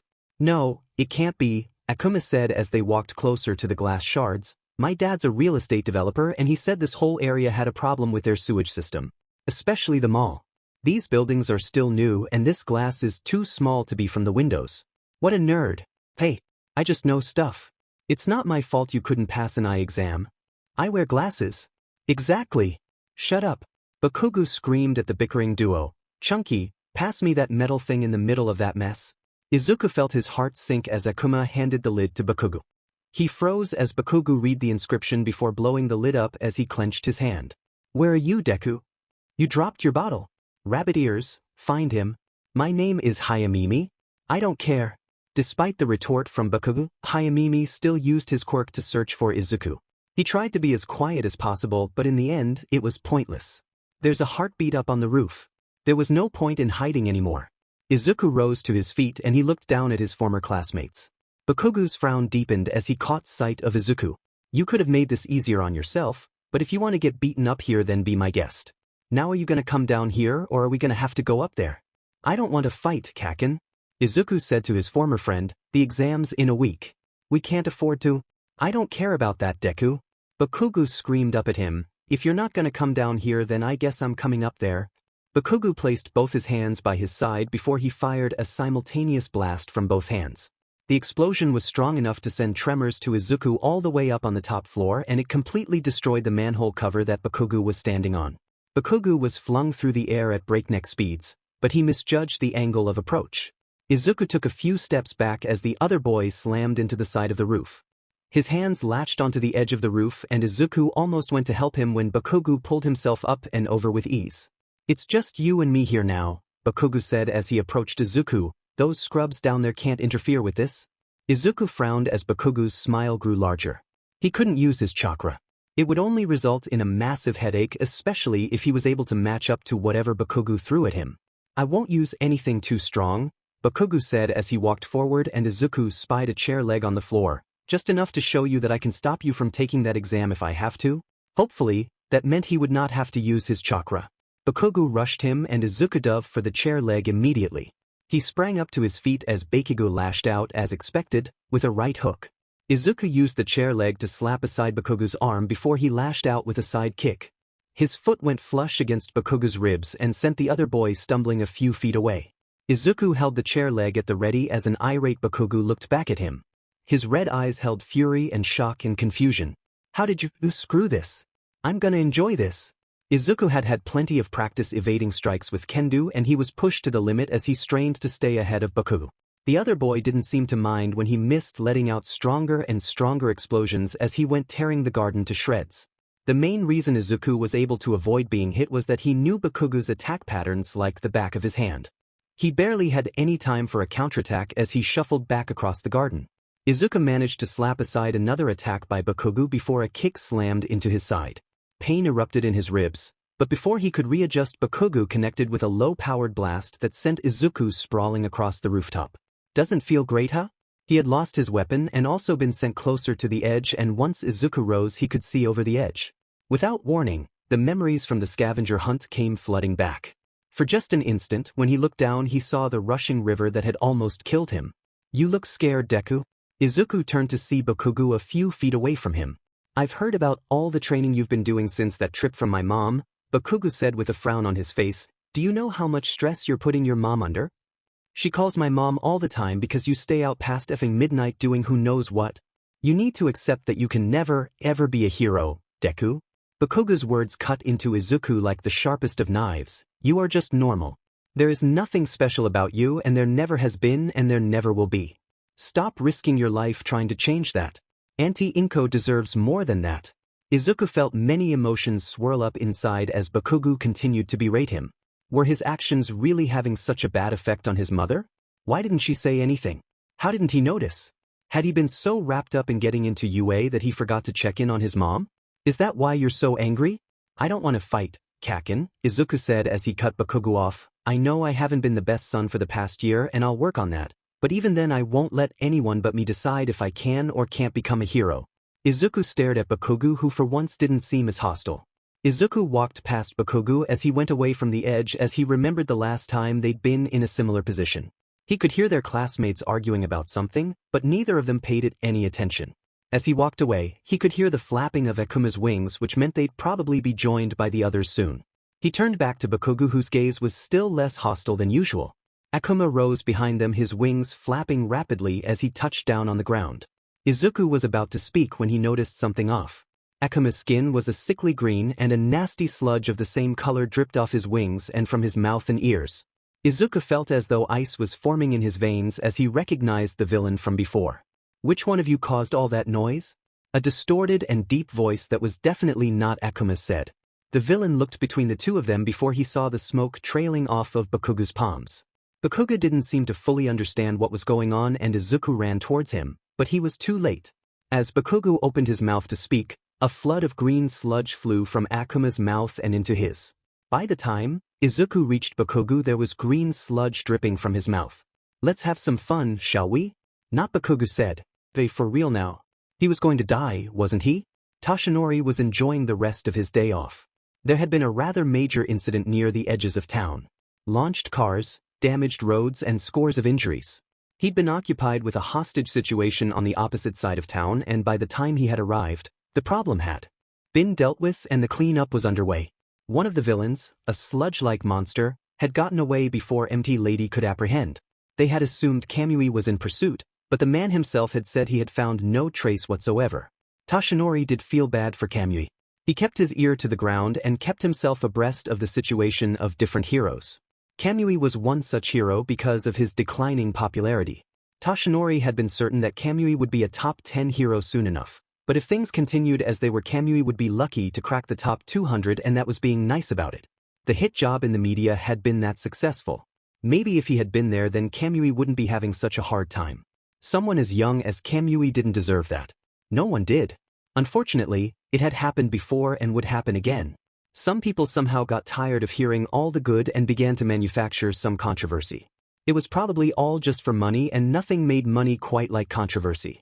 Toshinori's crime radio crackled to life and he rose out of his seat to shut it off. He couldn't keep it on when he barely had any time left to use one for all for today. It just hurt to know that he couldn't do as much as he could before. He needed to find someone he could trust to use it, or he had to with a rather uncomfortable solution. We've got a situation at the abandoned Agatari Mall, the responder said, and despite himself, he kept the radio on. A bunch of schoolboys said they had been attacked by some sort of sludge monster that possessed their friend. Some have fled, but there are still some children fighting. The sound of explosions was clear, so the recommend rank is A if alone and B if in groups of 3 or more. I repeat, we've got a situation at the...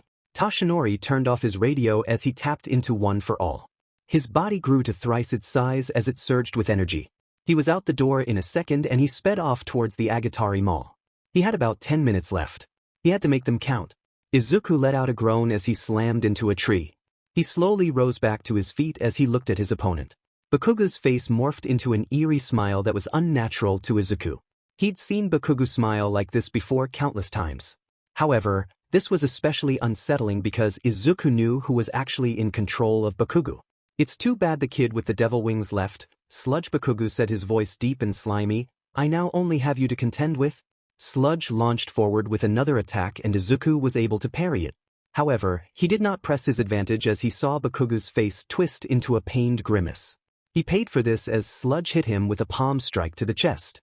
In sheer desperation, Izuku channeled Chakra to reinforce the entire front side of his torso. It was no moment too soon as Sludge used Bakugou's quirk to blast him away. Izuku rolled and rolled before coming to a stop on the ground. His chest ached and his head felt like it was spinning and his mouth tasted coppery, but considering there wasn't a hole in his chest, he considered that a win. "I thought I put enough in that to kill you," Sludge said as he looked down at Izuku. "Maybe you're tougher than you look?" Izuku frowned as he rose to his feet. He was reluctant to fight Sludge because of the effect it might have on Bakugou. Sludge's real body was inside of Bakugou, so would any hits even work on him? Izuku thought back to the fight between Kamui and Sludge inside the giant. The sludge dripping out of Bakugou probably meant that there had to be a time limit and stronger attacks seemed to decrease the time Sludge had, like with Kamui's attack. So, all in all, he had to beat Bakugou up to save him. No. Izuku deepened his stance as Sludge tried to attack with a left hook. He caught Sludge's arm before slamming him into the ground. A spray of sludge escaped from the villain's mouth, proving Izuku's theory to be correct. He held onto the arm before he stomped all over the villain's face and chest. He then kicked Sludge in the side, causing more liquid to spill from his mouth. Izuku took a few cautious steps back as the villain struggled to his feet. Time to kick things into the next gear. His hands flashed through hand seals with no sign of rigidity or awkwardness. Ram for control, Tiger for power, and then Horse to bind it all together. Fate Breaker. Chakra spread from his core and seeped into every inch of his body. His muscles and joints and bones all became stronger and tougher as they were flooded with chakra. Wisps of chakra leaked from his body as his muscles tensed with stored power. The Fate Breaker was his first jutsu and it was simple in its design. Much like the body flicker, the more chakra he used, the more power it had. At his strongest, he had punched through a tree pretty easily. Beyond that and he lost control and there would be no boost. Still though, it was cool. Actually, chakra was cool. Izuku wondered if he looked cool. He felt cool. No one wanted to be the guy with lame names for their moves. Everyone had awesome names for their moves, literally everyone, and it seemed like the better hero, the better the names they came up with.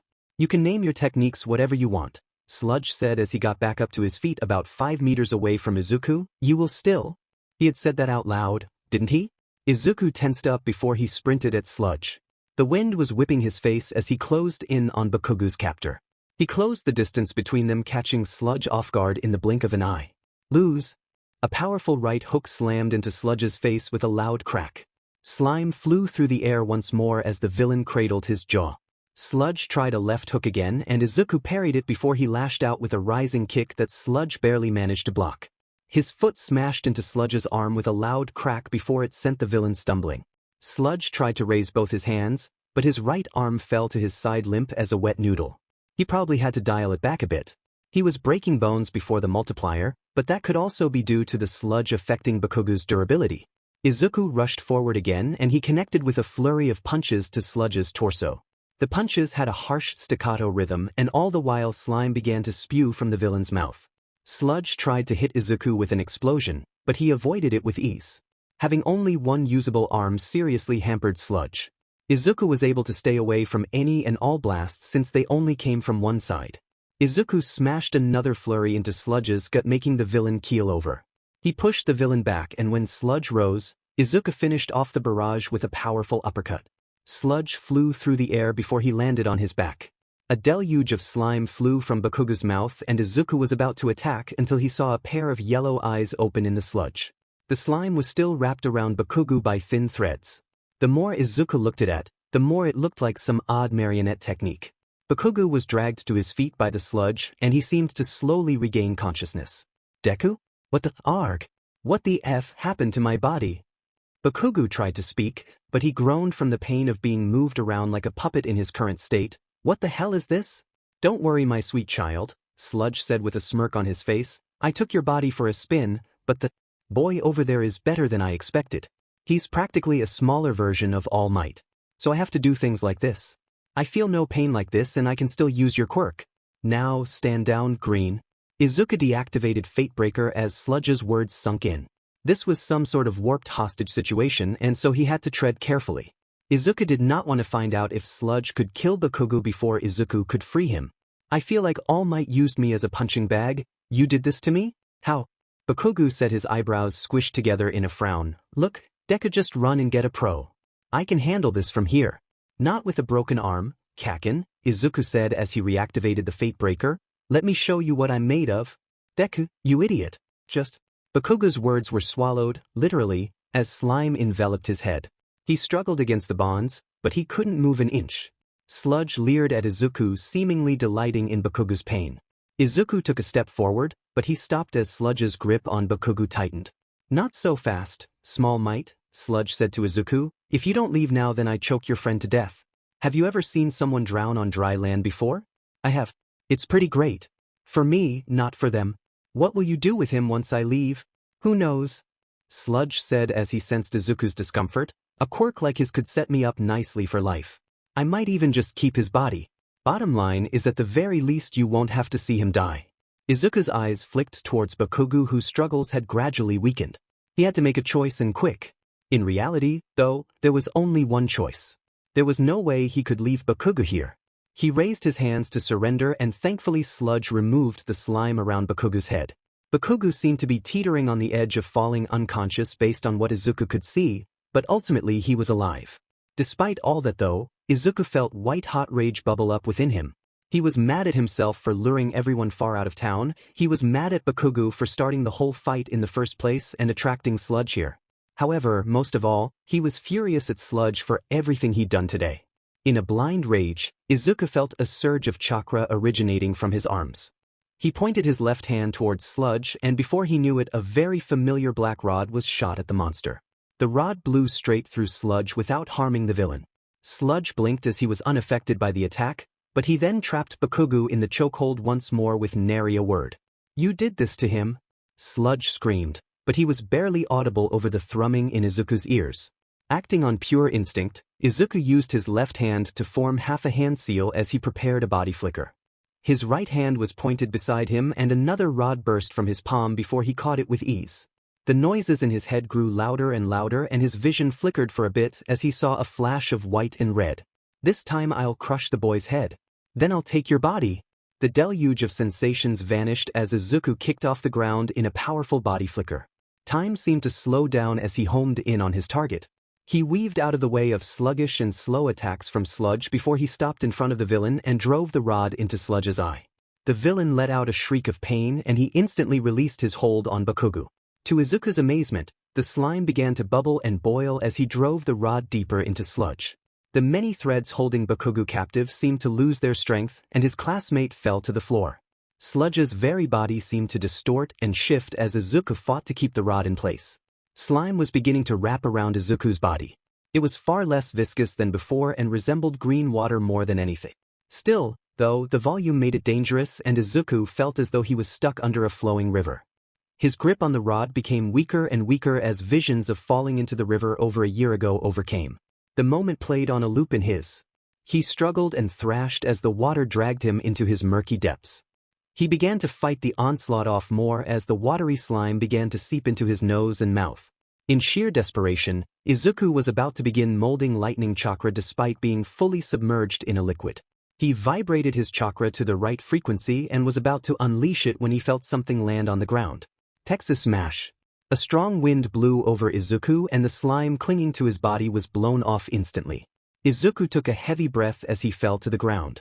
He had probably been under for less than 10 seconds, but it had felt like ages. He probably had more issues than he had first thought. If it hadn't been for the guy who used a Texas Smash than Izuku, he sat up. A Texas Smash? Izuku turned to see a tall blonde monster of a man holding up sludge in a bottle. His hair spiked up above him, and he had an impossibly wide and bright smile. It was All Might, Izuku whispered as he stared up at his idol. It's really you. Indeed it is. All Might said before holding a thumbs up to Izuku. I thank you for saving your friend over here. If you hadn't intervened when you did then, I fear he may have done something truly terrible to the both of you. Izuku practically shone underneath All Might's praise. A light bulb went off in his, and he scrambled for his notebook. But when he opened it he was surprised to see that it was already signed by All Might. Was he even human? "I'll take the two of you to a hospital," All Might said as he fastened the bottle Sludge was in before picking up Bakugou. "Would you happen to have this boy's emergency contacts?" "Wait, you're gonna take me to the hospital? I have Kaken's mother's number. We can go right now." Izuku put on his bag before he jumped on All Might's back. The man didn't even seem to flinch from Izuku's weight slamming into him full force. All Might adjusted his grip on Bakugou and Sludge before he turned to Izuku. "Hold on to your boots, young man." All Might crouched down and Izuku latched onto him like a baby sloth to its mother. He was on All Might's back. He was being carried by All Might. That was one off the bucket list. Suddenly, All Might exploded high into the skies, clearing miles within a single leap. Izuku looked down on the aerial view of Mizudafu that he was being given by All Might, and he did the only thing he could do in such a situation. He screamed, "Mizudafu Hospital."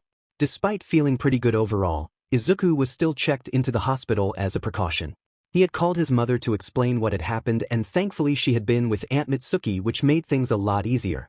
Unfortunately, he hadn't been allowed to see them as a stern-faced nurse had all but forced him to stay in bed. When he woke up the next day, the very first thing he saw was Bakugou lying on a bed of his own.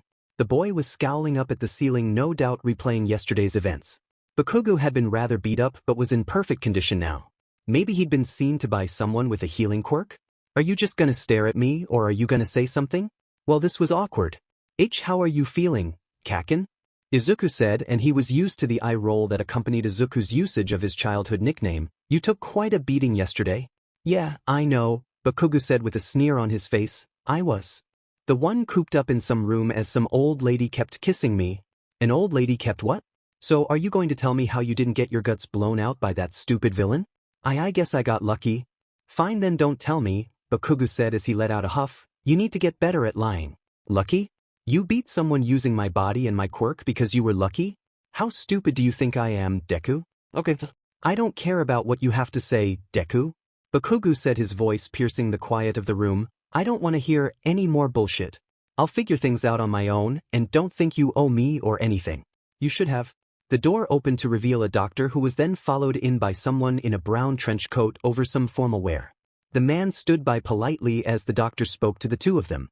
"Izuku and Katsuki, I hope you had a good rest," the doctor said, and there was a hint of exhaustion in his voice hinting at the rigors of his job. "I apologize for not being here sooner, but the hospital is rather busy after yesterday's events." "I slept well, thank you. It was fine." "That is good to hear," the doctor said before turning to the other man. "This is Detective Tsukachi. He's here in place of All Might to get some answers about what happened yesterday." Izuku felt a bit nervous as he learned why Tsukachi was here.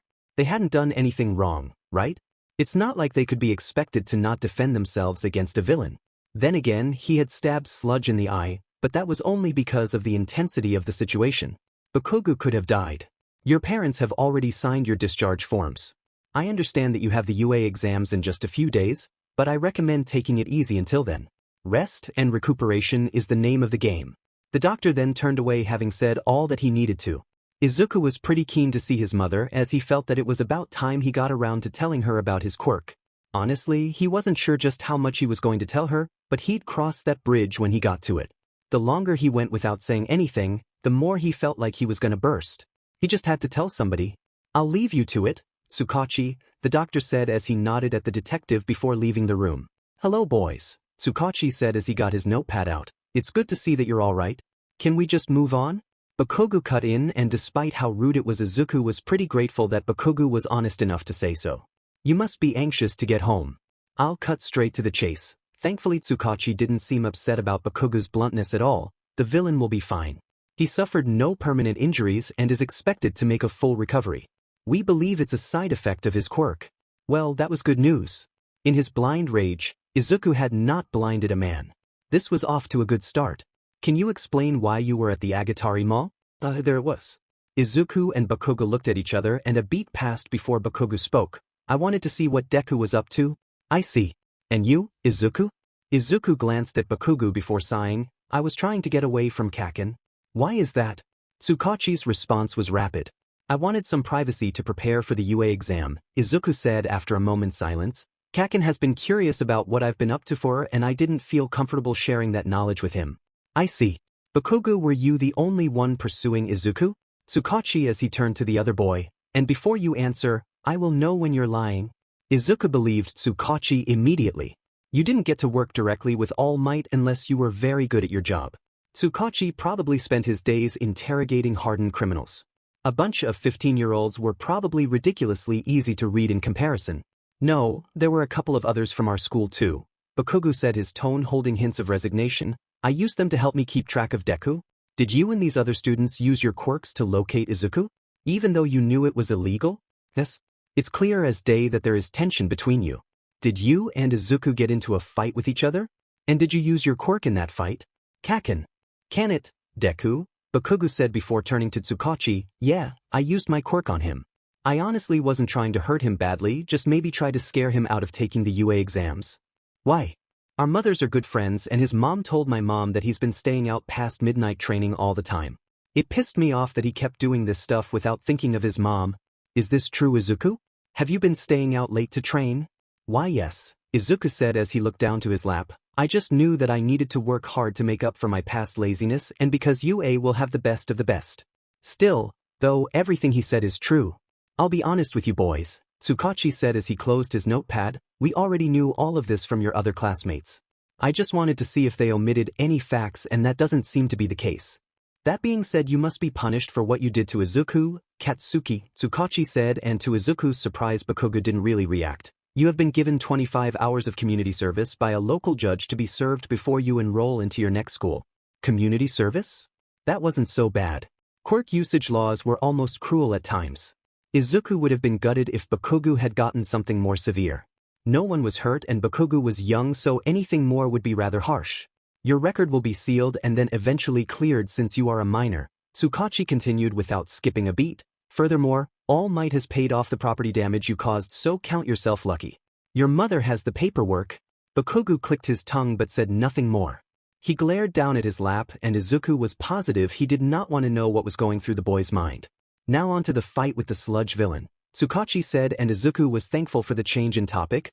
A boy called Akuma said the sludge villain took over your body. Do you remember anything after that happened? Only that he was fighting, losing to Deku after taking full control, so he was going to use me as some sort of marionette. I had a broken jaw and arm. My whole body was in a lot of pain. I told Deku to run for it before that monster tried to choke me out. I remember nothing after that. Could you fill in the blanks, Izuku? I, fended off the villain for as long as I could and eventually I managed to beat him up enough that he tried that marionette thing with Kaken, Izuku said, being truthful but vague. That villain was no joke for untrained children like you, Tsukachi said, his tone laced with some curiosity. And, was that respect? According to your mother as well as the other students, you don't have a quirk. How did you manage to beat him off if this was the case? You did quite a number on Katsuki's number. All Might tells me Recovery Girl was rather annoyed at him for not getting there sooner. The mention of All Might made Izuku's already substantial guilt multiply. He had already paid for the property damage done to the mall and now he was in hot water with another pro? All because Izuku had chosen to run instead of talking Bakugou and his goons down. But do have a quirk. It's this internal energy that boosts my natural speed and strength, or at least that's what I know it can do for now. That's what I've been sneaking out to master, Izuku said, finally causing Bakugou to turn towards him in shock. What the F-Deku? Why didn't you use it against me in our fight? It's against the law. Plus, I didn't want to hurt you, Kaken. You couldn't hurt me if you tried. Bakugou all but screamed at Izuku.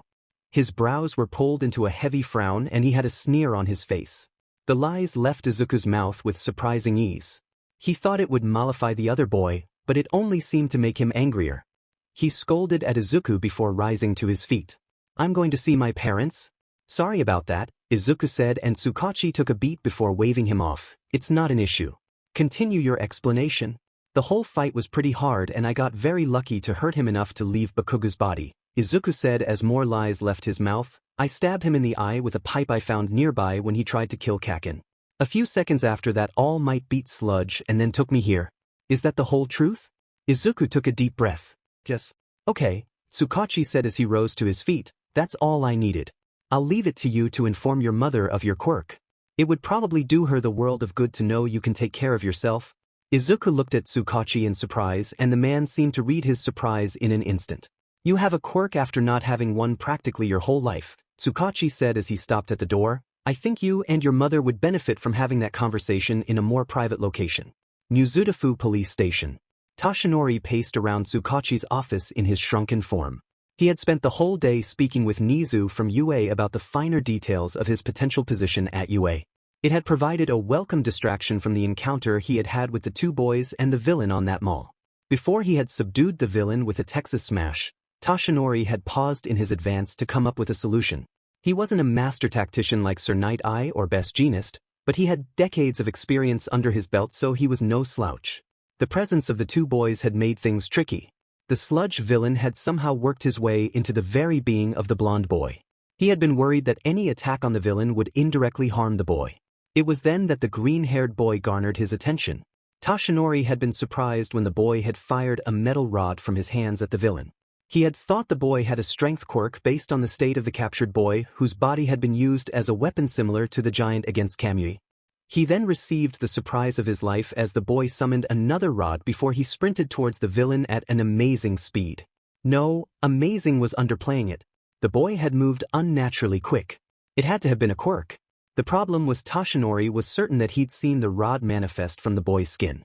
Furthermore, once it had pierced the sludge villain in the eye, it was clear that it had a horrible effect on the villain, understandably, and he had freed the blonde boy, giving Toshinori his opening. There were two conclusions. Either he was going blind, which wasn't the case, or the boy had two, maybe even more, quirks.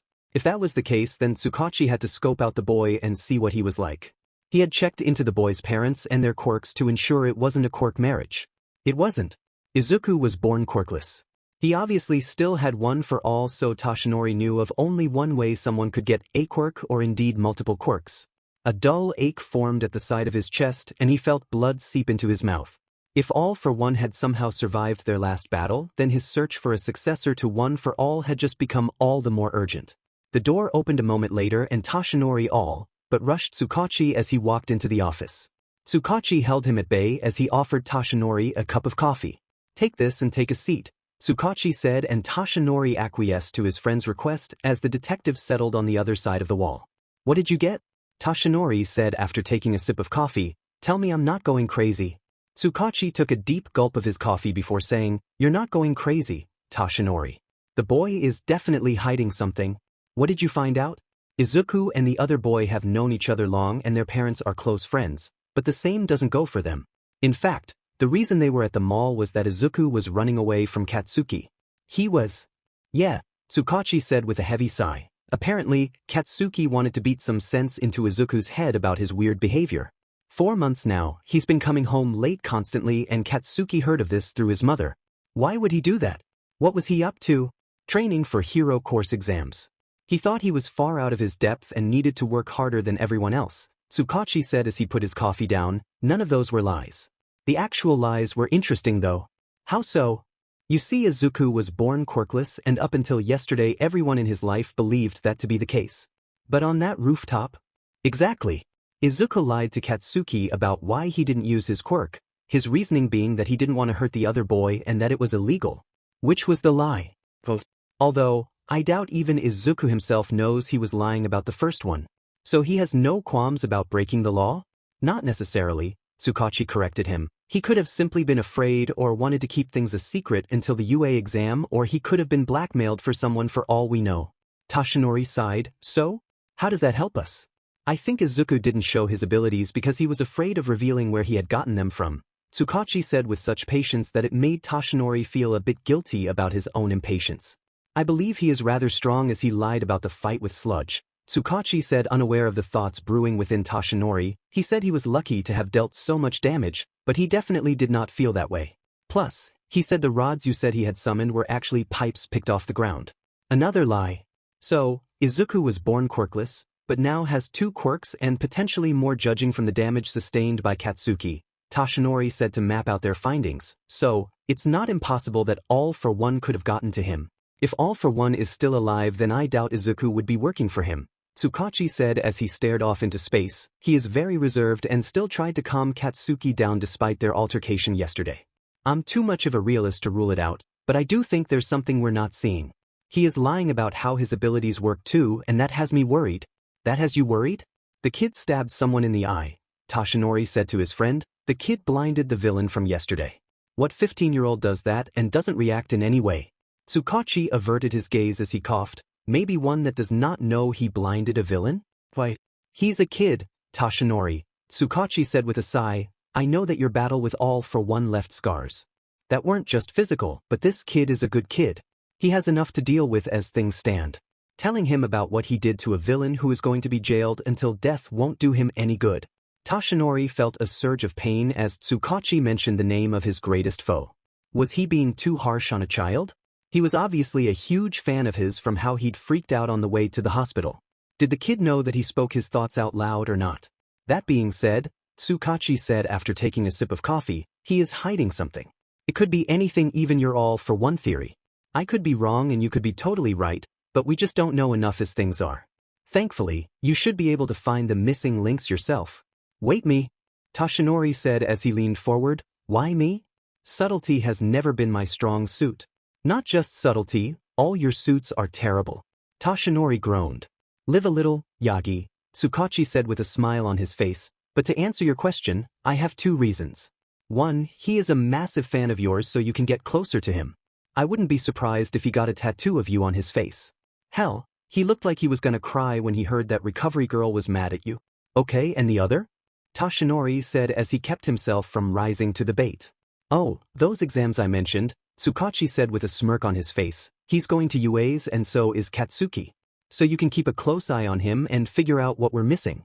You just need to finally accept Nise's offer. No. Do I have to? It's for the best and you know it. Plus, if this kid is on the straight and narrow, which he probably is, then you would be giving him and a generation of new heroes first-hand tutelage from Japan's greatest ever hero.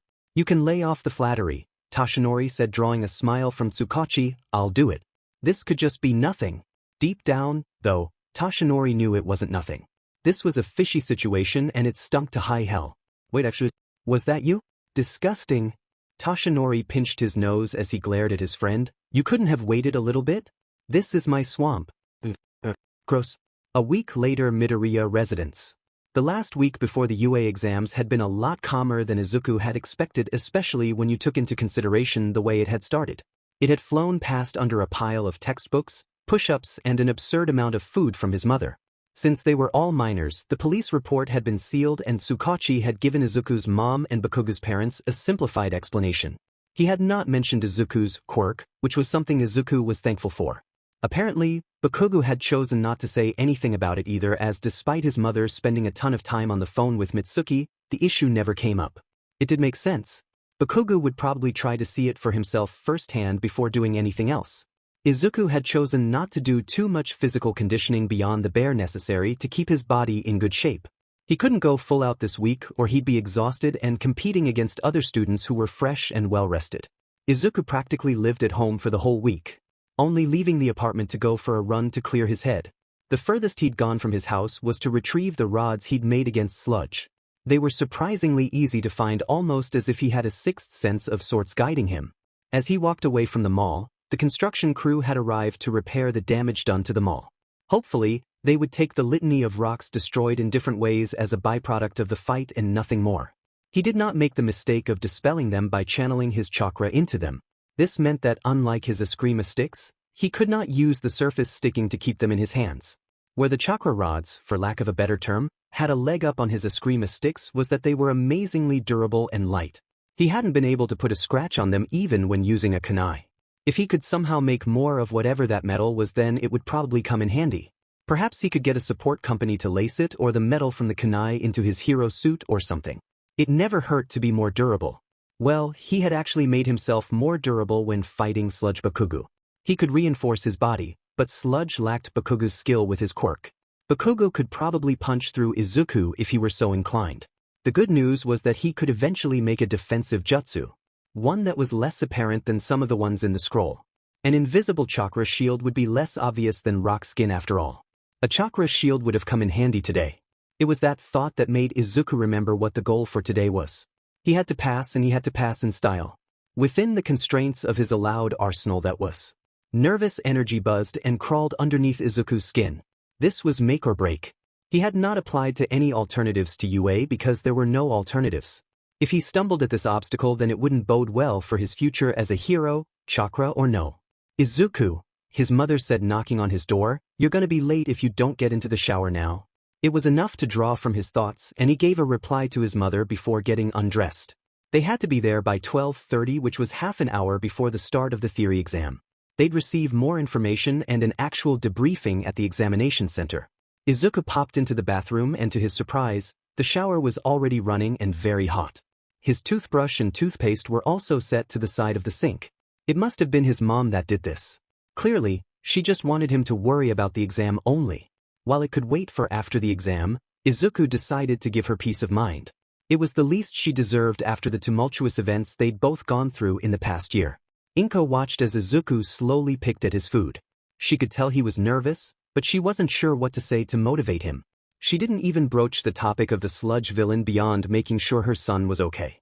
After Izuku had failed, she had never thought they'd be in this situation. She'd done her research. None of the heroes that were officially ranked were quirkless.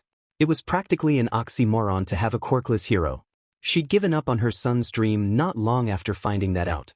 Izuku had always been withdrawn, but maybe she should have realized that her actions had been shameful at best and debilitating at worst. How did it feel to have no one believe you could reach your goal? How did you keep the same passion and drive when you faced ridicule and derision at every turn? How did you not give up? These were the questions Inko had been stewing on for long now. Izuku had become fixated on UA following their trip to the resort. He ate more, studied more, exercised more, and slept less. It drove her up the wall when he'd stay out late, but she did her best to never show it to him. She'd already let him down once before. She did not want to pile onto the pressure he was already putting himself under. So she tried her best to keep a sunny disposition so that Izuku could only worry about himself.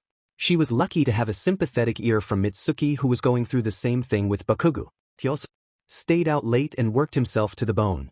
Inko knew that their sons' personalities didn't mesh, but it was deeply ironic that they mirrored each other in this aspect. She never wanted to hurt her son. Any sane mother would do the same, or so she had thought. Now, after taking into account the resort trip, Izuku's rigorous training, and now the sludge villain debacle, she had to wonder just whose feelings she was trying to spare. Izuku's or her own? Izuku said, and she looked at her son to see his hands fidgeting ever so slightly. "I have something to tell you." Why did he seem so nervous? She reached across the table to still his hand. "Just take a deep breath, Izuku. Whatever it is, you can tell me." She did mean that. She couldn't let what was plaguing Izuku ruin his exam. Not after all she had done, albeit inadvertently, to railroad his confidence. "See, can I just get few moments to, steady myself?" Izuku said, and she nodded immediately. Inko had something she had to get off her chest herself, and she hoped that what she had to say would help Izuku to open up. "I actually had something I wanted to say to you before you left," Inko said, causing Izuku's eyes to widen, and he stared at her in surprise. "I don't think I've been fair to you," Inko began as she stared off towards a corner. "I gave up on your dream without thinking about just how much it would affect you." With a heavy heart, she recalled their argument a few months ago. "You've been working so hard. You're ranked second in your year, you've gotten so much bigger, and you beat a strong villain just a week ago," Inko said, and she smiled as Izuku blushed heavily. It reminded Inko of herself. They were both terrible at receiving praise. "What I'm trying to say is that I'm sorry," Inko said finally. "As a parent, I'm supposed to do what's best for you, and I failed to do that when it came to this. Izuku, I just want you to know that quirk or no quirk, I know you'll blow the competition away. That's how amazing you are." Tears had begun to leak from her eyes from the catharsis of just laying all that on the table. She quickly wiped them away only for them to return as she saw tears begin to leak from Izuku's eyes as well. "Thank you so much, Mom. That really means a lot," Izuku said, and he took a deep breath before wiping away his tears. "I think I'm ready to tell you now." A confused silence settled over Inko as Izuku rose from his seat and walked towards the wall. Inko was about to speak, but she felt her words escape her as Izuku then walked up a wall. Inko shook her head. "How? When?" "Since the trip," Izuku said, and it was almost as if a light bulb went off in her head. "I can use this strange energy to do a lot of things. I want to tell you everything, but even I'm not sure what the limits are." "You're not sure?" Inko said as she felt a flutter in her stomach. "Is it that powerful?" "I think so," Izuku said as he walked back to her. "I want to keep what I can do under wraps until I don't have to anymore. I don't know when that will be, but hopefully, it's soon. I just had to tell you before this test. I should have done it earlier and—" Inko cut her son off as she pulled him into a tight hug. "It's okay, Izuku. I understand why you didn't tell me, and it's fine. Don't worry about not doing it sooner." Just focus on passing the exam. You're not mad? Or worried? Inko couldn't blame him for the shock and surprise in his voice. I'm not mad and I will always be worried about you. Inko smiled a little. I trust you to know what's the right thing to do. If you want to keep things a secret, then that's what I'll do.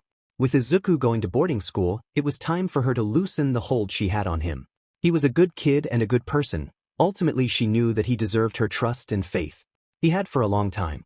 Thank you, Mom. Izuku pulled her into a tight hug that she returned just as fiercely. It was the longest hug they'd had in years and it eased the pain in her heart. Don't mention it, Inko said before she heard Izuku's stomach growl loudly. Now eat your food. You can't get into UA on an empty stomach. Izuku had to take a breath to calm himself as his bus slowed to a stop. He picked his bag off the ground as the disembark light lit up. He rose out of his seat and thanked the driver before disembarking. He checked his phone to see the time and he calmed down a bit as he saw that time hadn't sped up. It was 11:35, so just under an hour from when check-in would begin. It should take him less than 10 minutes to trek up the hill to UA, according to the internet. As he looked up at the hill in the nearby distance, Izuku wasn't so sure.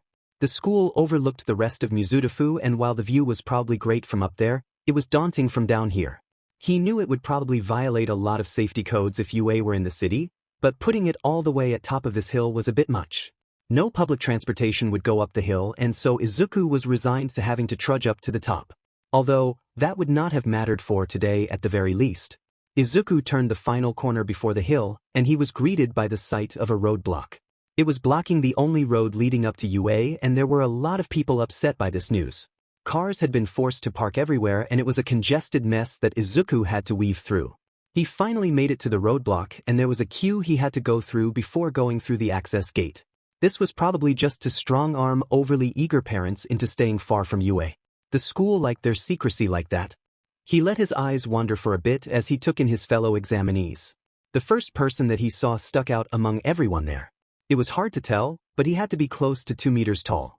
Izuku was convinced he was a parent until he saw two older-looking people wrap him in a hug.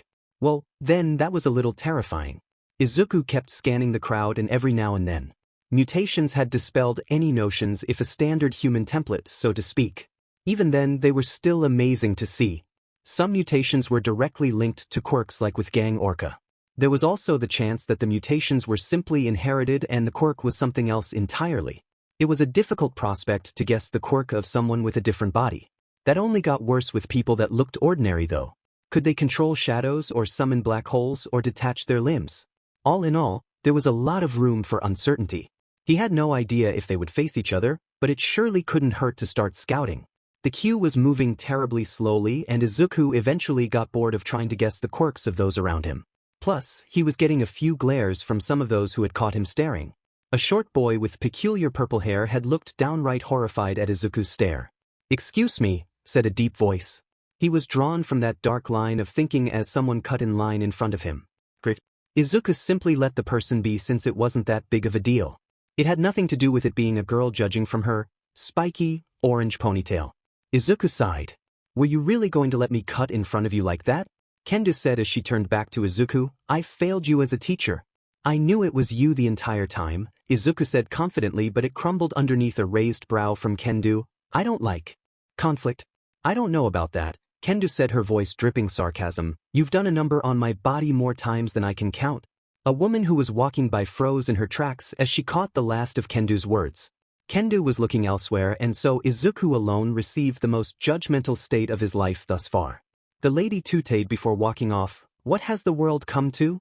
"Okay, so change of subject," Izuku said quickly as he fought to suppress a blush. "How ready are you?" "As much as I can be," Kendo said as they moved forward in line. "This month was torture. My dad really worked me to the bone. I probably ran through enough ice packs to build an igloo. It sucked. The only bright side was being able to punch his lights out when I was allowed to attack." Well then, Kendo was still Kendo. "It's not all bad though," Kendo said, losing the edge in her voice. "I know you learned some crazy, new stuff too. There's no way we lose. Not to these people. Look at them. I bet you could knock most of them out with one hit." Did she have to say that so loud? What did she say?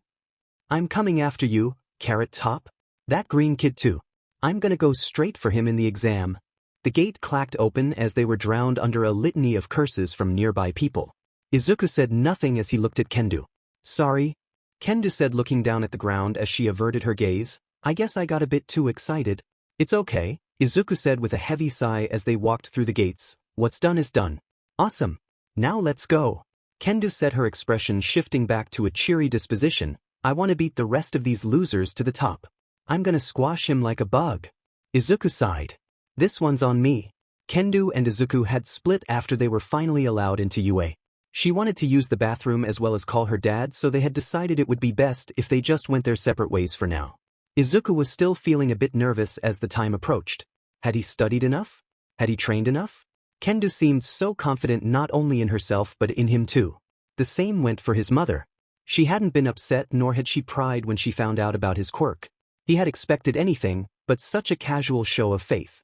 It made him happy that they both believed in him, but he was still worried that he'd let them down somehow. Izuku shook his head to dispel those thoughts. He had to believe in himself. He didn't quit after falling into that river, he didn't quit when he fought criminals, and he didn't quit when facing sludge. He wouldn't quit now. You. To her. Why? Suddenly, Izuku caught snippets of a nearby conversation from around the corner. It was en route the only way to the examination center, and so he unintentionally began to listen in on what seemed to be a private conversation. Did this count as eavesdropping? I have told you this before, said a tall girl with a spiky ponytail into her phone. She stood off to the side of the path and her bag was at her feet. I know what I am doing. Please tell Uncle that I am grateful for the recommendation. I truly am. However, I have been working hard to get in the traditional way. The way Dad got in? Okay, this was none of his business. Izuku tried to fly under the radar as he walked by the girl. He wouldn't want anyone to overhear, and so he began to hurry past. Unfortunately, in his haste to walk past, he managed to kick her bag a fair distance away. To make things worse, the sound of ripping fabric tore through the air as the bag got shredded by the thorn bush it landed in. Oh, Mother, I will call you after the test, the girl said before hanging up and turning to him with a scowl. You ruined my bag. I'm so sorry, Izuku said as he picked the rather ornate bag up from the bush, and he frowned as he saw the state it was in. It was an accident. I'll pay you back. Please tell me this isn't expensive. Not that I wouldn't pay you back, but… Oh, there's no need to worry. It was not expensive at all, the girl said flippantly, causing him to let out a sigh of relief. I believe this was about 700,000 yen. Izuku just about swallowed his own tongue. As a 700 TT,000? The girl seemed to misinterpret his shock. A rather good deal, no? 700,000 is rather cheap for one of Iwabami's exclusive designs. In any case, we should exchange contact information to make replacing this easier unless you have your checkbook on hand.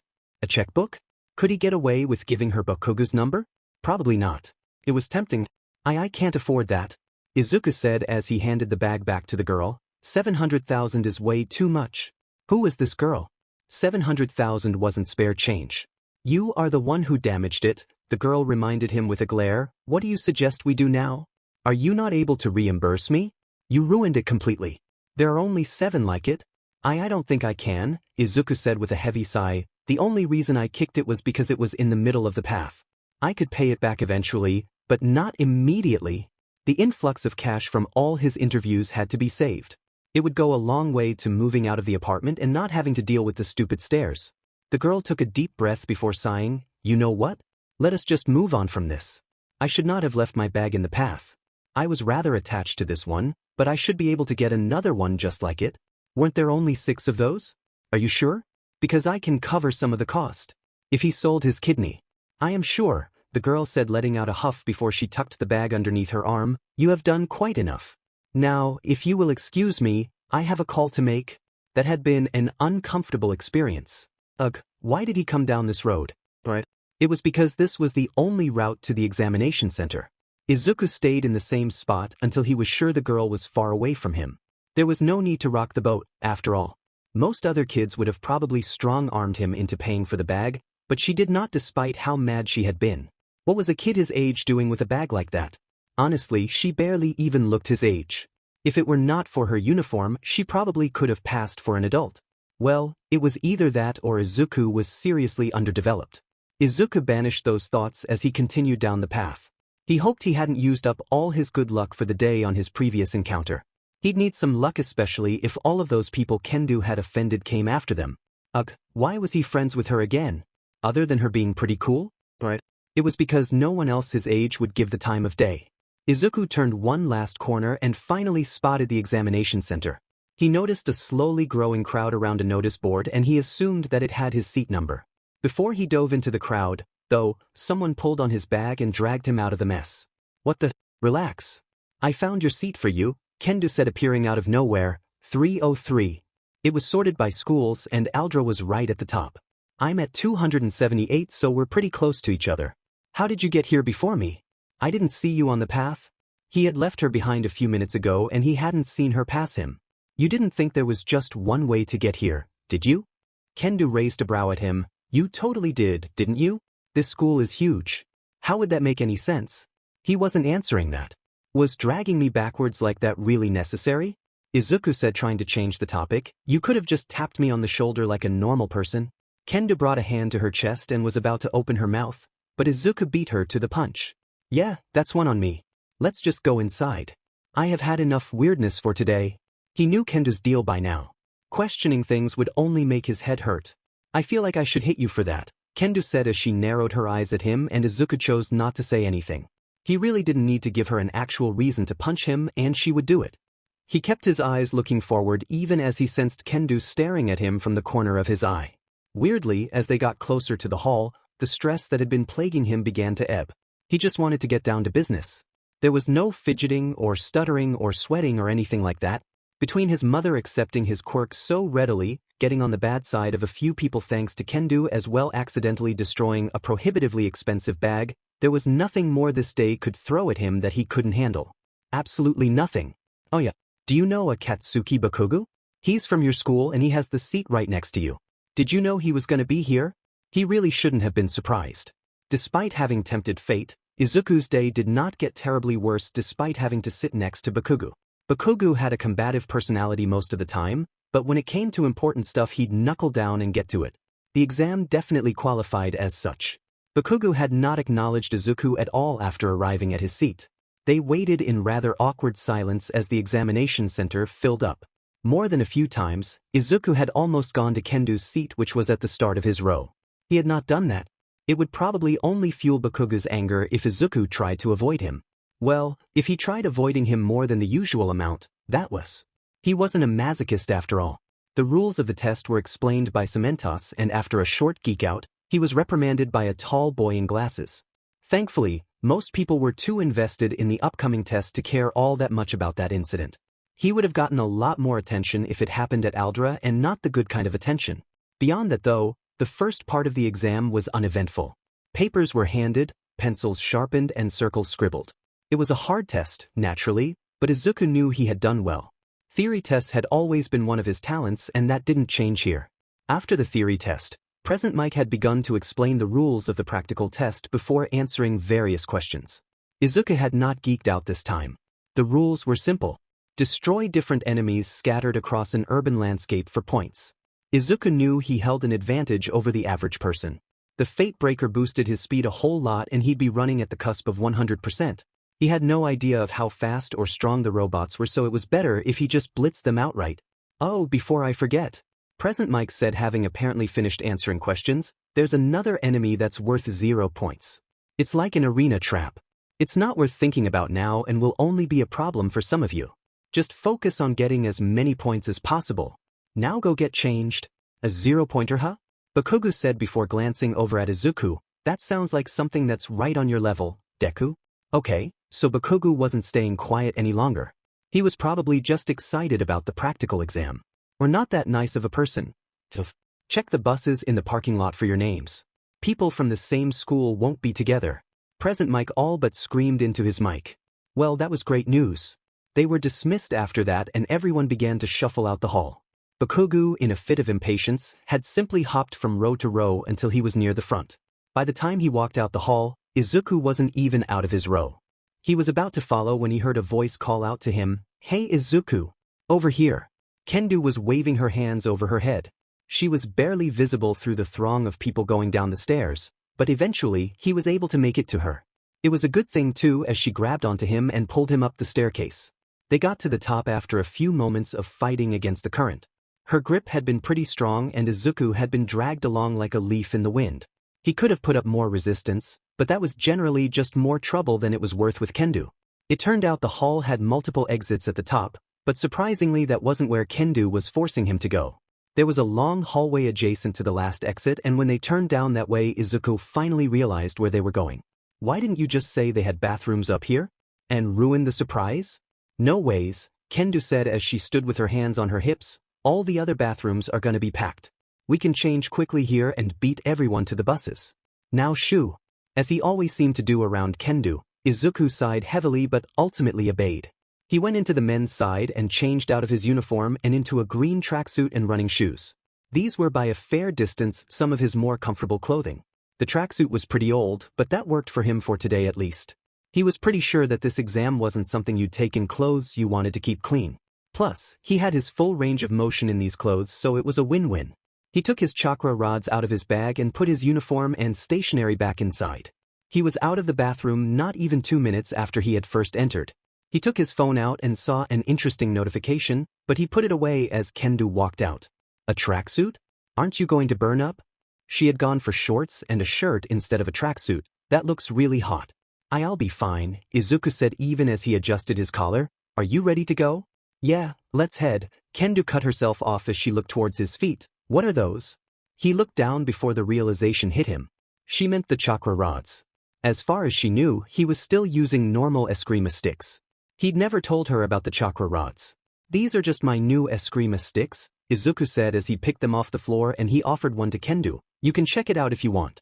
She took up the offer and went through a few motions with it. Wow, this is light, like really light. Can this actually do any damage? Before he could stop her, Kendo swung the rod at the wall at full strength. The rod plowed a large hole into the wall, kicking up a cloud of dust and debris. To make matters worse, water began to spew into the hallway from the wall. Oh crap, Kendo said as she took in the damage she had caused. The water sprayed all over them, getting their legs and shoes wet. The flow didn't seem to show any signs of stopping either, which just made the situation all the worse. We should probably move, right? Izuku's look was enough of an answer. It was a certainty that UA had an advanced system to check for failures like this, so they had to leave while they still could. They all but ran out of the examination center, and then once they were far away enough, they tried to act natural. As natural as you could look with wet pants, that was. Thankfully, no one really paid them any attention and they breathed a little easier once they had dried out. The buses were in view and thankfully they had beaten the crowds once again. Can we just bury that and never tell anyone? Kendo asked, her cheeks a bit red. That wasn't my best moment. That's fine by me, Izuku said, and despite himself, a smile began to break out on his face. I don't need anyone else to know to make fun of you for it. It was an accident. Kendo pleaded as she held up the rod in her hand. Is this thing like a fancy gadget or something? I'd hate to be on the end of this. You only need one for the exam, right? You didn't register any weapons, so I can't help you, Izuku reminded Kendo, causing her to pout. And not that you need it or anything. You're strong enough to crush those robots. Believe it. This is getting too easy now, Kendo said as she handed him the rod back. Thanks for the vote of confidence, though. This being a 30-minute test is kind of freaking me out. They always used to be just 10 minutes. You'll be fine, Izuku reassured her. You've kept your quirk active longer than that and you're almost as fit as me. If I can handle it, then you can too. Since when are you fitter than me? Since I activated my quirk, Izuku said, and he enjoyed the way Kendo's eyes widened. You're what? Kendo screamed in his face as she shook him back and forth. You ass. I thought you were quirkless or had something lame, so I was too scared to ask. Izuku could have sworn she was trying to give him whiplash. He ignored that, though, for the more important tidbit. You were scared? That didn't sound like Kendo at all. Yes, Kendo said as she shoved him back. It's rude to ask about quirks unprompted. I've been wondering when you were gonna tell me. This was just like with his mother, wasn't it? I should have told you sooner, Izuku conceded, drawing a nod from Kendo. It's just like a power-up quirk. I can use the energy to boost stuff like my speed, strength and jumping. An energy? Where does it come from? Does it affect your body? What do you call it? Have you ever used it against me? What else can it do? The barrage of questions from Kendo left Izuku tongue-tied. He didn't want to lie to Kendo, but then again he was already lying by omission, wasn't he? Thankfully, he didn't dig his grave any deeper as Kendo seemed to sense his unease. That was a bit much, wasn't it? She asked, rubbing the back of her neck. I guess you've been rubbing off on me a lot. Was he that bad when it came to quirks? No, he was way worse. Kendo's curiosity was nothing compared to how he'd react if the roles were reversed. He'd probably be scribbling a ton of stuff in his notebook too. Maybe just a little, Izuku said as he smiled a little. Let's just try to find our buses. Maybe if we're lucky, we'll be in the same zone. But, do you need someone to hold your hand? And she was back. There were 9 buses and thankfully there wasn't much of a crowd. They went through the lists taped to the buses before finally coming across the first of their names. Itsuka Kendo, zone number 5. Kendo said before continuing down the list, it's just me. Sorry Izuku, but you're on your own for this one. A vaguely familiar boy with strange purple hair joined them as he began to look for his name. The boy was rather short and so it was a bit comical to see him strain to read the list. Kendo smirked at him, causing his own lips to quiver slightly. Kendo must have been rubbing off on him. He would have never found the boy's plight even slightly funny before he had met her. Now, he felt like he was on the verge of bursting into laughter. Well, it's probably for the best, Izuku said as he stepped aside to give the other boy a better view of the list. Plus, it meant Izuku wouldn't struggle as much to suppress his laughter. You got quite a few people mad at us at the gate. They would go berserk if they saw us together. Izuku said to Kendo as he finally got back in control of himself. They seemed really mad.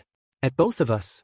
This was despite the fact that Kendo had done all the talking and he'd just been an innocent bystander. How was that even fair? If those guys can't handle some competitive banter then they're weaker than I thought, Kendo said as she stood at the entry to the bus. Thankfully, none of them were around. She eyed the chakra rods in his hands and smiled sweetly. Are you sure you can't give me your rod? That thing is awesome. I doubt anyone here would care. The short boy between them let out a cough, startling Izuku. He looked down at the boy to see him wiping saliva away from his mouth. Who came to an exam while they were sick? I think you had enough fun with it back at the bathroom, Izuku said, and this time he managed to ignore the coughing fit that the other boy was having. You've done enough damage for the day. Fine, Kendo groaned out half seriously. I'll take that bad boy for a spin after the exam and maybe for the next few days, so don't lose it. I still can't believe you were hiding something so cool from me. The crowds were coming in and so Izuku and Kendo said their last goodbyes and well wishes. Once Kendo was inside the bus, Izuku was about to walk off when he felt a hand wrap itself around her wrist. He turned back to see the boy from earlier. His cheeks were red and his eyes seemed rather bloodshot. What was someone so sick doing at UA's exams? He was in no shape to compete. Can I help you? How long have you known that girl? The boy said, and it took a few seconds before the penny dropped in Izuku's mind. Did he mean Kendo? Kendo? Just a few months, Izuku said, betraying nothing even as he felt just a touch uncomfortable. She's my sparring partner, but we've gotten really close after she gave me her number. She gave you her number. The boy's tone and facial expression only increased Izuku's discomfort. What about the rods thing? Tell me all about that. Izuku wasn't really hurt by the number thing. He had freaked out at the time too. The chakra rod thing though, why did Kendo bring that up? He had to keep things vague or else they'd probably get a pretty big property damage fine. She was just messing around with it and things ended up getting a bit messy. Izuku gestured to the drying wet marks on his pants with his chakra rod. We kinda had to bail before we got caught in the examination hall. I'm in the presence of a legend. The boy breathed out as he took Izuku's hand in both of his. Your name's Izuku, right? That's what she called you. Izuku really wanted to get to his bus before the crowds arrived, but he was just too polite to walk off mid-conversation. So he decided to just wrap this odd chat up as quickly and politely as he could. Yes, but most people call me Midoriya. Well, technically most people called him Deku, but he didn't need to tell this guy that. It would add an unnecessary facet to what was already an uncomfortable conversation. Of course, only your girl gets to call you that. Idiot, the boy said, slapping his forehead. My name is Mineta. I hope we both get into UA so I can learn from a master like you. You're my hero. His girl? Thank you. Izuku wasn't sure what the other boy meant by it, but he was pretty sure he didn't want to know. Mineta? I need to go now. I still haven't found my bus.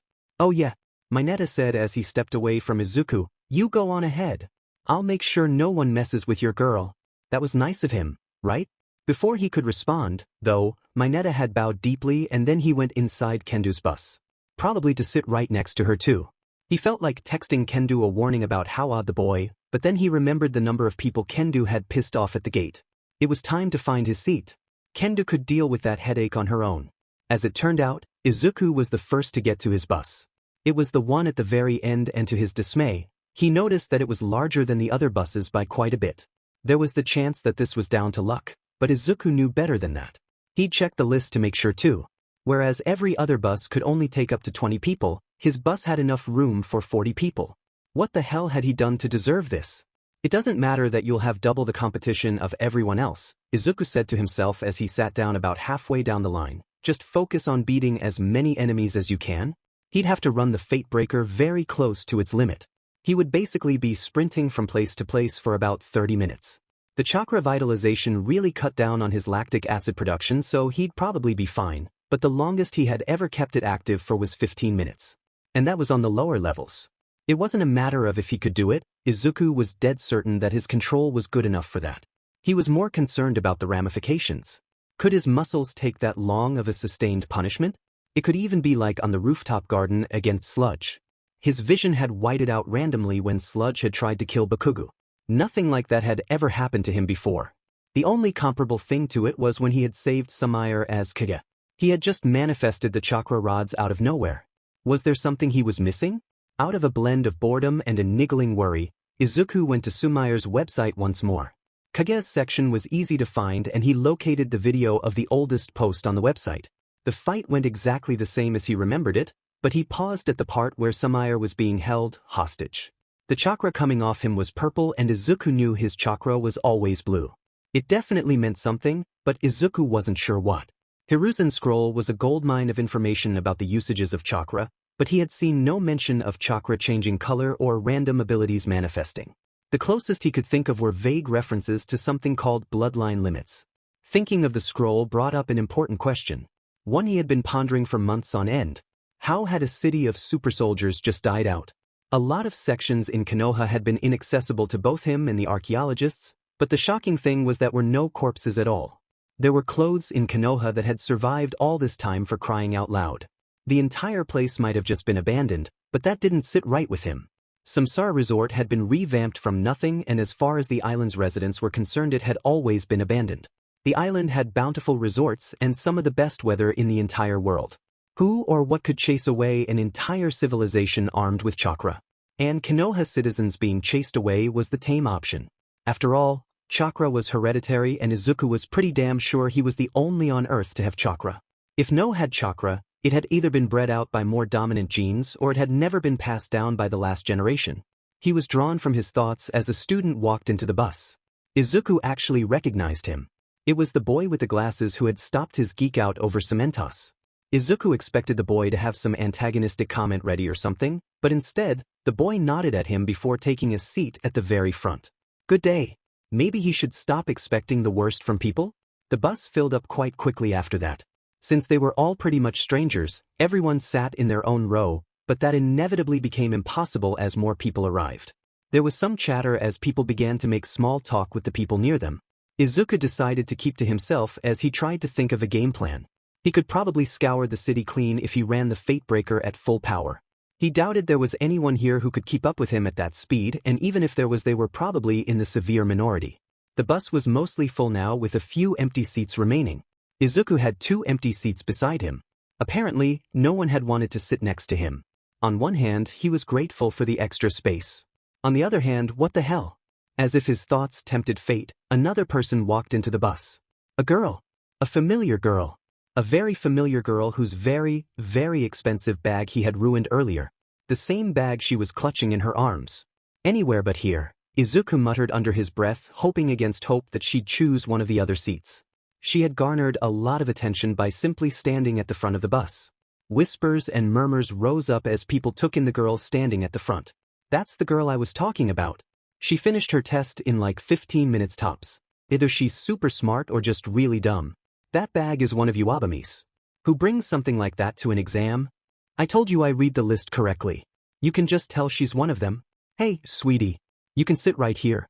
What the hell is she wearing? Izuku wasn't sure if the people, it was probably a mix of brashness and trying to get into the girl's head. She did seem very assured of herself and confident, even dressed in short shorts and a sports bra. Izuku had swum with a shirt on until he was 9. Inevitably, though, her eyes settled on the empty seats next to him before they panned to meet his gaze. Izuku froze in his place as she nodded to herself before walking down the passage between the seats. Surely, that had been a coincidence. Yeah, that was it. There was probably an empty seat somewhere behind him, and she was going, "Pardon me, are any of these seats taken? Sit somewhere else." And no, none of these seats are be broken. His gaze landed on the tattered and expensive bag. I mean taken. You can sit down, either out of pity or politeness. He wasn't sure which. She didn't mention his slip-up. She sat down on the aisle seat, leaving one open seat between them. Izuku's bags and rods were in between his legs on the floor, and so the girl took the chance to put her bag in the middle seat. She then took a book out of her bag and opened up somewhere in the middle of it. If Izuku hadn't ruined her bag, then maybe the situation would have been fine. As it was, Izuku was tensed up as he waited for the girl to recognize him from before. Surely, she would have picked another seat if she did remember him? Hey, guys, said a cheery voice, and he blinked as he saw a brunette girl standing before them. Is that seat taken?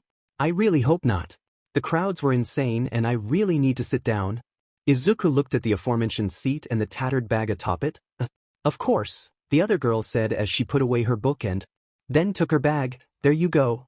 The girl squeezed her way in and shrugged her bag off before sitting down. She was one of the very last to arrive, and a few seconds after she had sat down, the bus driver came aboard and started the bus up. How was the theory exam for you guys? The bubbly girl said once she was comfortable. It was kinda tricky for me, but I think I did all right. Wait, she was talking to them? It was no less than I expected, the tall girl said, and Izuku noticed she sat perfectly straight in her seat. I finished after 20 minutes. I could have done it faster, but I had to triple-check all my answers. Did she take 20 minutes for a 90-minute test? And she triple-checked her test? That was amazing. Wow. You must be like a genius or something. Did you even need to study for this thing? The two girls sitting next to him delved into a deeper question. If it were any other day, Izuku would be freaking out that two girls were sitting next to him. As it was, he was just trying to sink into his chair and disappear from the taller girl's sight. How noticeable would a transformation be? Maybe if he rolled the windows down, then the smoke. Are you okay? Izuku was drawn from his thoughts as a hand snapped in front of his face. He traced to see the concerned face of the shorter girl. Yeah, I'm okay. Izuku's words stumbled out his mouth. I was just strategizing for the practical. I'm kinda nervous.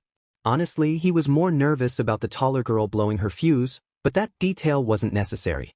If you say so, the girl smiled back at him. I get like that too sometimes. I can teach you a few breathing exercises if you like. My mom taught them to me a while back. This girl was nice, like really nice. It was about time he met someone normal. When Kendo was the most normal person you dealt with, then there was a serious problem. I am fine, but thank you for offering. The girl in the middle seat then spent most of her time actually doing said breathing exercises or asking her passengers questions about how their day had been. Nothing too intrusive, and by the time they arrived at the testing center, it felt like barely any time had passed. We're here, she said as she rose to her feet, and they had to wait until it was their row's turn to disembark. They'd only need a few supplies, so Izuku took his rods and left his bag. He didn't have time to see what the other had taken as the bus driver signaled them to move. They got off the bus and Izuku was about to walk off when he felt a hand wrap around him. Wait. Even as his face burnt up, he was able to realize that she was only using 4 fingers instead of 5 to grab onto them. It was a common gesture done by those with contact quirks, and he wondered what her quirk was. For a second, he was worried it was something that could turn him to a pile of goo with one slip, but that would be deeply at odds with the girl's saccharine personality. I totally forgot, she said as she let go. What are your names? I'm Achiko Uraraka, and you guys? How rude of me, the taller girl said with her brows furrowed. My name is Momo. The lack of a last name caused a bit of an awkward silence as both Izuku and Uraraka waited to hear more. Or maybe it was just him that was feeling awkward from Momo's blank stare.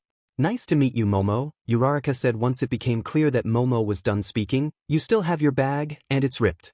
What happened? An unfortunate incident, Momo said while giving him a rather unsettling look. This is not ideal, but I will adapt. She was using the bag in the exam? As if he didn't feel bad enough already. This was just rubbing salt in the wound. What about you? Sorry? Izuku felt his cheeks heat up as he was brought back to living. My name is Izuku. Izuku Midoriya. He heard a gasp and he turned to Momo, whose face was twisted in confusion. I beg your pardon? Do you know him? I am not sure. Uraraka's question was left unanswered as Present Mix's voice sounded from the PA system. The practical exam begins now. Go. Good. Everyone around Izuku, including Uraraka and Momo, took off towards the testing center. Izuku took a moment to activate the Fate Breaker at near full power before picking up his chakra rods. He blew past the crowd of fellow competitors and he gave a glance to the bespectacled boy from before rushing past him too. He heard the whirring of machines nearby and he turned the corner to see 3 two-pointers. He tightened his grip on his rods before springing towards them. They were very large, but they moved rather slowly.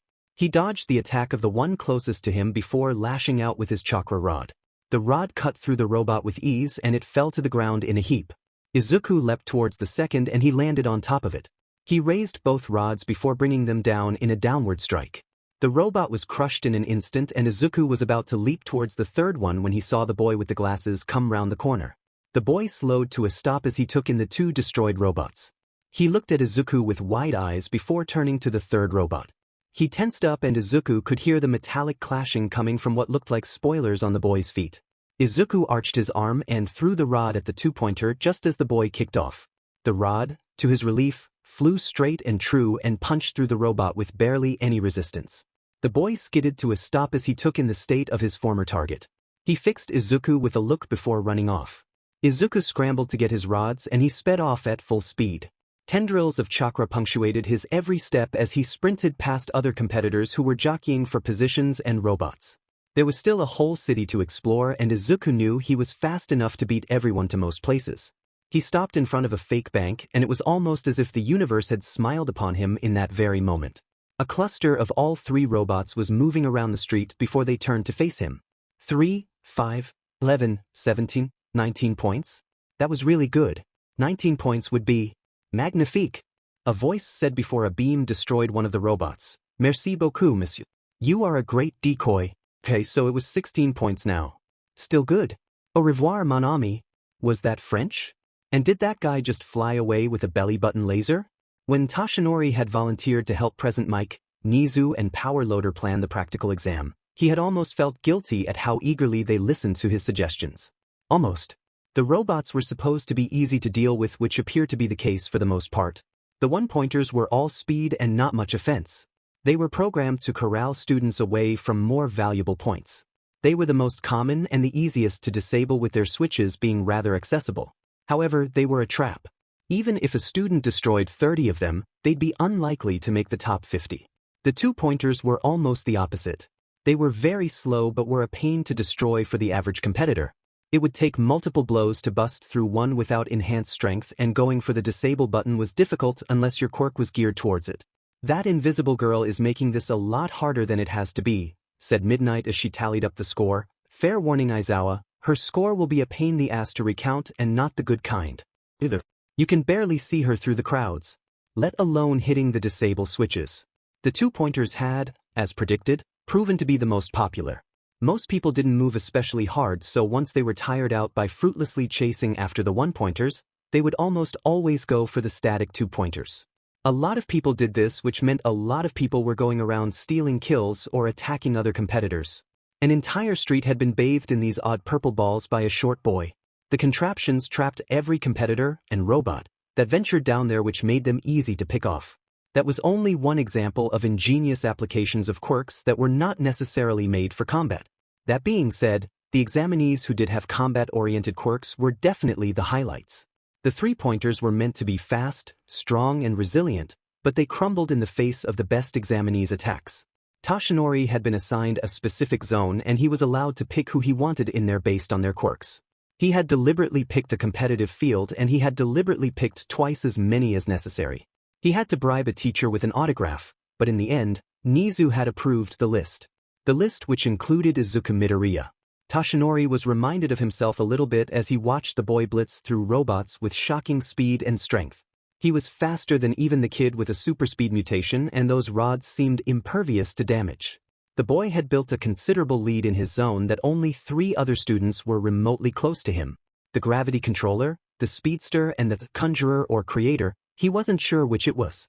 Of course, with the test being as long as it was, the students began to slow down. The timer signified there being 2 minutes left, and it was then that Nizu presented him the remote, which signified the end of the exam. He turned towards Toshinori with an oddly terrifying smile. "Would you like to do the honors?" the odd animal asked him, and he nodded. "Splendid. Hisashi, get the announcement ready and don't forget All Might's addendum." None of the other teachers had seemed all too bothered by his proposed alteration. Whether it was out of fear or respect or something else, no one had objected to it at all. Toshinori took the remote and without hesitation pressed the button. The ground and buildings began to shake in all of the testing zones, but he only had his eye on one zone in particular. With enough pressure, he'd crack Izuku's walls, and that began right here right now. Izuku wiped the sweat from his eye as he dodged the rapid attacks of a three-pointer. His chakra system pulsed underneath his skin as he kept the Fate Breaker active at 100%. His body was screaming at him, having been pushed past its limits. He dodged a swipe from the three-pointer, but its arm clipped his rods. They were sent sailing through the air somewhere, but Izuku paid that no heed. He used surface sticking, which he should have still been using on his rods, to cling to the robot. He raised his arms in a hammer blow before bringing them down. There was a screech of metal as his fists crunched up the metal below him. Electric shocks bit at him as hands got tangled up in the wiring of the machine. This made the robot go berserk as it sped off towards a wall, and he leapt off as it went kamikaze on a nearby building. It exploded in a shower of metal, and Izuku breathed heavily as he took some time to cool off. If that three-pointer counted for him, then that meant he was now on 117 points. For about 30 minutes, Izuku had been pushing his muscles to the limit. He could still keep going, but this was the longest time he'd used the Fate Breaker for. It was great, but there was still a lot to work. It was inefficient since it served as a constant drain on his chakra, and even at 100% the effects were not to his liking. Plus, he doubted he could keep it active while using jutsu. He didn't know any yet, but in the long run, they would be more useful to him than a considerable but inefficient physical boost. There was a lot to be done to improve it as well as his body. Izuku was reasonably sure he was at the top of the hill. He had the luxury of being able to stay ahead of the crowds, and so he could beat a lot of robots before someone caught up to him. He had caught glimpses of the other competitors. Uraraka had destroyed like 10 three-pointers in one go, and Momo had somehow procured a strange gun with a flared muzzle. It seemed to be able to discharge anything, and he had decided to go somewhere else when she had shot a chain that had cut through 20 points worth of robots in one go. The final standout was the boy with the speed quirk. Much like Izuku, he just blitzed robots and then left. He was slower than Izuku from what he'd seen, but the trade-off was a much more efficient quirk. He barely looked out of breath whenever Izuku had found him. Izuku, in contrast, had begun to feel the burn about 10 minutes ago. I can still get to 125, Izuku said as he moved towards his chakra rods. That should be more than enough too? Izuku's words died on his lips as the ground began to tremble. He tracked the source to the city center, which was a short distance away from him. Dust was rising to the sky, and buildings began to crack and crumble as the dust cloud rose to the sky. Izuku caught a flash of metallic green before harsh red lights emanated from within the swirling dust. Eventually, the dust cleared, revealing a titanic robot with red lights flashing all over it was revealed. Its hands were big enough to grasp onto buildings like they were walking sticks. It was as wide as the main street, and Izuku felt a sense of foreboding as it began to move forward at a deceptively quick speed. Attention examinees. This is your arena trap. Think of it as a follow-up exam with a new time limit. If it reaches the edge of the city before every single one of you vacate the area, then all of you get a 100% deduction. However, there are bonus points up for grabs, so the best way to mitigate that deduction is to run, run, run. Izuku felt like fainting as he heard the rules. His zone had twice the amount of people as the others. There was no chance all of them would make it on time. The gates were too far away. Present Mike seemed to read his mind as he went on. Oh, by the way, it should take these things 7 minutes to get there. The majority of you are also at least 7 minutes away at normal speed from the exit, so things are going to be a bit close. Good luck. And somehow it got worse. Izuku picked up his rods before he sped off towards the main road. He ignored the burning across his body as he sped through the faux city streets. He slowed to a stop in the main street, and he was greeted by pandemonium. Out of my way. Move. If you don't get out the way right now, bring it on, Taserface. I'll beat you to a pulp for those points. What the hell were these guys thinking? It seems like your change is a success, Nizu said to All Might. The examinees are turning against each other for an unknown amount of bonus points. They're putting themselves before those of others. It's a near impossible situation for them, Aizawa said as he looked across the feeds. The majority of them do not have nearly enough points to pass, nor can they reach the gate on their own. So they'll need those in an advantageous position to help them escape, Toshinori said, continuing from Aizawa's thought. There are some examinees in there who are going to pass this exam regardless. This added test should be an obstacle for those of strong body, but lacking a strong mind. Most of them were not aware, but the examinees were all on the same team now. The rescue points up for grabs would help those who weren't necessarily the strongest, but were the most altruistic. A key component of being a hero. Toshinori had scoped Izuku's current situation. He had the most to lose of them all, but he could also beat everyone to the gate comfortably. It would be illuminating to see what the boy would do. No matter what he did, though, Toshinori would keep an eye on him. There was no doubt Izuku was smart to see what the actual test was. No matter how he looked at it, Izuku's power seemed to be a facsimile of one for all. If one took in the strangeness around Izuku's quirk, or quirks, it seemed a touch too convenient. Could it be a mere coincidence, or was it by design? The evacuation of his sector was going poorly. There was a serious bottleneck as everyone tried to go down the main road, which was the fastest route by far. Any detours would massively slow them down.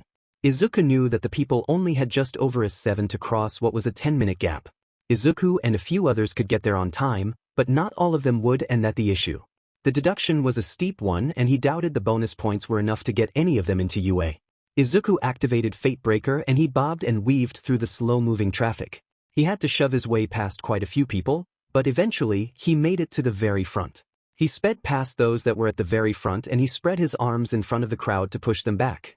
It worked as soon the crowd caught up with them once more. Stay back. I've got a plan. Get out of the way. Izuku tried to plead again, but he got shoved back by an overzealous boy. Clearly, words weren't enough here.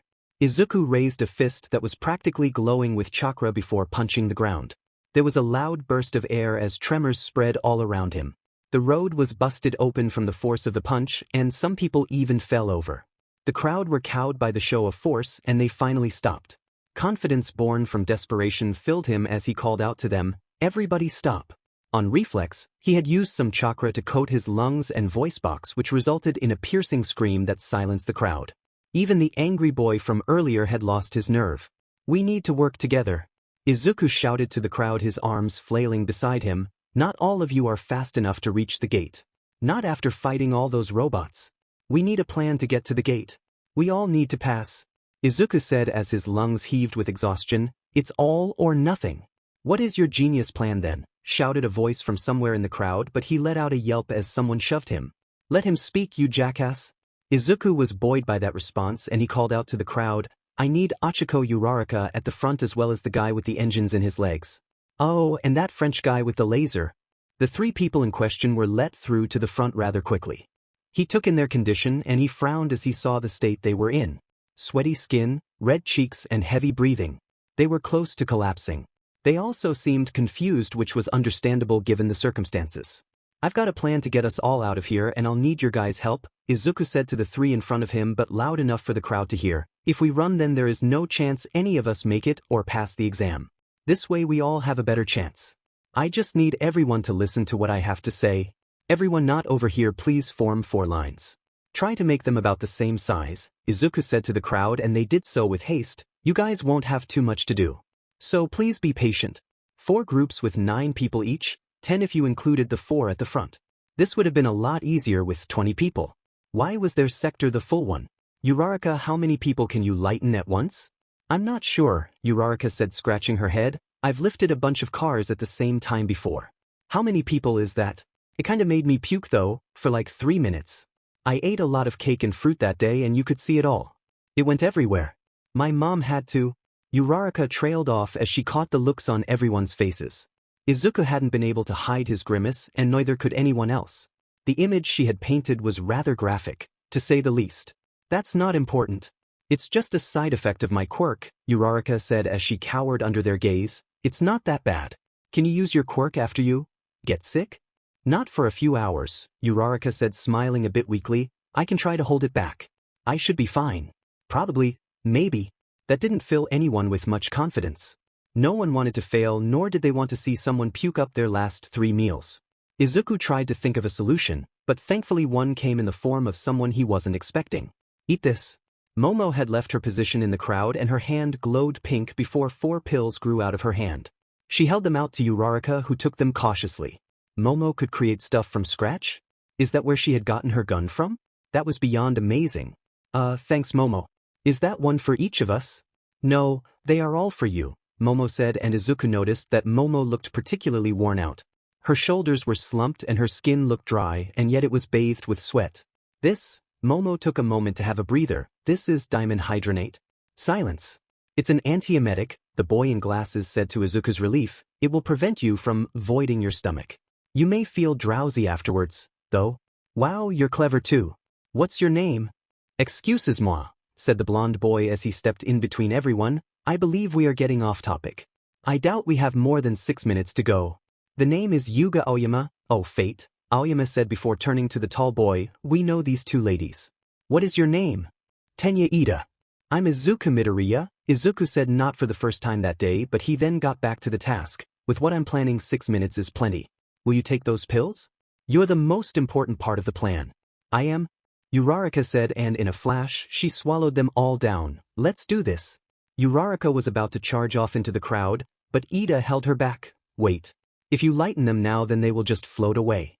We need something to tether them to the ground. Ida was right, Izuku realized. Things could have gone bad if they had just gone ahead. They needed a rope or something. Or could they? Oh, right. Momo, Izuku turned to the girl, and despite her apparent exhaustion, she still seemed ready to go. Can you make us some rope? We need something strong and flexible. Do you know anything like that? Of course I do, Momo said as she stared him before she wiped the sweat from her face. I believe I can handle making enough for them. How long do you need them to be? For 25-meter strips with a harness, kinda like a bag at the end. A bag? Momo said as she narrowed her eyes, and Izuku felt his heart skip a beat. You must mean like a backpack? Straps that go over your shoulder? I can do that. Thank goodness. Kid. Really scared him there. Momo's stomach emitted a pink light before the ropes began to rush out her skin. It was really cool, and Izuku felt like he had to interrogate Momo about her quirk. Someday. He was pretty sure this bout of relative confidence would evaporate after the exam. Plus, she had been a bit frosty towards him this whole time. She probably, and understandably, was mad about the bag. He paid her back. Someday. The ropes were handed out to the crowd in short order, and as a pumped-up Uraraka began the lightning process, Izuku felt confident that this would work. It had to. Are you sure you'll be fine, Aoyama? Izuku asked the boy, and he received a shaky nod. You should worry about yourself, Mon Ami, Aoyama said as he secured the harness on his back. Behind him were 9 students, all floating in the air. My naval laser only works for a second at a time, but with Uraraka's quirk that won't be an issue, Aoyama said before he pointed to the 2 harnesses strapped over Izuku's body. I worry for you more. That much drag can slow you down. Even Ida only has 1 group. It was true. Izuku had worn 2 of the straps because despite being shorter than the other carriers, he was the more powerful runner even with quirks in effect. Izuku will be fine, Uraraka said as she stifled a yawn. She pressed her hand to Aoyama, who was facing away from the gate. The boy's feet began to float off the ground, much to his delight. We have less than 2 minutes. Now go. Au revoir. Aoyama's voice trailed off as he fired a blast of his laser, and it sent him and his group sailing away towards the gate. Judging by their screams, Aoyama was the only one enjoying the ride. His control was surprisingly good. He was able to adjust his laser to keep everyone close to the ground and also keep them away from slamming into surrounding buildings.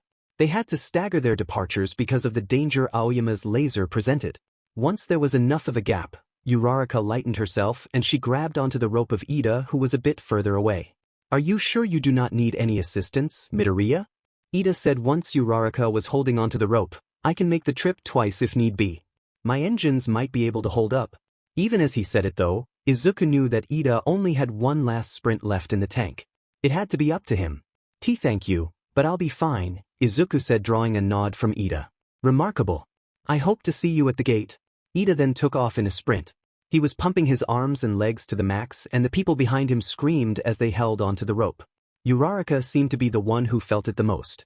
Her last words causing a small panic amongst Ida's group. I think I'm gonna be sick. Izuku began to count as Ida moved away. By his estimate, there were roughly 3 minutes left until the robot reached the gate. Present Mike kept announcing when a sector passed, and they were one of the last ones, if not the last one. Once his count got to a minute, he turned to check on those behind him. Uraraka had managed to lighten everyone except for Momo. They were already pushing it as it was with the antiemetic pills, so Izuku agreed to carry her weight. Momo was all the way at back, and with everyone else being weightless, it shouldn't affect him too much. It's the signal. A bright blue beam shot straight up in the air. It wavered after a few seconds before disappearing. Aoyama and Ida had made it to the gate, which left them with 2 minutes to get there. It should be enough. The upwards beam was supposed to signify everyone being safely tethered to the ground. Izuku was impressed by Ida's speed. He had probably ended up catching Aoyama's group, if not beating them there outright. Get ready, Izuku said to everyone behind him, and he went through the hand seals for the Fate Breaker once more. His chakra coils were screaming at him, but he bit down the pain before kicking off the ground. The first few steps were the hardest. The sun was beating down on him, screams filled the ear, and his very being was sore from overuse of the Fate Breaker. Plus, the drag of 19 students was nothing to sniff at either. He managed to power through it, though, as he stepped up the strength of the Fate Breaker as he went along. Once he was at 100%, there was a heavy lurch behind, but he fought through it with ease now that he was at maximum speed. Finally, he reached the gates, and he was relieved to finally shrug off the harnesses. Uraraka's eyes were half closed, but she was still coherent enough to release the weight of everyone, and they all collapsed to the ground as one. Izuku laid on the ground for a few seconds as he waited for Present Mike to announce their pass. It took a while for them to realize it wasn't coming. "Where's the announcement?" asked one of the boys, causing some confusion amongst the group. There was loud chatter until Uraraka, fighting past her drowsiness, managed to garner everyone's attention with a loud shout, "Quiet! Look at the end of your rope, Izuku." Izuku turned and he frowned as he saw the torn end. A robot must have cut it while they were going. How had he missed that? How had everyone missed that? Was it the speed he was going at? Who was it? "I believe the answer to your question is the chic girl with the amazing hair," Aoyama said, making Izuku jump back a bit. "Momo?" Izuku thought back to the lurch he had felt while running. Had it been then? They were moving so fast, it was likely no one else had noticed. "How much time left?" Izuku said as he threw the harnesses off. "I'm going back." "Just under a minute," Ida said as he pointed to the looming robot, and he tried to stand, but his engines let out a weak whir. "I'd help you, but..." Whoosh. Izuku sped off without waiting for Ida's answer. There was no time for niceties. Momo could have been crushed under the robot by now, or worse. Izuku managed to reach 100% instantly, and this time the pain in his legs was worse than anything he'd ever felt. He soldiered on and was able to find Momo laying on the road. The robot a few seconds away from crushing her. Her left arm was bent out of shape and her right leg seemed to be facing the wrong way. Her body seemed smaller too, unnaturally so. The only good news was that she was wearing a helmet, and Izuku was sure that her quick thinking had saved her life. He scooped her up and he ran towards the gate with the robot just about 10 seconds behind. She appeared to conscious and she tried to speak, but her words were muffled by her visor and the wind. When they were about 100 meters away from the gate, Izuku noticed a large number of people standing at the other contestants must have made their way over to watch. It was then that Izuku tripped. He used Chakra to keep a hold of Momo and he protected her body as best he could. They rolled and tumbled and fell before finally, Izuku's back hit the ground. They had at best 30 seconds left before the robot reached the gate and Izuku tried to stand, but a white-hot pain shot up his foot. "Your ankle is broken," Momo said as she put her helmet's visor up. "It's over. We failed." They were too banged up to close the distance and no one in their group could reach them before the robot did. His ankle was broken, Momo's knee looked downright awful, and Ida had jammed his engines. Tears leaked from his eyes as the whirring of the robot and the screeching of the crowd became overbearing. He was desperate. He'd used the shunshin, but moving at those speeds with a broken ankle would end terribly. A year of training and studying and fighting and pushing and working all gone because of one stupid trip. There was no way. Izuku felt his chakra begin to respond to his emotional state. He tried to rein the energy in, but it was futile. The energy spread across his body and leaked out into the surroundings. "Midoriya, your ankle is... how?" Momo's voice made him open his eyes. He opened his eyes and he realized that he was standing. The pain that had been present for more than half the exam was now gone as pink chakra flowed off of him. The chakra felt soothing like a spring's day, and yet it had a powerful fierceness behind it. Had his chakra always felt like this? Definitely not. A warm feeling enveloped him from behind, and it was that sensation that triggered a switch in his mind. He set off in a sprint towards the robot. The world blurred around him as he focused on the behemoth before him. He crouched down before an obscene amount of chakra was gathered in his legs. He jumped. The chakra was released with a strong pulse and the road beneath him buckled, sending shards up into the air. His body was bathed in shadows as he flew through the air towards the robot. The red of its eyes gave Izuku a target to focus on. The robot swung a massive fist towards him, but he spun out of the way with ease. He ran up the arm of the robot before kicking off towards its face. He had used so much force that the robot's arm had been torn right off and it fell to the ground with a crash. As Izuku flew through the air, he pulled his sleeve back as chakra built into his fist. He felt a drain on his reserves as a copious amount of chakra was channeled into his hand as it closed into a fist. His fingers were all but shaking as he kept a storm perfectly contained in his hand. He reared his arm back as he burst out into the sunlight. Somehow, Izuku knew he was going to do something epic. Everyone was watching him. He could feel their eyes on him. A desperate screech left his mouth as he zeroed in on the zero-pointer. He needed a name for this. Something powerful, something strong, something that encapsulated the power in his hand and the danger that the robot was in. Something like Cherry Blossom Impact. Izuku barely had time to process the rubbish that had just escaped his mouth as his arm was thrown forward in a punch. His fist smashed into the robot, and right at the moment of impact, the dense mass of chakra in his hand was released. It was like a bomb had gone off. The face of the robot shattered underneath the force of Izuku's punch before it fell back to the ground. Explosions riddled the robot as it fell to the ground. It kicked up a massive amount of dust, and it was then that Izuku remembered something crucial. Gravity. Examiner's room a few moments earlier. That was a nasty fall, Midnight said as they took in Izuku's tumble as he carried the injured girl. That girl looks familiar. Do I know her? You should brush up on your knowledge, Power Loader said. It doesn't matter. They're done. Only because the robot had punched the girl and not simply taken her out the air, Cementos said as they watched Izuku struggle to his feet. Let this go on.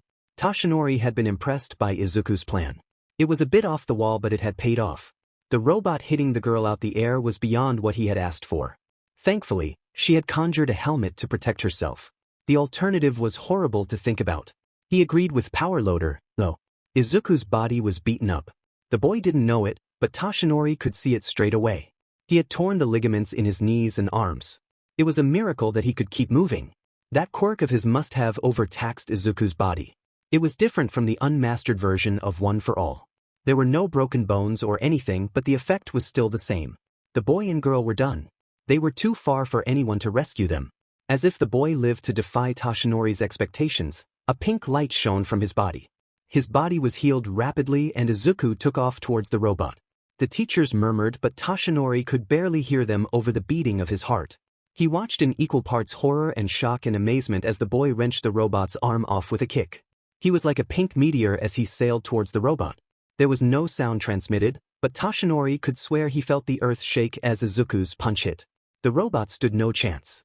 As Izuku disappeared into the dust cloud, Toshinori's mind was racing a mile a minute. The boy was strong and smart, and he seemed to have a bit of a knack for leadership. That being said, there were too many red flags to ignore. Between the pink healing energy, the superhuman physical feats, and the conjuring of rods that seemed similar to one of the girl's quirks, that made 3 quirks in one boy. A boy who had definitely been quirkless until a year ago. A boy who had lied to the police. Toshinori wished he could say that Izuku's performance in the practical exam or his plan or his destruction of the robot was what stuck with him. However, he would just be lying to himself. The way he had cowed the crowd into submission by punching the ground haunted him. Physical force was never an option against allies. There was always another way. Toshinori had hoped that Izuku was good and would stay that way, but the ghosts of his past made that hope worthless. If this was a front, preparations needed to be made. Toshinori would soon just be Toshinori. All Might was soon to be gone, and even if Izuku was on the path to evil, Toshinori doubted he could strike a child down. It went against what he stood for and what he believed in, and he was also just tired. It could not and would not be him to deal with Izuku Midoriya should such a day come to pass. He would not bear that burden. The dust cloud surrounding Izuku dissipated to reveal the boy standing on his feet with no issue. He trudged to his fellow examinee and picked her up. It was a slow process as he dragged himself and the girl to the gate. Examinees from all sectors were visible on camera as they watched the boy walk towards them. Izuku finally made it to the gate, and once he passed the threshold, he handed the girl over to another boy. He took a step forward and tried to raise his arm, but then he fainted. There was a mild panic amongst the crowd that evaporated as Recovery Girl appeared from between them. The last sector has passed the exam. All items lost in the cities will be mailed to you with your results. Your results will be mailed to you within a week. Tsukachi was right to make him accept the job. Izuku only proved to be more and more confusing as time went on. He only hoped he could solve the riddle soon enough. Before that, though, he had business to settle. He excused himself from the room before searching the internet for a number. He found it and waited for a voice to pick up. Once the tone changed, he dipped into One for All and his body grew to its full power. This is Sir Nightie's agency. May I ask who I am speaking to? Torch. The woman didn't respond. There was a clicking noise, and then a familiar voice spoke into All Might's ear. Hello. Mirai, it's me, All Might said into the phone. I know we've got a lot to speak about, but that's not important. It's time. Time for what? Mirai's voice was cautious, but even then All Might knew it was just for show. You're forcing me to say it? Fine. He let some levity leak into his tone for a second before it evaporated. It's about one for all. Do you still have that boy on a work study? I do. Good. I'll be at your agency in a few minutes. It was time to pass his will on. The fish was really gross to look at. Its glassy eye just stared up at Izuku looking at him, but seeing nothing. It laid on a platform that was pristine and sterile. It was static and was a large gash going down its body pulsed with blood, and he had to actively swallow down bile. You need to get used to this if you want to be a medic. You'll see a lot worse soon enough. Yes, master. Izuku looked up in surprise at his teacher's sudden appearance. How had she managed to sneak up on him? Her hair and clothes were very bright. She had the robe on for crying out loud. The red and white clashed against the subdued blue of the room they were in. Had he been too squicked out by the fish, or was she just that good? Would he ever be that good? Your patient is dying. Sorry, master. She was now holding a bottle of alcohol. Where had that come from? It smelt awful. Izuku shook her head. That wasn't important to him right now. What was important was saving this fish's life. In 2 quick hand seals, Izuku's hands emitted a soft green light. She pressed his hands to the cold and slimy surface of the fish. The blood and slime and mucus made his skin crawl, but it wasn't enough to disrupt her focus. The mystical palm technique was an odd technique even for her. It was a careful balancing act, but it never failed to amaze her when it did its magic. The gash slowly stitched itself up before after some time it was finally healed. The fish sprang to life as it flipped around on the platform. He picked it up and ignored the slimy feeling long enough to put the fish in a tank of water. It swam around energetically from here to there and everywhere. It was as if it hadn't been on the brink of death, if not beyond, just a short while ago.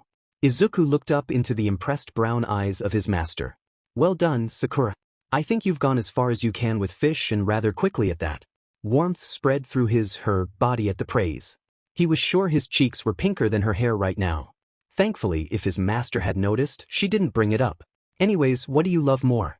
Bunnies or puppies? Puppies, Lady Tsunade. What did that have to do with anything? Plus, Izuku was sure he liked bunnies more than puppies. Alright, the older woman said after a swig from her bottle, you're practicing next on puppies. We need to get rid of your squeamishness. You can take the day off. I'm swamped in meetings. The woman turned on a dime as she left. Her red and white robe fluttering behind her. There was writing on the back Izuku could barely make out the words. It looked like it said. Izuku sat up with a gasp. He clutched his head as a splitting headache came over him. His head felt like sharp daggers were being driven into his head from opposite sides. He rubbed his temples to rid himself of the pain, and slowly he began to recover. A few minutes later, he wasn't sure how many, the headache faded to an irritating throb that was much more manageable. That too faded away until all that was left was the phantom pains of what had been the world's worst ever headache. That had been awful. Izuku sat back down on his bed, only realizing that he was in what looked to be an infirmary. From the little he could see of the outside, it looked to be the late afternoon. He must have been taken here after the exam. He had a window to his left and a closed curtain to his right. The view of Mizudafu from here was rather spectacular. The city was bathed in orange light as the sun began its descent. The beauty managed to distract him for just about 3 seconds. Izuku hurt. His body felt like one giant sore. His palms were sweaty, his knees weak, and his arms were heavy. This was worse than anything he had felt thus far. He wasn't sure if it was all down to the UA exam or the fever dream he had just had. Calling it a fever dream didn't do it any justice either. Not really. Once after drinking an energy drink Kendo had given him, he had a dream about being a balloon. It was very cool and then suddenly frightening. It was nothing compared to what he'd just gone through. No, this was different. It was almost like he was living someone else's life. He'd barely felt like himself throughout it, and it had felt too vivid and too real, somehow. He had felt the slimy scales of the fish and had smelt the alcohol the blonde woman was drinking. Unlike many others which faded away almost instantly, this dream was still very clear in his mind. What could have brought it on? Izuku wasn't normally one to dwell on his dreams, but this was just different. He, or rather the girl who he was seeing through, had used medical ninjutsu. Izuku had only skimmed the section in Hiruzen's scroll since, much like the rest of the stuff on there, he lacked the means, control, or power to go far in them. He was aware of his current capabilities. The Academy 3, the body flicker, the Fate Breaker and rudimentary chakra and elemental control. Rudimentary was harsh on the surface, sticking and water walking, but apparently, anyone could do that. Anyone with chakra, that was. In any case, Izuku knew what his limits were even as he tried to go beyond them. The exam was a prime example. After running the Fate Breaker for so long, his body had begun to ache. It wasn't just fatigue or his muscles being overworked either. Looking back on it, the pain was focused on his limbs especially. Izuku had never had any sort of damage to his joints or ligaments, but he had a good understanding of the human body. It was not normal for your knees to throb with pain with every step you took or for your elbow to click every time you moved it even a little. Clearly, the Fate Breaker wasn't an infallible reinforcement technique like he had thought. At some stage, the reinforcement must have failed. Perhaps due to oversaturation or something. He wasn't a doctor. Or a chakra expert. No one alive was, really. That being said, it was clear the Fate Breaker wasn't the cure for what ailed him. Roughly 30 minutes until suffering ligament and joint damage was a ridiculously low bar. Especially for someone who planned to be number one. When he had tripped and broken his ankle and laid in the dirt, it should have been the end for him and for the others in his sector. He tripped over something. A gouge in the earth from someone's quirk or a stray robot limb or maybe even just his own feet. He had tried to shield Momo from any more damage and he had succeeded. Somehow. Barely. Unfortunately, the same couldn't be said for him. At those speeds with already damaged ligaments, joints and bones, a broken ankle was unsurprising. He should have laid in the dirt until the exam ended. He should have ended with no points and no hopes of. Maybe the robot would have ridden over him and Momo and crushed them for their failure to pass. At least, then they wouldn't have had to face the disappointment of the other competitors. And yet none of that happened. Instead, they had passed. They had passed because of Izuku. They had passed because Izuku healed debilitating injuries and then put the robot out of commission with one punch. Izuku was stumped. The pink chakra, the healing, the absurd strength, and now the weird dreams. It was not a coincidence, right? He knew random activation of techniques wasn't common for chakra users. And yet it had happened to him multiple times. Once was a fluke, twice was it coincidence, and 3 times was a pattern. Izuku was already at 3. He had to figure out what it all meant once he got the chance. The colored chakra, the new and inexplicable jutsu, had to mean something. Izuku was sure that the fruit had everything to do with this. He had obtained chakra unnaturally. Did these symptoms come with the territory? Why do things have to be so complicated? Izuku sank deeper into the admittedly comfortable bed. I must have been someone awful in a past life. Izuku's words had been intended for himself and himself alone. The last thing he had expected was for someone else to speak up. What makes you say that? Izuku sat up straight in his bed and he looked towards the drawn curtain. That was where the question had come from. Is someone there? Izuku stumbled over his words a bit. I can't see anything because of the... Izuku's words died on his lips as the curtain was drawn open, revealing Momo? Momo was laying in a bed identical to his. She was also sitting up, but her arm was wrapped in thick gauze. There were a few bandages dotted across her face that did nothing to take away from her intense stare. Idly, he noted that her hair was down from its ponytail. Why do you think you were someone awful in a past life? Momo asked as if she hadn't just scared Izuku halfway to death. Are you religious? I was, just thinking about some stuff, Izuku said as he scratched the back of his head. Personal stuff. Sorry if I woke you up. You didn't. This was awkward. Of all the people to end up with him here, it had to be the one person, other than Bakugou, who hated him. She had a good reason to hate him at least. Perhaps, things wouldn't be so awkward if he hadn't destroyed her bag. Why are you here? Izuku asked, trying to dispel the awkwardness in the room. I would have thought you'd be home by now. I broke my arm and dislocated my knee, Momo said as she gestured to her bandaged arm and then to her leg. Right. That had happened on his watch, right? Sorry about that, Izuku said out of a mix of guilt and obligation. I probably should have had you closer to the front. Or carried you. You were the only one still affected by gravity. She seemed to stare deep into his soul like some sort of seer before she laid back on her bed. A rather heavy sigh left Momo as she stared up at the ceiling. It is not your fault. You'd done more than was necessary. If I had been paying attention, then you would not have had to rescue me, Momo said, and her tone sounded angry and disappointed, but at herself more than anything. Izuku wouldn't have expected anyone without a suitable quirk to react to an attack at those speeds. Izuku had tunnel vision whilst running that fast, and he had had the most stable journey of them all. Momo would have been thrown up and down and side to side like she was on a roller coaster. There was no way she stood a chance of seeing and then stopping the attack. That went for most people too. I suppose you're right, Momo said, and Izuku felt his ears begin to burn. However, I am not most people. I need to do better. To be better. My carelessness almost ruined everyone's chances of getting into UA. If you had not intervened then, I would have been the cause of 40 failures. Why was she being so hard on herself? Did she not know that her part had been just as important as the others? How did you do it? Izuku turned towards Momo at the question. Do what? Momo turned to face him and her face was set in a determined gaze. You destroyed that robot with one punch. With the injuries you had, what you did was not possible. This wasn't good. Momo would have seen everything since she was right there. Hell, the teachers would have seen everything too since the exam would have definitely been filmed. Maybe he actually was a villain in his past life. Did he go around kicking babies, killing puppies and poisoning rivers? Nothing about Chakra seemed to be simple. Absolutely nothing. It was my quirk, Izuku said after a moment's pause. I activated it not too long ago, so I still don't know all of what I can do. So far, I know that it is a variant of a power-up quirk. That was as close to the truth as he would get. Revealing more to her would only cause more headaches. I see. Does it have a name? Momo said, nearly causing him to fall off the bed. A name? Yes it does. Izuku floundered for a bit before inspiration hit him. Chakra? I call it Chakra. What about your quirk? It was pretty cool too. Thankfully, Momo took the bait. Any more questions about Chakra and he was bound to trip up. There was something about Momo's demeanor that unsettled him. Well, unsettled him more than the average girl did anyways.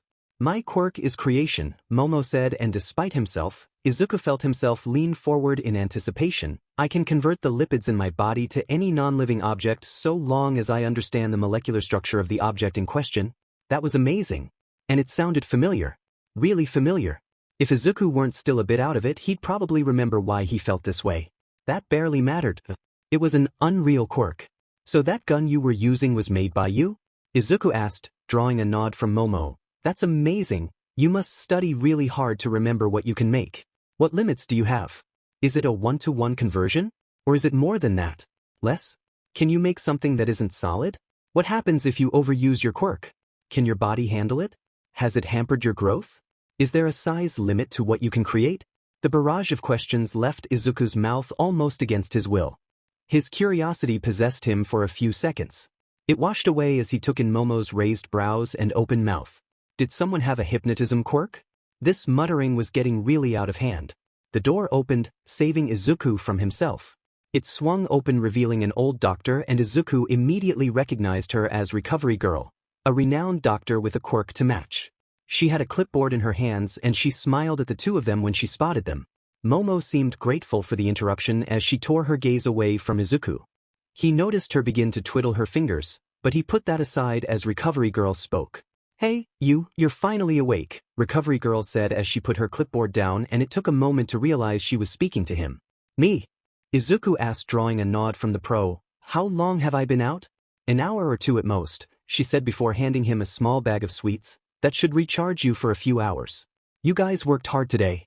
Izuku, you had no injuries, but you were unconscious when I found you. We kept you here with the other casualties to recover. Casualties? There were only injuries, Recovery Girl said after one look at his face. We would never let anyone die on our watch.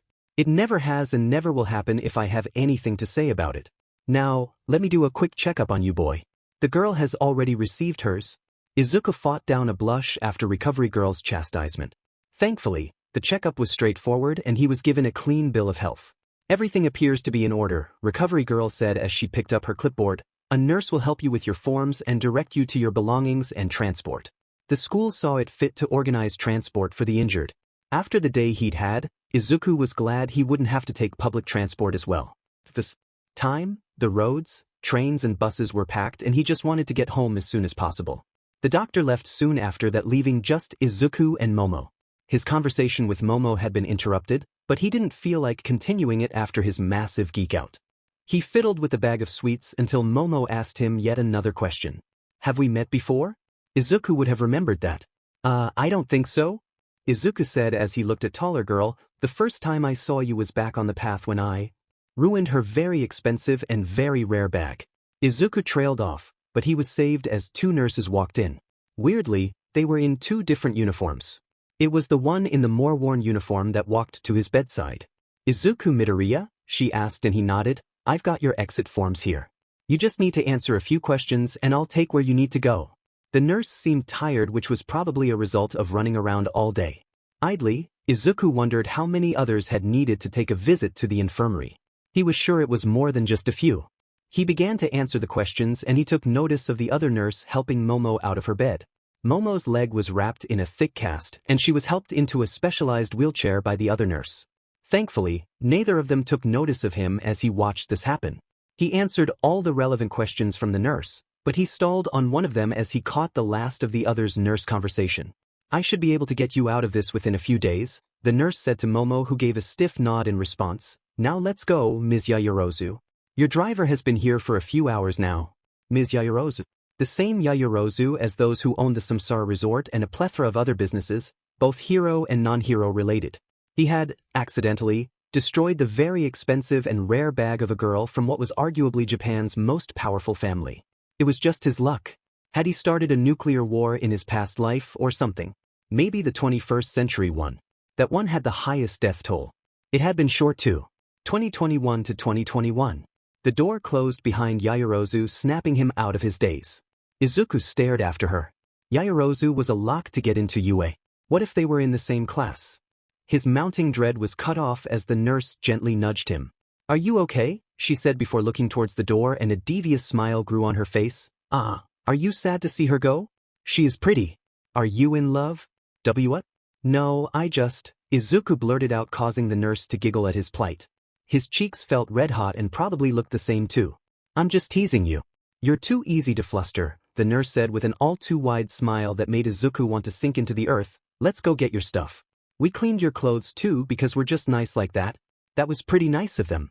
Izuku followed the nurse out the room and he almost screamed as his feet touched the cold floor. Izuku was tough, though, so he just helped a bit and powered through the pain. Do you know that girl? Apparently, you guys were found close to each other. Not particularly, Izuku said to the nurse. We were just in the same zone. We made a plan to escape that robot, but she got hurt, so I went back for her. That's so heroic. The nurse looked at him over her shoulder and Izuku felt the familiar burn of embarrassment come over him. What? I would have done it for anyone. I promise. Izuku said almost in one breath, causing the nurse to giggle again. She was also really hurt. I'm surprised she left so early. Momo, or was it Yaoyorozu now, had been in worse shape than he had been. He hoped he didn't make things worse with the tumble he'd taken. Her personal nurse has a quirk similar to recovery girls, the nurse said as they turned down a corner. It looks a lot worse than it is. Her limbs are a bit weak, but honestly, she probably could have left with the other competitors hours ago. Really? Izuku asked, drawing a nod from the nurse. So why didn't she? 6 days later, Kendo gym and dojo. Izuku walked out the changing rooms at Kendo's gym before making way for the stairs. It had been 6 days since the exam and also 6 days since he had last heard anything from Kendo. He had gone to the gym in the evenings, much like today, to see if she showed up. She never did. For the past week, when he wasn't agonizing over the results of the UA exam, he had kept up with his training. Takoba Beach was a viable place once more and Izuku had made considerable progress. He wasn't sure if he was ready to fire off jutsu or anything like that, but it felt as though he'd gained a new level of control over his chakra. It wasn't an earth-shattering change, but it wasn't easily dismissed either. It was a big enough difference that Izuku was feeling confident about trying out some basic elemental jutsu. Eventually, although he wanted perfect elemental control before learning jutsu, it was a very likely possibility that he would need actual guidance and assistance to get there. There were bound to be teachers and students and facilities at UA about elemental quirks. They weren't exactly the same as elemental chakra, but he was hoping they were similar enough to make a difference. As things were, Izuku had stopped at destroying metal objects with his chakra. He still hurt himself when he did it, though. Water and earth chakra didn't have all that much backlash. As for wind, fire and lightning, all Izuku would say was that he had gained a new appreciation for modern medicine and creams. In any case, Izuku had also gone to the gym hoping to catch sight of Kendo to no avail. He had spent hours trying to find her but to no avail. He had asked around too, but no one had seen her. He reached the staircase and he was about to walk up them when he bumped into someone shorter than him. He caught them before they fell and he calmed down when he saw who it was. Thank you, Izuku, the secretary said, and Izuku carefully helped her to her feet. I must be going blind. I didn't see you there. It's okay, Izuku said to the elderly woman, have you seen Kendo? Itsuka? She hasn't been around for the whole week. I saw her just upstairs, Mai said, causing Izuku to smile. That girl is something. Who smiles after getting punched in the face? That confirmed it. Kendo was here and she was in a good mood. That was great. Izuku had been worried she had gone underground because something had set her off. Thank you, Mai, Izuku said, and he waved goodbye before going up the stairs. That was who Kendo thought had given him bruises? She had to be over 60 years old. True to Mai's words, Kendo was in a boxing fight with a tall man with red skin and 4 arms.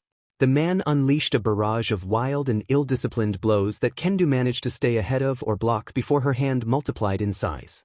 The man had obviously never trained before and it was going to bite him in the butt.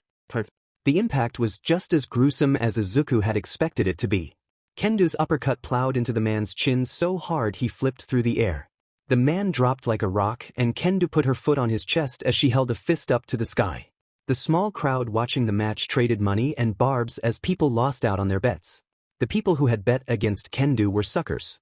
Going head-to-head with her in boxing was like trying to hold your breath underwater longer than a fish. Was a fool's game. Who wants some? Kendo shouted at some of the others who were already geared up. You want some? Come get some. Sorry guys. I got to go. Thankfully, Kendo had spotted him and she walked out the ring as she rushed towards him. There was a chorus of light-hearted groans and boos that followed her, but that didn't seem to matter as Kendo just waved those off. Hey, Izuku, Kendo said, mustering some excitement despite her moderate exhaustion as she began to unstrap her boxing gear. Hi, Kendo. Are you ever going to use my name? Kendo said as she got the last of her boxing gear off. I'm starting to feel like we aren't friends. Izuku narrowed his eyes. He wasn't falling for that one. What? Kendo said, bringing a hand to her chest. Was it something I said? Izuku sighed. Where have you been? You've been off the grid for like a week. My parents booked us a week-long trip to Kyoto, Kendo said as they began to walk towards one of the less crowded rings. My phone got destroyed during that battle with that elephant villain and Kamui.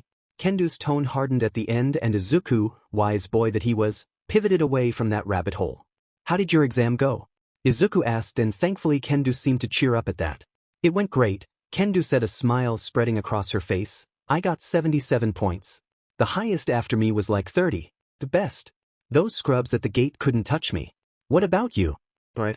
Kendo had almost caused a bunch of people to go after him. 77, huh?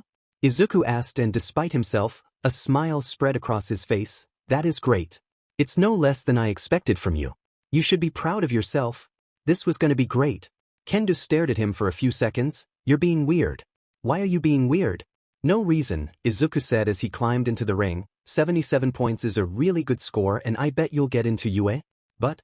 Kendo asked after he trailed off. How much did you get? You beat me, didn't you?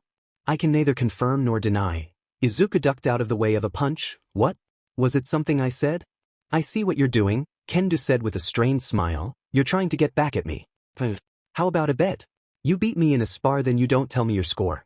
If I beat you, then you answer all of my questions? That seems unbalanced, Izuku said as he watched Kendo put on her gloves. I was going to tell you about the exam either way. Those were the ones that could grow with her hands. Not good. Fine then, no bets, Kendo said as she hopped out the ring and she threw him some combat gloves as well. I just really feel like beating you up. Because I teased you? Izuku asked, and Kendo confirmed it with a nod. You do that to me all the time. I'm a hypocrite. Izuku's body felt like a rhino had used it as a trampoline. Kendo was strong. Stupidly strong. A mix of genetics and exercise made her far stronger than she appeared to be. It wasn't a surprise she had destroyed so many robots with her bare hands. Izuku gave as good as he got, though. Izuku stepped forward and lashed out with a flurry of punches. Kendo blocked and weaved and parried them all, but he kept up with the assault until he connected with a wicked hook to her side. He swung his foot out in a kick and it slammed into Kendo's flank. She let out a groan of pain, but then she made him pay as she delivered a clean jab straight to his face. That was gonna leave a mark. Can I kick things up a notch? She asked, pointing to her gloves. I want to see how far I can launch you from here. Izuku's blood was pumping and despite the pain he was in, he was eager to actually use his chakra. Let's do it. With his recently improved chakra control, Izuku was able to activate the Fate Breaker without any hand seals. It was something that came in handy as Kendo's giant fist suddenly loomed over him. He rolled out of the way in a burst of speed. Chakra wafted off him like smoke from a fire, and it was a rather apparent effect even under the fluorescent lights of the gym. Are you glowing? Kendo asked, her cheeks flushed red from exertion. Is this your quirk? It looks cool, but glowing won't be enough. She was cut off as Izuku's foot slammed into her face. Kendo was sent rolling over the floor before the ropes arrested her movement. Her hands were a normal size again, and she looked at him with a smile despite the bruise on her face. That was amazing. She sprung up to her feet immediately. My ears are ringing. Hit me again. Just like that. Who was he to say no to that? This time Kendo was better prepared, and she was able to stay just ahead of Izuku's strikes for the most part. He was a lot stronger now, though, so she had to keep her quirk active all the while. They kept it sparring with their quirks as they ignored the passage time. Izuku was able to get past Kendo's defenses fairly often, and he made her pay with crushing blows that were sure to leave tons of bruises in the morning. Unfortunately, Kendo got past his guard too, and after a while, Izuku was pretty sure he'd rather take an explosion from Bakugou than through this hell of being thrown around like a pinball. Speaking of which, Izuku blocked 2 punches from what were now normal-sized hands before Kendo punched him. With a giant fist. Izuku flew. He slammed into the turnbuckle in the corner, and upon impact, all the air left his body. That hurt. A lot. Izuku was pretty sure he could taste his liver. Call it a draw? Kendo said, looking exhausted as well as she deactivated her quirk. We've been at this for hours. It's already like 9 p.m. The clock on the wall said 9:42 p.m. Yeah, I think that's enough for today, Izuku said as he let out a sigh. We kinda lost track of time there. They collapsed to the floor and laid down near each other in the ring. They were the only people still up here, although Izuku was sure that the downstairs gym was jam-packed. That's because you wouldn't stay down. Neither did you. This is the first real action I've had in a week. You have no idea just how stressful weddings are, especially when you're a bridesmaid. Izuku turned to Kendo. You were a bridesmaid? Like with a dress and everything? Kendo frowned at him. Is that so surprising? Was this a trap? It sounded like a trap. No. Izuku said, and he frowned when he saw Kendo's expression tighten up. I don't mean you'd look bad in a dress or anything. I'm sure you'd look great. Totally. I just meant you don't seem like the type to like that sort of stuff. Not that that type of stuff is lame or anything, but sorry? Why were words so difficult? Where was the confidence and eloquence he had had during the exam? He could have really used some now. He hoped that Kendo's face was red from getting punched a lot and not red from being mad at him. Apology accepted. Izuku let out a sigh. Of relief.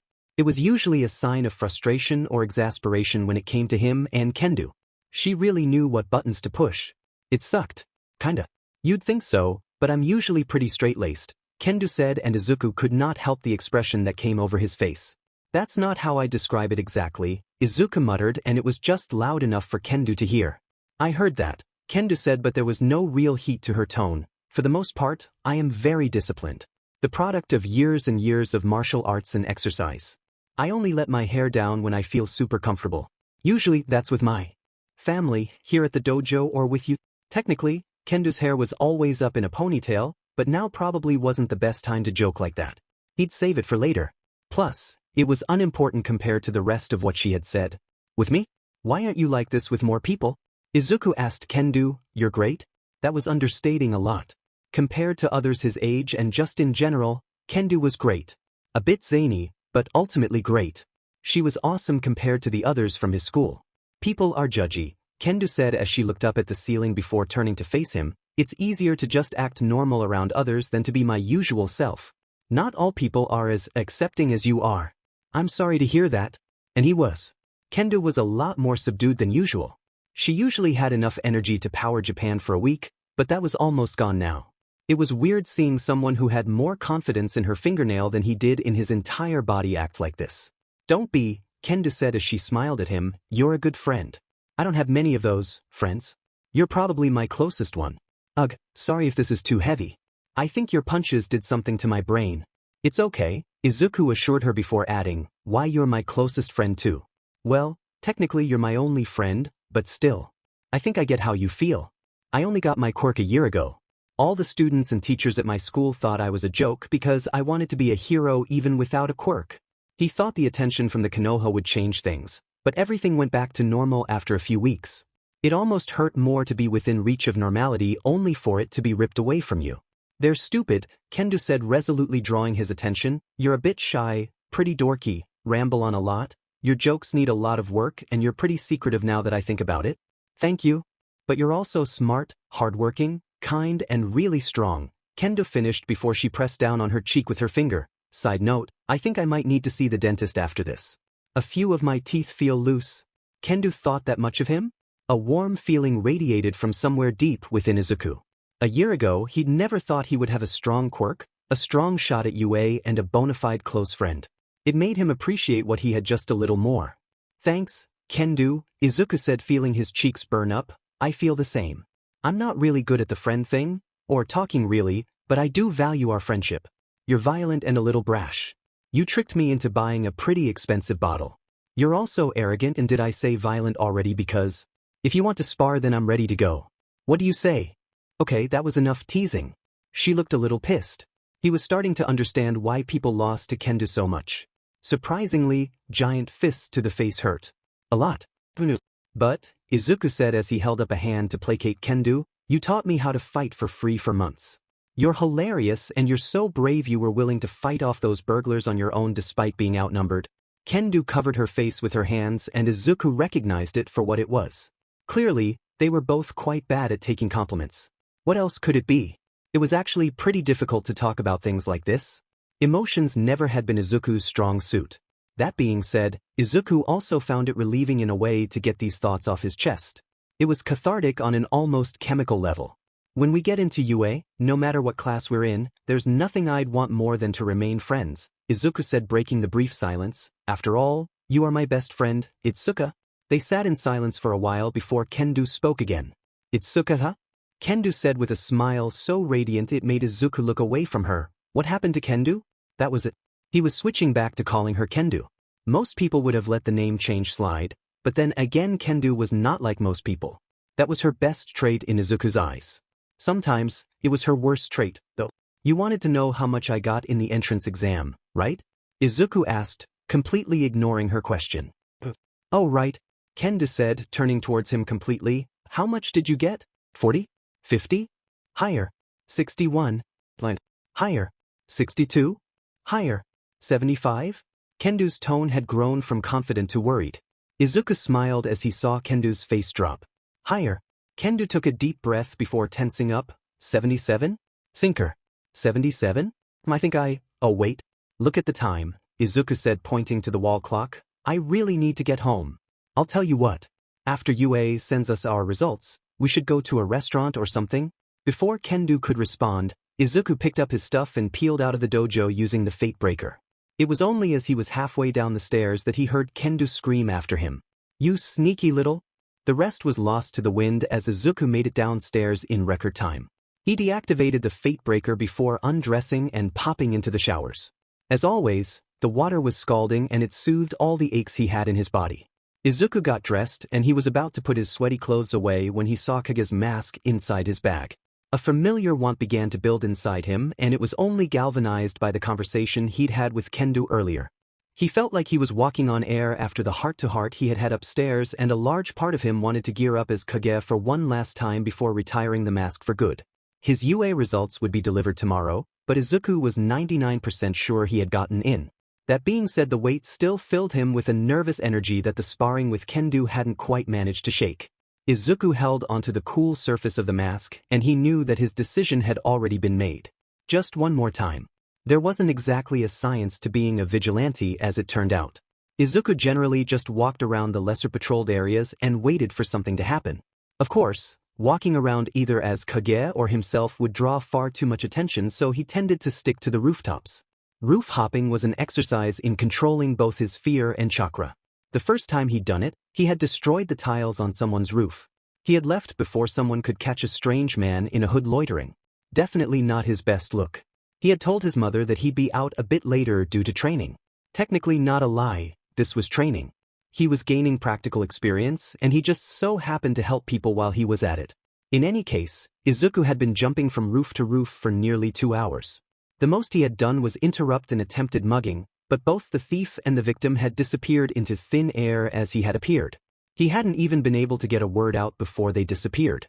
All I want is a little crime.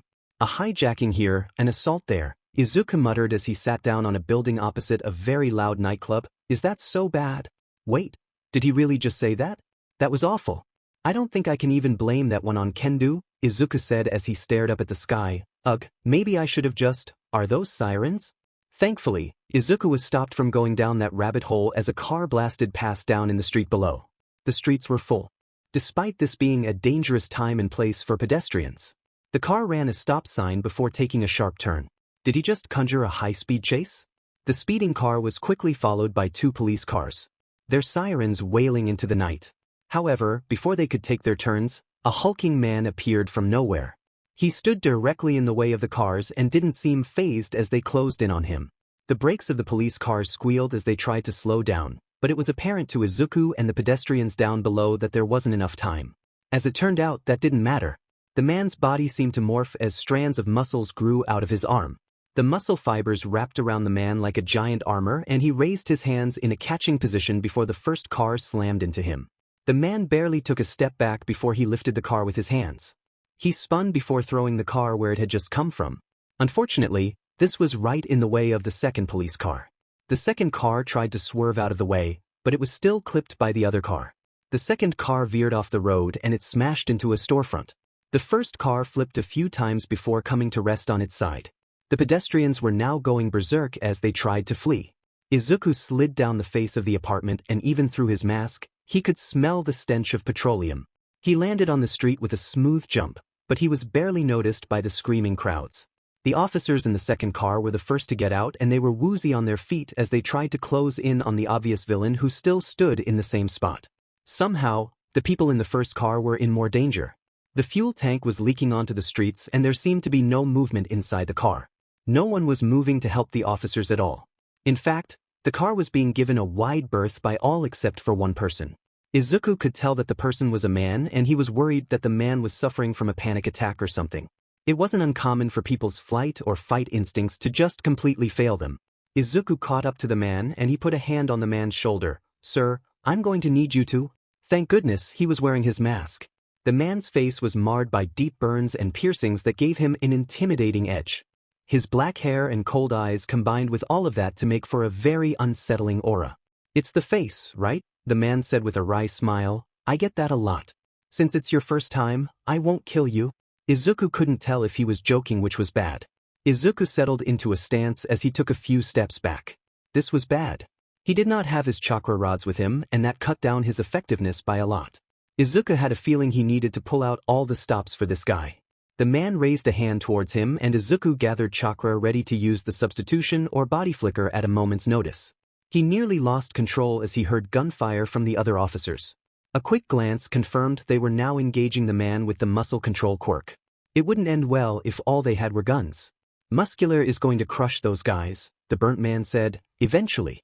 He likes to play with his food. And speaking of food, you see that bar over there? It's right behind you." Izuku didn't bite. "It's more of a nightclub if I'm being honest," the man said, his hands still pointed at Izuku. "It's one of many clubs owned by Miruko. You know her? The rabbit. Anyways, as you can see, my face isn't exactly cover-worthy." A bit of an understatement. Izuku knew that this man was stalling for something, but he couldn't bring himself to attack. Intrinsically, his body just knew he would regret it if he did so. Unlike the other crooks he had fought, this guy was just scary. "Anyways, they refused to let me in because of all of this," he said while gesturing to his face. "I get it, but that deeply and really hurt. What is it they say about revenge? It's best served hot." The man's hand moved a few inches up and away from Izuku. A blue wisp formed on the man's hand before Izuku felt the temperature of the street skyrocket. He threw himself to the ground, and it was no moment too soon. A beam of blue fire shot out the man's palm and into the nightclub. Izuku was laying on the asphalt of the road, and it felt as though he was standing right next to a burning star. The flames weren't that bright, but their heat ate at Izuku's very being. The nightclub and the buildings surrounding it were enveloped in flames, and Izuku was about to go in when the man coughed. "Before you go in, you may want to deal with this first," the man said, and he clicked his finger, causing a spark to fall down to the ground. Izuku had to scramble back as the flames ignited the petroleum on the floor. Thankfully, none was on him, but it was with a heavy heart that he realized it led to the totaled police car. To his dismay, the officers were still unconscious. "This is why you work in teams, Rook." The man then ran off, and Izuku was frozen for a bit before he ran to the police cruiser. His body was on autopilot as he activated the fate breaker before ripping the car's door off its hinges. The flames were already pooling around the car. "Oh, thank God," the officer said to him as blood dripped from his head. "The door was jammed. Can you... Sorry about this." Tough. Izuku cut the man off with a distorted apology before he threw the officer out of the car and onto the road. The man rolled across the asphalt, but Izuku didn't care about that all too much. He had to go deeper into the car to try to get the driver out. Izuku frowned as the seatbelt refused to give away. Izuku spared a glance at the flames and he frowned as he saw blue flames begin to envelop the car. The temperature in the car began to rise and Izuku was thankful his mask filtered the worst of the putrid stench of burning fuel. Izuku tried one more time to disengage the seatbelt, but the device held firm. A light bulb went off in his head. Izuku channeled wind chakra into his hand, causing it to glow even under the light of the surrounding flames. Izuku felt his oxygen supply begin to dwindle as the car was enveloped by flames. He ignored the cuts forming on his hand as he cut the seatbelt open. Izuku lifted the man onto his shoulders in a fireman's carry. Izuku wanted to leave through the other door, but a quick glance proved that to be impossible. He now saw that the car was surrounded by flames on all sides. His entire body was slick with sweat and for the first time, Izuku noticed the smoke inside the car. The fire had gotten inside the car. In a burst of panic, Izuku channeled wind chakra across his entire arm and he sliced a large circle into the roof of the car. He kicked it off before dashing out of the car in a quick body flicker. Flames licked at him as he spread through, but luckily they didn't stick to him or the officer. Izuku slowed to a stop in front of a crowd of panicked and disoriented people. A sea of cell phones was pointed in his direction and also at the burning building behind him. "Hey, could someone take him?" Izuku asked the crowd, but he received no offers. Idly, he noticed that a lot of the crowd were covered in burns which could have come from the other fire. "I'll take him," said a woman with purple hair and red eyes, and Izuku immediately handed the officer off. "Thank you." Izuku barely managed to get out before he turned to look at the burning building. "I've got to go." Izuku used the body flicker again to cross the street in an instant. He fought down his nausea before charging straight into the sea of flames. The heat sapped his energy and the flames ate away at him, but he ignored it as a litany of screams for help rushed over him. There were men and women on the floor too weak to move and Izuku was frozen as he had no idea about who to help first. Thankfully, that choice was made a lot easier almost immediately. Twin spouts of water spread across the entire nightclub, extinguishing a lot of the flames right away. Izuku looked over his shoulder to see Backdraft controlling the waves of water. Izuku picked up 3 people in rather awful shape before rushing for the exit. Backdraft barely glanced at him as he went by and Izuku was able to put the injured people down as they broke out into the open air. He took many deep breaths as his skin was soothed by the cool night air. The people he had rescued mumbled words of thanks as Izuku carried them to where he had put the other officer. As it turned out, a fire truck had made it to the nightclub with a supernatural speed which explained Backdraft's presence. There were also more experienced pro-heroes and firefighters who were joining the rescue effort as they fought the surrounding towers of blue fire. Naturally, all of this was now being filmed by onlooking civilians. Izuku surveyed the damage and he was surprised to see the hulking man from before getting repelled by a shorter woman. The woman seemed to glide past his every hit before unleashing with a strong flurry of punches and kicks. A powerful dropkick sent the big man sailing across the street and instead of continuing the fight, he rose to his feet and then jumped off into the skies in a random direction. The woman did not follow. "Miruko is impressive, isn't she?" Izuku turned to see the woman from earlier. "Here, let me help you with these guys." With her help, Izuku was able to set them all down one by one. The woman, seemingly very exhausted, stumbled, but she was able to steady herself with Izuku's help. Her hands settled on Izuku's hips and it was only because of the current situation that he was able to ignore that. He set her down next to the officer he had rescued from the burning vehicle. The man looked him up and down a bit with a quizzical expression on his face. He was probably still out of it. Izuku looked over his shoulder and he frowned as he saw the Miruko converse with the officer he had thrown from the burning car. He didn't think much of it until almost as one they turned and looked at him. "No. This is embarrassing since you saved me and my partner's lives, but I don't recognize you," the formerly unconscious officer said with some shame. "Who are you? Your gear makes it hard to tell." "I'm a vigilante," formerly helpful woman said as she sat down on the road. "He's Kage. The guy Kemui Woods has his panties in." Izuku drowned those words out as the last of his adrenaline faded away. This allowed him to see. He saw the sea of phones following his every move. He saw the rescue heroes and Miruko stare at him with the latter beginning to walk towards him. Had he gone crazy or inhaled too much petrol? What the hell was he still doing here? He was a noted vigilante in the aftermath of a villain attack on a very popular heroes nightclub. A cold feeling spread across his body as he met Miruko's gaze. He had to get the hell out of here. He disappeared in a powerful body flicker as he spread across the rooftops of Mizudafu. He dropped his transformation halfway, but he kept it up until he reached an alleyway near Kendo's gym. He picked his bag out from behind a dumpster. He threw his mask inside and it was back to the rooftops again. Body flicker after body flicker powered his body through the air. The nightclub was over 3 hours while on foot and Izuku made it home in mere minutes. His window was open and Izuku snuck in once he saw the lights in the apartment were off. He quietly walked over to the door and confirmed it was locked. He had his own key, so it was good to know his mother had taken the precaution of locking the door. Izuku made it back to his room and he shucked his clothes off almost immediately. His arms were dotted with burns that almost could have passed for sunburn. There were no blisters, which according to a quick internet search was a good thing. He just had to apply cold water to the burned area and that would be that. Within a few days, it would all clear up. The other victims he had helped were not as lucky. Izuku had blocked it out in the moment, but their injuries had been awful. The burns had gone past the first few layers of skin to the sensitive flesh below. Izuku was sure that scars would be left behind and not just the physical sort. If the burnt man had been inclined, Izuku would have suffered the same fate if not worse. Enough was enough. Izuku was done. He was not yet where he needed to be to help people. He had frozen twice because of his indecision. Looking back, he wasn't sure if the right choice had been made. There were undoubtedly some serious casualties from the nightclub fire.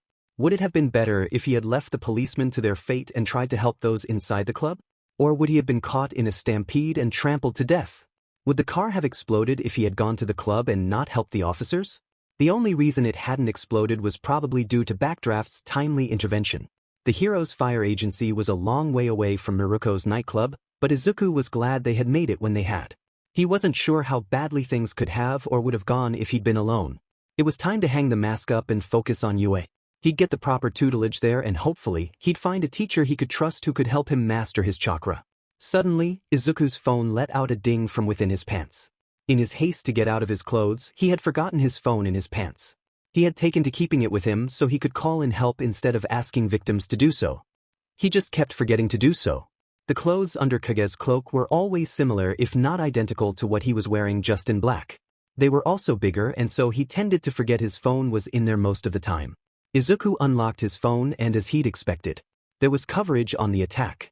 Only one of the two villains had been identified. The one who had been getting ragdolled by Miruko. As it turned out, the man with the quirk that manipulated his muscles was called Muscular. Fitting.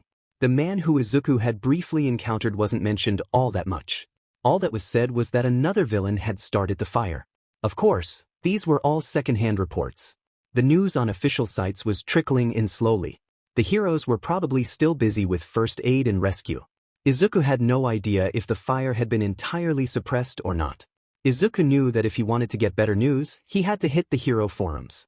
As expected, there were videos, pictures and personal accounts that lined up with Izuku's experience of events.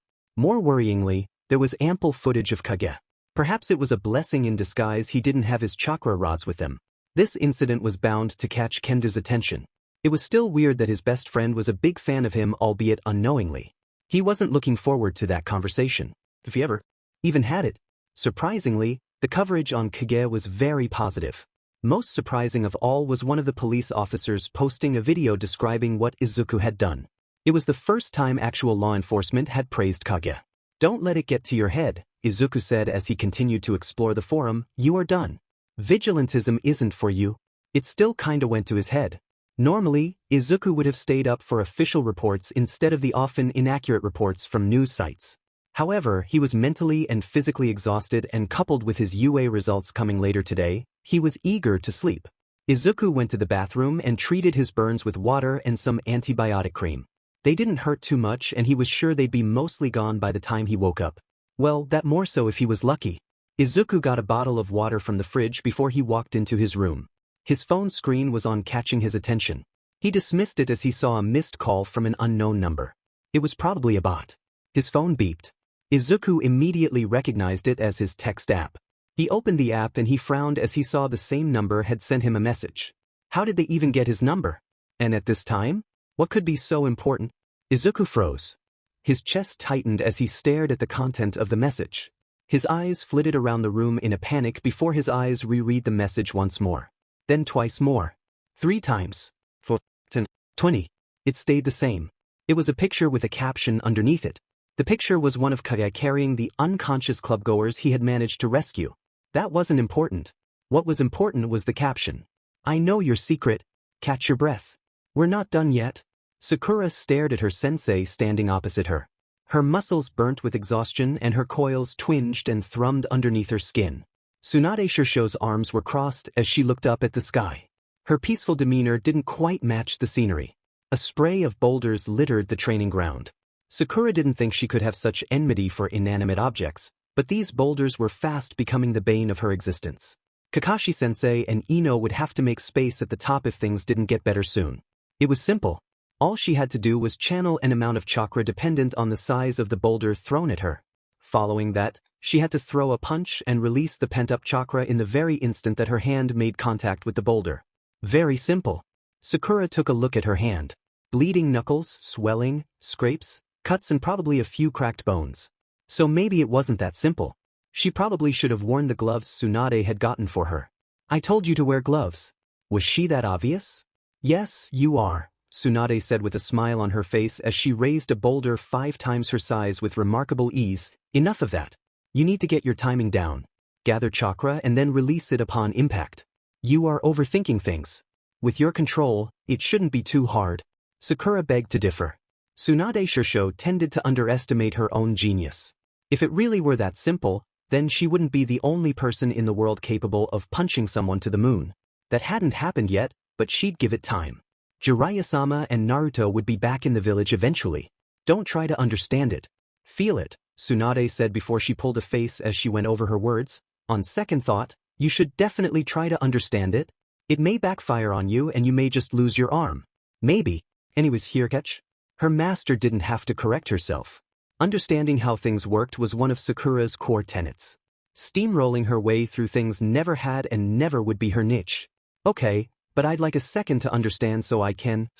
Sakura was cut off as yet another boulder flew through the air at her. This time at far faster speeds than any of the others that came before it. She wouldn't have any time to dodge it and it was right in front of her. Gather. Sakura's hand pulsed with chakra. Her face was twisted into a snarl as she pulled her arm back and then threw it forward. Her fist met the boulder, many times its size, and for the first time today, her hand won. A shower of pebbles washed over as the boulder all but caved before her mighty power. And release. Through the flying debris, she could spy her master's proud smile and a war cry built in her chest. She took in a deep breath and reared her arm as another boulder flew at her. Narrow. Izuku screamed as he punched the wall adjacent to his bed. Ow. What the hell? Izuku's fist had met the wall and lost. The flash of pain was enough to wake him up completely as he was roused from the clutches of sleep. His hand was pulsing with pain and it took a few moments for him to calm down. What the hell were their walls made of? It looked like wood, but was it actually diamond? Maybe tempered steel? If he had punched the wall any harder, he may have needed a new hand. Izuku looked at where he had punched and frowned. His All Might Bronze Age poster had a fist-sized hole in it. This is just great, Izuku spoke aloud to himself. They don't make those anymore. You stupid idiot. Why did you have to punch it? If my hand wasn't so sore I'd... Okay, so maybe he wasn't so calm after all? Izuku. His mother knocked on the door making him clam up immediately. I heard screaming. I'm coming in. The door began to turn open. Oh no. Izuku looked at his hand. Was it becoming swollen? It looked like it was getting swollen. He had the presence of mind to hide both his hand and the damaged poster. The end result was him sitting against the wall with one hand below the blanket by his lap.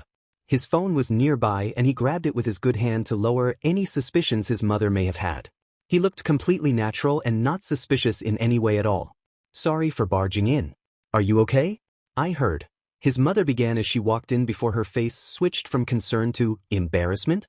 What was that about? What's wrong? Izuku frowned as he took in his mother's flushed skin. Are you okay? His mother seemed as though she wanted to be literally anywhere else.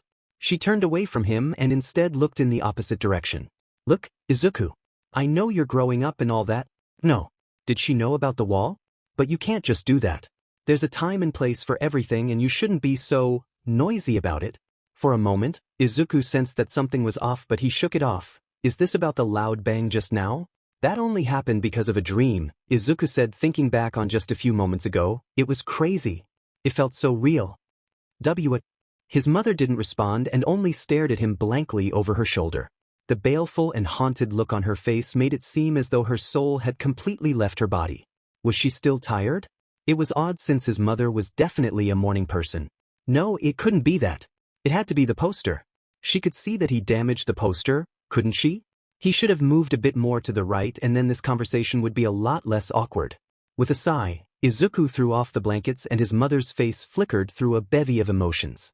From horror to confusion to relief and then right back to confusion. What happened to your hand? Izuku frowned. The dream? I threw a punch in my dream and ended up denting the wall. I hurt my hand so that's why I hid it from you. Oh, thank goodness, his mother said, raising a hand to her chest before worry overcame her. Come into the kitchen. There's some ice in the fridge. His mother turned to leave, but she stopped at the doorway. Oh, and Izuku? Yes? Don't ever do that to me again. Okay? Izuku blinked once and then twice. Do what? Izuku sat in his room with a bag of peas on his hand. The crazy start to the day had gotten his mind off of what had been plaguing him since last night. He unlocked his phone and once again looked at the message from the unknown number. I know your secret. It had taken Izuku about 30 minutes of mounting panic and stress to realize that Kamui Woods or Endeavor would not be busting through the wall to arrest him. If the messenger wanted the law to deal with him, then they would have done so immediately and without hesitation. He only had a few moments of relief before a new worry overtook. Why didn't they say anything? If they had somehow gotten his number, probably through some top-secret hacking quirk, then surely they knew his name as well. From there, it was a hop, skip and a jump to finding his address, school and even those Konoha documentaries. Izuku had not sent a message to the person in question just yet. He wanted to just ignore it and act as if nothing happened, but at the same time, he knew that ignoring a problem never made it go away. What was more was that today was the day he'd be getting his UA results. Izuku was confident he'd done enough, but there was always room for doubt. Plus, he had to find out if Kendo would be in the same class, and therefore dorm, as him or not. He'd much rather be with her than not. There was nothing worse than the first day of school. Except for having to befriend up to 19 strangers all by himself. With Kendo there, that ceiling was lowered to 18 and she was way less of a mess socially than he was. First things first, though, Izuku wanted to get a response out of whoever had messaged him. How could he not? That being said, he felt like he'd be making some sort of rookie mistake if he admitted to it on his phone. Would this person blackmail him or something? Maybe they were one of the people who Kage had thwarted and they wanted revenge. Izuku could not see a situation where he got out of this scot-free. Still, though, he had to do something.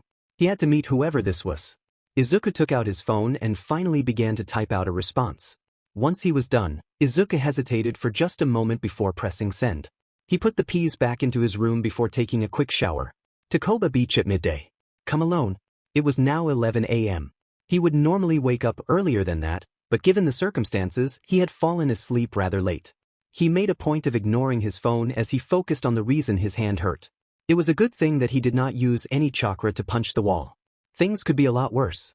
The pain was still there, but it wasn't nearly as bad as some of what's he been through. It still irritated him and it would probably remain for a few more days. If only there was a way to speed up the healing. Wait a second. Should he really try it? On his own body? It's not like I have a fish nearby or anything, Izuku said to himself as images of the dreams he's been having flashed through his head. This would be the acid test, so to speak. If for whatever reason he was seeing visions of past Konoha warriors. Not only that, but he seemed to able to use their abilities. That girl, Sakura. He corrected himself, the name clear as crystal in his mind. Sakura had been learning medical ninjutsu and a strengthening technique that made the Fate Breaker look like a joke. During the exam, Izuku's body had been in a bad way. Yet, Pink Chakra had healed him and then he had used his master's, Sakura's master, technique. His mind had been flooded with information he did not know. Information he now knew Sakura had learnt as his, or rather Sakura's, dreams had shown him. The question now was whether or not he could still use what he had been shown. He thought back to the first vision. The one of Sakura healing the fish. She had used 2 hand seals, one that was kind of like a modified version of the ox hand seal. It took him a few shots to get it right. His right hand still pulsed with pain and his fingers were becoming more and more swollen. Each attempt just felt off until he was finally able to get things right. He did it multiple times to confirm he was comfortable with it. It still took him a bit too long to make it, but he was putting his fingers in the right place. That was more than enough. Finally, he wove the hand seals while channeling and molding his chakra in a pattern he just somehow knew. He finished the hand seal chain and nothing. He tried again and still nothing. Izuku was on the verge of giving up when it finally happened. He focused on the image of Sakura healing the fish. The way he had felt her chakra twist and bend. The way the gash along the fish had mended itself. He felt a slight shift in the feel of his chakra. It somehow felt more vibrant and alive. The drain on his reserves was minuscule but noticeable. The previous attempts hadn't used chakra at all. Finally, the telltale green glow flickered to life on his hands. It wasn't a constant light like it had been for Sakura, though. It reminded him of a faulty light bulb, flickering on and off as it struggled to remain alight. He allowed the glow to die down on his right hand before pressing his left hand to his right hand. A strange awareness and knowledge entered his mind. It was almost as if an invisible third arm had sprouted from his body. The green glow faded away as he lost control, the strange sensation far too much to handle. What the hell was that? It was hard to describe what he had seen, or was it felt? The sensation he had felt had used none of his senses, and yet it was extremely clear that it was not an illusion or trick of the mind. It had only happened once his left hand was close to his swollen right hand. It was a clear part of the jutsu, though, so he just had to move on and try again. This time he would not be distracted by it. His first attempt fizzled out immediately.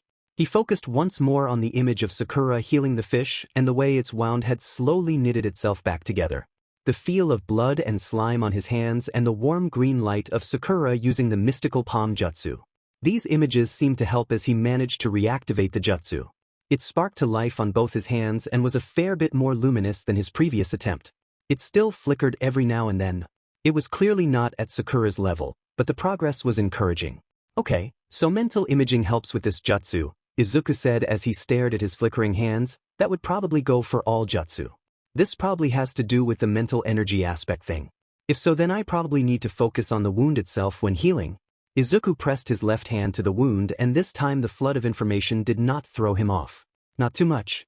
He focused less on what his senses were telling him and more on what his chakra was trying to tell him. The change in approach helped quite a bit. It was almost like listening to a foreign language that you barely knew. There was a stream of incomprehensible words that was filtered and strained into something he could only partially understand. He had done some research on muscles and joints and tendons when researching for the Fate Breaker. He needed to how they all worked in tandem so his chakra could support and strengthen the correct areas. The field was called kinesiology. Tsunade Shirsho had proven the Fate Breaker to be extremely inefficient. Her strength enhancement technique had far less and perhaps even no backlash, and it also had much better results. That did not mean the Fate Breaker was useless to him now, though. Izuku was nowhere near the level of doctors or elite trainers, as evidenced by the backlash of the Fate Breaker. However, he knew enough to get by and he knew his body. So, while the stream of information was largely incomprehensible to him before, he now knew that the jutsu was telling him the state of his hand. He already knew that his hand was in bad shape, but this was important news. The possibilities were endless. He could help diagnose injured people and spot injuries that other people may have missed. It would be invaluable in a crisis. It would not be that easy though. I need more medical knowledge if I want to be helpful, Izuku said to himself, only vaguely aware that he had been speaking aloud for some time. Right now, I can only tell that I have microfractures on my bones. That is what is causing the swelling and bruising. Izuku channeled his chakra, or rather his healing chakra, into the affected area. He could feel a sort of discomfort as his bones were slowly put back together. The pain and swelling in his hand began to ebb as he focused on healing the damage. After what to have been around 30 seconds, Izuku's hand was back to normal. He deactivated the mystical palm and tested his hand out. A broad smile broke out on his face as he detected no signs of pain or discomfort. He had just healed his own hand. Izuku's hand twitched almost on its own. He desperately wanted to write everything that he had just learnt down, but he could not chance it. His knowledge of anything chakra-related would be all in his mind, for now at least. Except for the scroll, of course. The last thing he needed was for it to be found. In all honesty, it would probably be dismissed as nonsense, but a small part of him was worried that his secret would just get blown wide open. Nonetheless, it was good progress. It also made him realize that he would probably have to figure out a way to reverse engineer Tsunade Shirosho's super strength. He had used the Cherry Blossom Impact, and what a terrible name that was, to neutralize the zero-pointer. There was probably footage of that moment, as well as of him healing himself. He could explain it away as momentarily going beyond his limits, but sooner or later they'd expect him to be pulling that off. Plus, the breakdown of his quirk needed some serious adjustment. Kage's use of hand seals was fairly well known. It would be, at the very least, odd that Izuku's quirk worked in a similar way. He could also play dumb, but it was a matter of time before he got caught. Ding. His phone dinged once and then twice, and then it was like an infinite flurry of bell noises. He got to his phone and managed to shut it off. He expected this sort of stunt from Kendo, and so he got ready to shut her down. It was not Kendo who had messaged him. In fact, two different people had messaged him. The first was from his blackmailer, for lack of a better word. He expected a sinister response or for law enforcement to bust through his window. A hostile response was to be expected for someone so evil that they would stoop to blackmail. He got something else instead. A known, "Great. I'll pick you up and then we can go out for a meal? I know this American-style diner that is to die for." Izuku blinked. He typed a message back immediately. "Did you send this to the right number?" The response was just as swift. A known, "Yep. Wait, you are Kage, right? Black cloak and cool mask? Wanted vigilante?" Unknown, "Where did you get the mask? I'm asking for a friend. What was going on? Were all extortionists this, Kendo? She'd kill me if she heard me say that," Izuku couldn't help but say to himself before turning back to what was a rather vexing conversation. Just be at the beach by 12. Speaking of which, he kind of wanted to open his acceptance letter with Kendo. She'd been a big part of his journey, even the part she didn't know about. Somehow it felt appropriate that they found out together. Would it be too late for them to organize a get-together of sorts between their families? He had to ask soon though. Who knew what time the packages would arrive? Should he call her? It would be quicker than texting after all. He really wanted to find out with her. That was what best friends did, right? It was kind of weird though. Or was it? They'd had a heart-to-heart on the floor of a sweaty fighting ring. It did not get much weirder than that. Just call her. Izuku whirled around to see his mother holding a laundry basket. What a surprise. Izuku felt his cheeks burn up at his mother's downright devious smile. "What are you doing here?" Laundry, his mother's was way too wide. She looked as though she were a shark that had smelt blood in the water. He did not like the tone his mother had used either. It sounded like him when he found a new piece of All Might merchandise. Or Kendo when she had seen his chakra rods. Or him when he found a new hero with an interesting quirk. Or Kendo when she found a new person to fight with. He was getting off track here. "How much did you hear?" "Enough," his mother said as she placed the hamper down. "Call Kendo. I'd really like to meet the girl who has been beating up my son and cutting up his hand." No. He had blamed that on Kendo, didn't he? "Sounds great," Izuku said with a weak smile even as his stomach rolled. "I'm going to the beach to train. Bye." He was already in suitable gear. So he sidled past his mother and her smug grin as she began to pack away the clothes. He speed-walked to the door and was just about to enter the living room when he heard his mother call after him. "Izuku." Izuku held back a sigh before turning back to his mother who was peeking out his door. "I forgot to tell you something. Mitsuki called me and said you should check your phone. Or at least that's what I think." She was shouting at someone on her side too. That sounded about right for Aunt Mitsuki. Izuku complied and took his phone as he remembered there being a flurry of unread messages. He finally found it and blinked. He stared at his screen. No. This was going to be just great. As if today couldn't get any more difficult. "What is it?" his mother asked, and he put on a weak smile. "It's Kaken." Izuku looked down at the bundle of messages Bakugou had sent him. "He's downstairs and wants to talk about the exam." "Oh," his mother said, her smile dying down. He was about to leave when she added, "Are you fine with going to see him?" She was worried. Understandably. The incident between him and Bakugou had probably been good for his mother and Mitsuki's relationship. Anyone with a working brain could tell Kaken was abrasive to everyone. They probably just did not think Bakugou would go as far as to attack him. Izuku knew better than that, though. Bakugou was the reason he'd almost drowned in a river, and also the reason he had chakra. Needless to say, it was hard to say how he felt about Bakugou. Still, though, his mother and Bakugou's mother were longtime friends. Could not and would not let his and Bakugou's mess interfere with their mother's friendship. It would hurt Izuku more if he had a hand in ruining that. "I'll be fine," Izuku reassured his mother, and he did believe that. If push came to shove, he'd be able to take care of himself. "Okay," his mother said, a more genuine smile spread across her face, And I want to see Kendo and her family tonight. We could go out to a restaurant or something to celebrate. So call her. I will, Izuku said over his shoulder before walking outside. He picked up his phone and dialed Kendo, who picked up almost immediately. Izuku? Hey, what's up? Did you get your UA results yet? No way, Tao. And no, I didn't, Izuku said a bit louder than he meant to. It was just Kendo, but even then hearing her voice right in his ear was something. Why'd you call then? Kendo asked before adding, not that I didn't want you to, but this is kind of out of character for you. He knew. I wanted us to open our UA acceptance letters together, Izuku said, barely pausing to breathe. You don't have to say yes. My mom wants to meet you too, and I thought it'd be cool. Sounds great. Let's do it. If we found together. You don't have to say yes. Yes. If you don't want to. You know what? I'll just tell my mom. Izuku. Izuku flinched away from the sheer volume of Kendo's scream. Even through his phone's tinny speakers, her voice had packed a real punch. There was still a faint ringing in his ear as he brought his phone back to his ear. Yes? I was about to call you to ask the same thing, Kendo said, and she took in a breath before letting it out. Okay, I was complaining to my parents about that stupid prank you pulled, and now they want to meet you too. They might make things weird. I already told you about the making friends thing, and Dad knows we spar, so he's also interested. And Kendo, you're rambling. Izuku brought her rambling to a halt.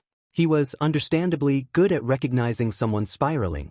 Unfortunately, that ability didn't seem to apply to himself. You actually are rubbing off on me? Kendo said with fake disappointment. What's next? Getting my ass kicked by an ancient secretary? Are you still scared of my? Not this again. It had taken Kendo so long to drop the whole my beating him up thing. It was like she didn't understand that even if Mai could beat Izuku up, then she'd also be able to beat Kendo up too. He had tried pointing that out, but she'd taken it as him confessing to losing to Mai. I need to go now, Izuku said, realizing that he still had to the beach. Just speak to your parents and we'll organize things properly. Got it. Man, I hope I beat you. Izuku held his tongue and instead said, how much did you get again? Because I got. Izuku ended the call right there and then. He smiled as he imagined Kendo freaking out after he baited her twice. She'd probably take it out on whichever nutter took her up in boxing. Even he wasn't that crazy. In a pure boxing match, Kendo would thrash him. That was just the facts. If they actually made things similar to normal combat, then things were a lot fairer. He still needed Eskrima sticks to really hang with her, but he got by using some tricks with Chakra. Izuku finally got to the bottom floor and he was about to run off to the beach when a hand grabbed onto his shoulder. He turned around and his smile dropped as he met the gaze of a scowling Bakugou. I've been waiting for 30 minutes. Bakugou growled as he held onto the scruff of Izuku's shirt. I had things to do, Izuku said as he slowly got out of Bakugou's rather tight grip. His shirt was probably going to smell like nitroglycerin for the rest of the day. It smelt like burnt sugar, but that not something you told Bakugou unless you had a death wish. He did not like being told that he smelt sugary. Burnt or no. Listen up, Deku, Bakugou said as he crossed his arms. Once you get into you, then don't even think of trying to outshine me. I was supposed to be the only one from our school and you ruined that. Ever since Bakugou frowned and looked away from Izuku as he muttered, ever since that holiday, you've been different. You hid your quirk for years and pretended to be this weak and nice brat. The inflection on the word nice was caked with sarcasm. Kakin? Shut up. Bakugou turned back, a snarl twisting his features. I don't care if you were able to beat that villain or that you saved my life. I could have saved myself I wanted to. I'm going right to the top and you better not be in my way. You got that, Deku? He didn't wait for an answer. Bakugou barged past Izuku, their shoulders slamming into each other. Bakugou trudged away and despite himself, Izuku let him walk. Izuku wanted to say that he would be the next #1 hero. He wanted to say that one day even All Might himself would concede to Izuku. He wanted to say that the #1 spot was going to be his and no else's and that everyone else was just wasting their time. He wanted to say that Bakugou had to watch out for him or else he would be the one that was pushed aside. Izuku did not say anything of that. He just let Bakugou leave. Things would probably escalate really quickly if he did say that, and in all honesty, Izuku would have probably been a part of the problem too.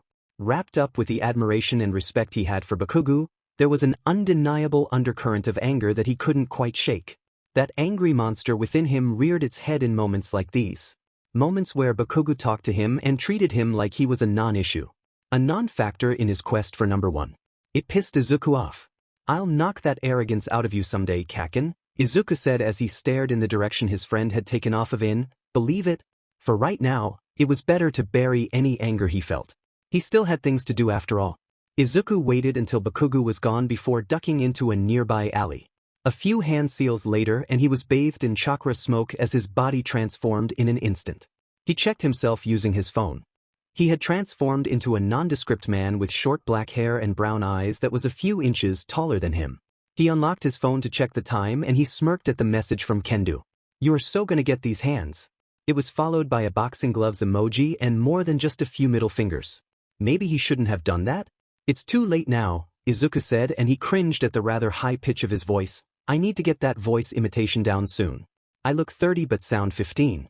I bet that will intimidate the hell out of my blackmailer." Speaking of which, he had about 10 minutes to get there. A body flicker would be ideal, but he really didn't want to spill his guts. Still, though, it was a necessary sacrifice if he wanted to get the drop on his blackmailer. If only he had one of those anti-vomiting pills Yaoyorozu had made for Uraraka. That would be pretty helpful, right about now. Izuku went through the body flicker's hand seals and his body shimmered with chakra before he took off at speed towards Takoba Beach. He could only hope that this would go smoothly. It was a lot harder than one would think to be inconspicuous at a beach junkyard. As always, there was no foot traffic and only the occasional car passed by. There was the chance that whoever it was already here. It was why he had taken the precaution of transforming before using the body flicker. Izuku had painted the inside of a trash can with his breakfast upon arrival before finding a vantage point on one of the stacked cars. He really hoped no one had seen him arrive. He could see anyone arriving at the beach and by virtue of him being inside an old car, they could not see him. It was not his first choice for a beach, but there was quite a bit less junk around. It was not a big enough difference for most to notice, but considering he had learned some chakra fundamentals here it easy for him to see. Maybe the government had decided to do something about it. If it had been a hero, Izuku was sure he would have heard about it by now. Midday came and went and Izuku was still the only person in sight. He checked his phone, but there was still no word from his blackmailer. The only message was from Kendo confirming details for the UA reveal. "Okay, so I spoke to my parents and they were a bit too happy. Anyways, they booked a reservation at Nabu's tonight. It's at 9 p.m. so the UA letters should arrive before then. Then after we both get accepted, I beat you up in the dojo tomorrow. Sound good? Is the last part really necessary?" "Yes. I'll beat you up tomorrow." After his last message came a stream of emojis and some rather heated words from Kendo. But that was a shame. What was he gonna do? Not tease her? He rarely had the upper hand against her. It was high time he had some fun too. Izuku was about to type a response when he caught movement in the corner of his eye. He put his phone away as a car rolled into the parking lot. It was a blue sedan in very good condition. The driver parked their car before switching their engine off. Izuku waited for the driver to get out, but they remained inside their car. He tried to get a better look at the driver, but at that moment his phone beeped. He looked at the message and a kernel of worry formed in his chest. "I'm in the blue car. No jokes or questions or anything. Just short and to the point." Admittedly, it made Izuku nervous about what laid ahead. The cheeriness his blackmailer had shown earlier was clearly a facade of some sort. Now that was clearly out the window. Izuku opened up his bag and grabbed Kage's mask. He slung it on his back before going out the side of the car that was hidden from the driver's view. His shoes sunk into the sand and he had to shake it off. Izuku put Kage's mask and he checked in a cracked mirror to see that it was on right. He dropped his transformation of an ordinary dude and a few seconds later, Kage existed once more. The black cloak provided an odd comfort to Izuku. The nervousness and terror he felt faded away as soon as he had the cloak and mask. He wasn't Izuku Midoriya when he wore this. He was Kage, a vigilante so good not even Kamui Woods or Eraserhead could catch. He had saved many people and faced off against just as many criminals if not more. He had this. Izuku walked through the junkyard until he could see the sedan again. Its driver's side door was open and he could see that someone was sitting with their legs out. He still couldn't make out their features though. He charged up a body flicker and took off. He landed in front of Blackmailer, which ended up giving her quite the fright. She shrank back into the car as she looked up at him. Hi. She had purple hair and black eyes that were flitting up and down as she looked up at him. She wore casual jeans and a hoodie that was unzipped. The thing that caught his attention though was the fancy necklace around her neck. He had seen that before. He studied the woman's face closely and it only took him a few seconds to remember it. Her eyes were a different color than he was used to, but her face was largely the same. "I know you." Samaire Utsusu, independent journalist and the reason Kage was popular, looked up at him. She had a shaky smile on her face before she finally spoke. Hey Kage. Long time no see. Your cloak looks great. The mask looks shiny too. So, his blackmailer was not some scummy crime lord or a devious extortionist. No, instead she was the woman who had recorded him using his powers and exposed Kage to the whole of Japan. What do you want? His mask distorted and warped his voice, and it only enhanced the impatience and irritation in his voice. Sumire tensed up even more somehow before she reached behind her for something. Izuku flared his chakra as he prepared to counterattack, only for it to flow away as she offered up a takeaway bag with what looked to be a bakery's logo on the side. Do you like donuts? What? Sumire's sedan was pretty comfortable on the inside. The seats were wide and made of high-quality leather. The dashboard had a ton of buttons and features, and the aircon was silent yet strong enough to cool him despite the blazing sun. Sumire had closed her door once he had gotten in the passenger seat. That had been about a minute ago. The donuts she had bought were slowly losing their warmth, and despite the situation at hand, he was beginning to feel hungry. Of course, he wasn't a fool. He'd seen enough movies to know not to trust the food, but the bakery was a really good one. He had never been to Senyuka Bakery before, but it was regarded as one of the best bakeries out there. Man, he was hungry. He glanced at Sumire, who seemed to find the junkyard very interesting. She was rigid in her seat and seemed to be too scared to look at him. She had bags under her eye and she held a thermos in her hand. She must have had a rough night to look this disheveled. In all honesty, Izuku was growing impatient and increasingly nervous too. A scared woman in a car with a cloaked man did not a good picture paint. She was probably scared because she thought he was a hardened criminal.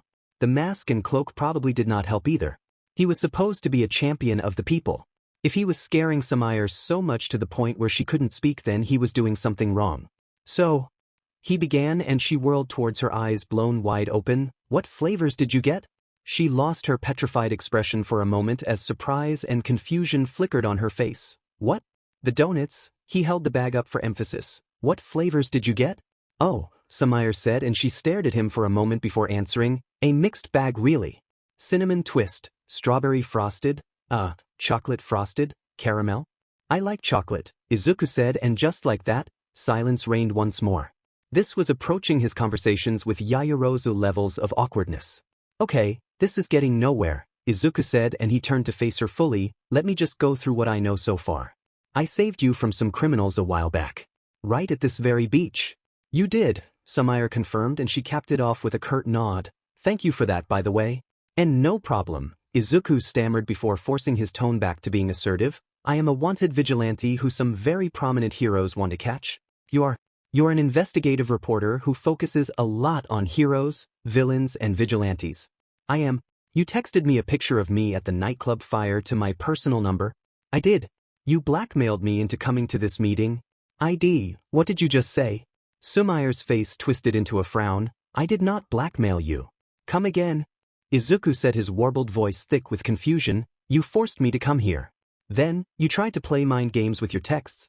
Mind games? Sumire said aghast. I was a little drunk and trying to be nice to you. Would make you think I was trying to play mind games with you? Who does stuff like that? And while I do want to speak with you, I do not want to blackmail you. Izuku's frustration bubbled over just a bit. Then, why didn't you say that? The escalating argument ground to a halt. Sumire stared at Izuku for a bit before turning away and taking her phone out. He saw her scroll around for a bit before she dropped it into her lap. Immediately, Sumire dropped her face into her hands. You know what? This one's on me. I sounded weird. Sumire's voice was muffled by her hands. No wonder you thought I was trying to shake you down. I'm not usually like that. It's just this new lead I'm working on is testing me apart at the seams. Sumire looked up at high, her very posture screamed exhaustion. Slumped shoulders, bloodshot eyes, and he looked in the back seat only to find a cornucopia of crushed coffee cups. What could possibly be driving Sumire so far to the edge? How did you get my number? Izuku asked, causing Sumire to perk up. And why did you message me instead of busting you to the cops? Izuku nodded. The reason I didn't bust you to the cops is simple, Sumire said before taking a swig from her thermos. I don't trust them. Izuku tilted his head as he stared at Sumire. Come again? I don't trust the police to handle this one, Sumire said, speaking a lot slower as if her talking speed was the problem. That goes for a lot of heroes too. I feel like something bad might come my way if I had gone to them. It was one thing for her to not trust the police, but to not trust the heroes? Izuku could not comprehend it. What on earth could be so momentous that Sumire would be too scared to go to Heroes for help? And what did it have to do with him? Look, Sumire, he began, his tone apologetic, I understand that you want to do the right thing, but the Heroes are meant to help us. Whatever is you're struggling, you can tell them. Or the police. How old are you? Sumire's tone was cutting and acerbic. I want to go to the Heroes, but if I came to them with what I had, I'd been ruined. Same if I published what I have now. I need to do more digging. The police and the Heroes would not believe what I have to say. Sumire was breathing heavily after her abrupt rant. A scowl was etched onto her face as she glared at Izuku. He shrunk back a bit at the anger and frustration in Sumire's tone. It reminded him of his talk with Kaken not too long ago. Sorry for blowing up at you, Sumire said just above a whisper. This whole thing is just tearing me apart at the seams. I've been in this daze for a few weeks now. You can leave if you want to. After all of that, Izuku knew he could not leave. He may not be able to help her directly, but surely they could figure out something. He wasn't even trained. He was just a 15 going on 16-year-old masquerading as an actual difference maker. He was supposed to become the #1 hero. The next All Might, but better. He doubted any heroes had done stuff like this.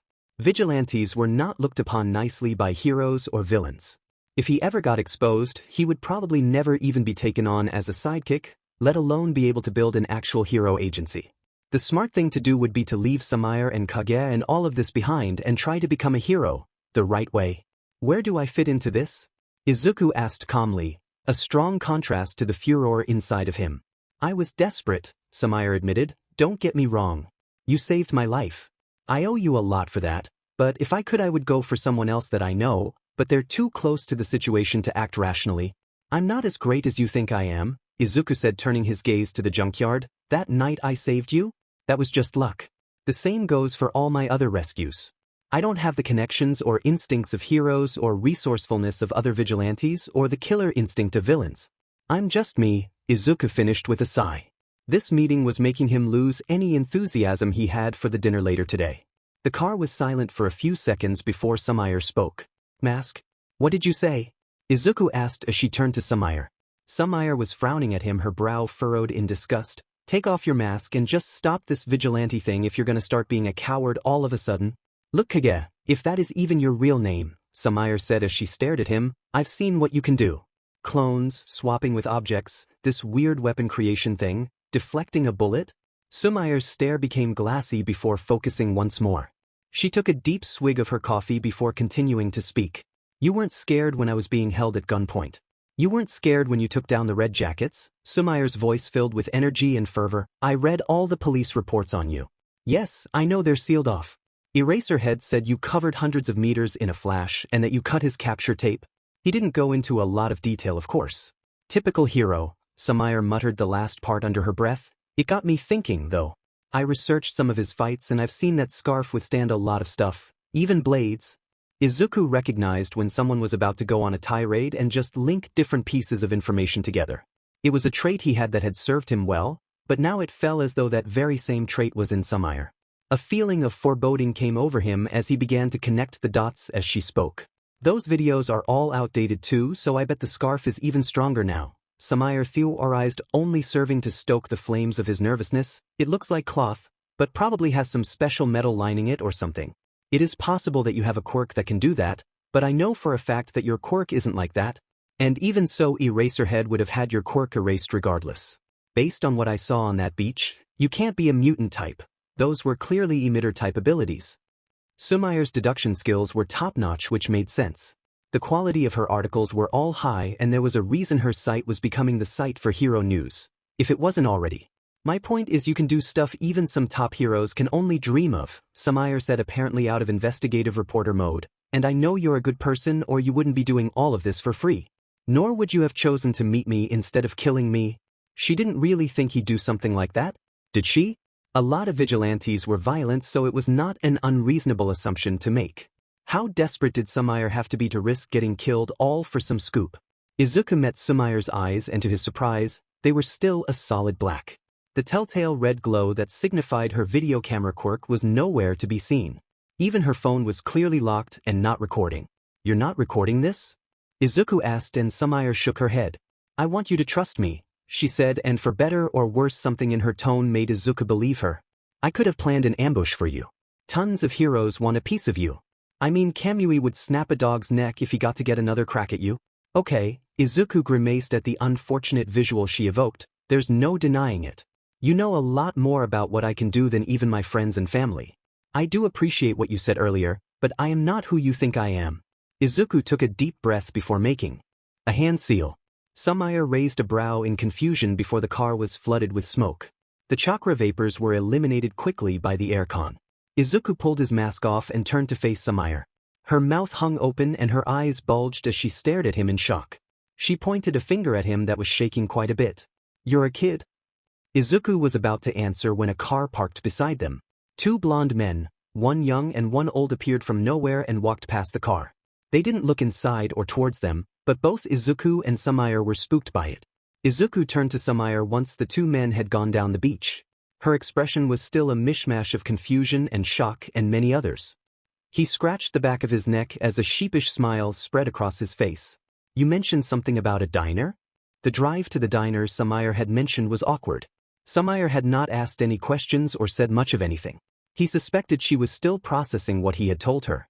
Izuku didn't say anything either as he began to gather the courage and fortitude for what laid ahead. Sumire must have had dozens of questions. The diner was in a rather rough part of town.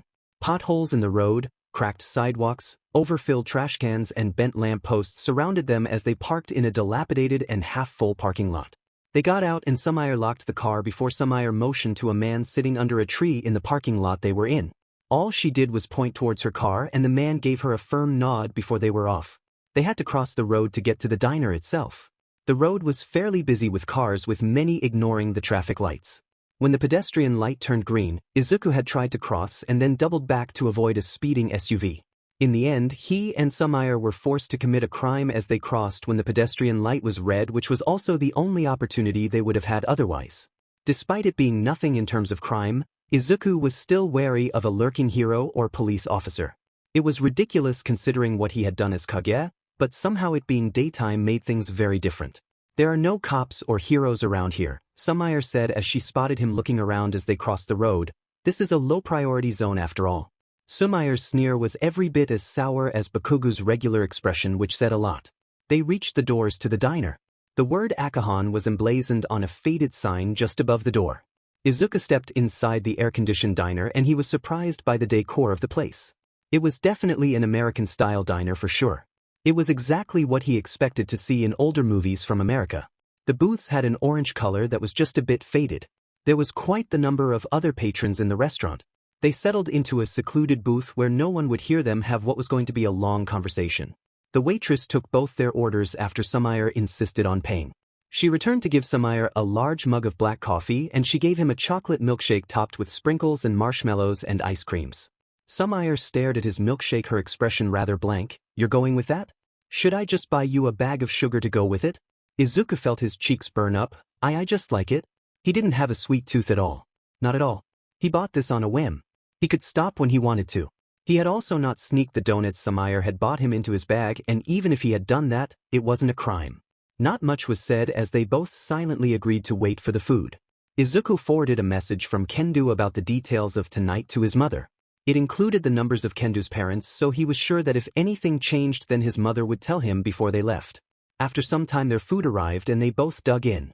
Izuku was feeling rather hungry, so he was just a tiny bit rabid in his motions. Sumire cared a lot less as she ate with less grace than an elephant on roller skates. They were about halfway done with their food when Sumire spoke again. So, tell me, Sumire said as she put her fork and knife down, what's your name? You don't know my name? Izuku was sure his brows were all the way to his hairline. How? You got my number from me. There were so many ways for someone to find the name attached to a number. Izuku could probably find 100 apps that did that right now. If she didn't know his name, then how did she have his number? Was she a master hacker or was it just dumb luck?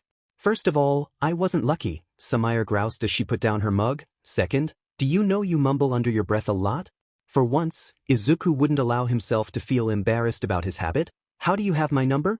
Remember that picture I sent you of that fire at the nightclub? Sumire asked and Izuku nodded. Well, I took that photo. Well, that can't be right, Izuku said as he thought back to the night. You would have had to. That was you? The woman with the purple hair? Izuku asked, drawing a nod from Sumire. He barely remembered any faces from that night. Other than the heroes, Izuku only remembered Muscular, one eye and all, as well as the disfigured man with the blue fire. In his panic, he hadn't registered much beyond basic traits. I had a lot of makeup on then, but yeah, Sumire confirmed, when you handed that guy to me I took your phone out your pocket and then I returned it later. I thought I messed up when I touched your hip, but you didn't even notice. I messaged myself from your phone and then deleted the message. You didn't even have a password. Izuku took a moment to process that. I'll try to get past that. Anyways, my name is Izuku Midoriya. The reason I can't help you is because I'm going to UA's hero course. Izuku Midoriya? Sumire said as if savoring a glass of wine. Wait, you're the Konoha kid. I thought you looked familiar. This makes everything so much easier. Easier? How? Getting recognized as the Konoha kid was always a pain. I doubt you know this, but items from Konoha have been selling at exorbitant prices at private auctions, Sumire said, piquing his interest immediately. I only know this because of someone I have some history with. Apparently, the ruins haven't been fully explored, but for some reason, people are after the little that has come free. Izuku thought back to how Konoha was big enough and it was filled to the brim with many items like plates, vases and of course weapons. Izuku had a ton of them at home himself.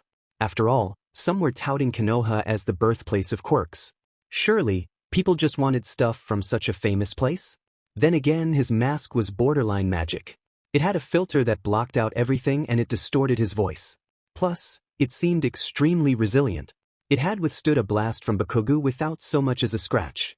I have a few stuff from Konoha, Izuku said, which seemed to surprise Sumire. None of that stuff is special except for the mask. Is that what people are after?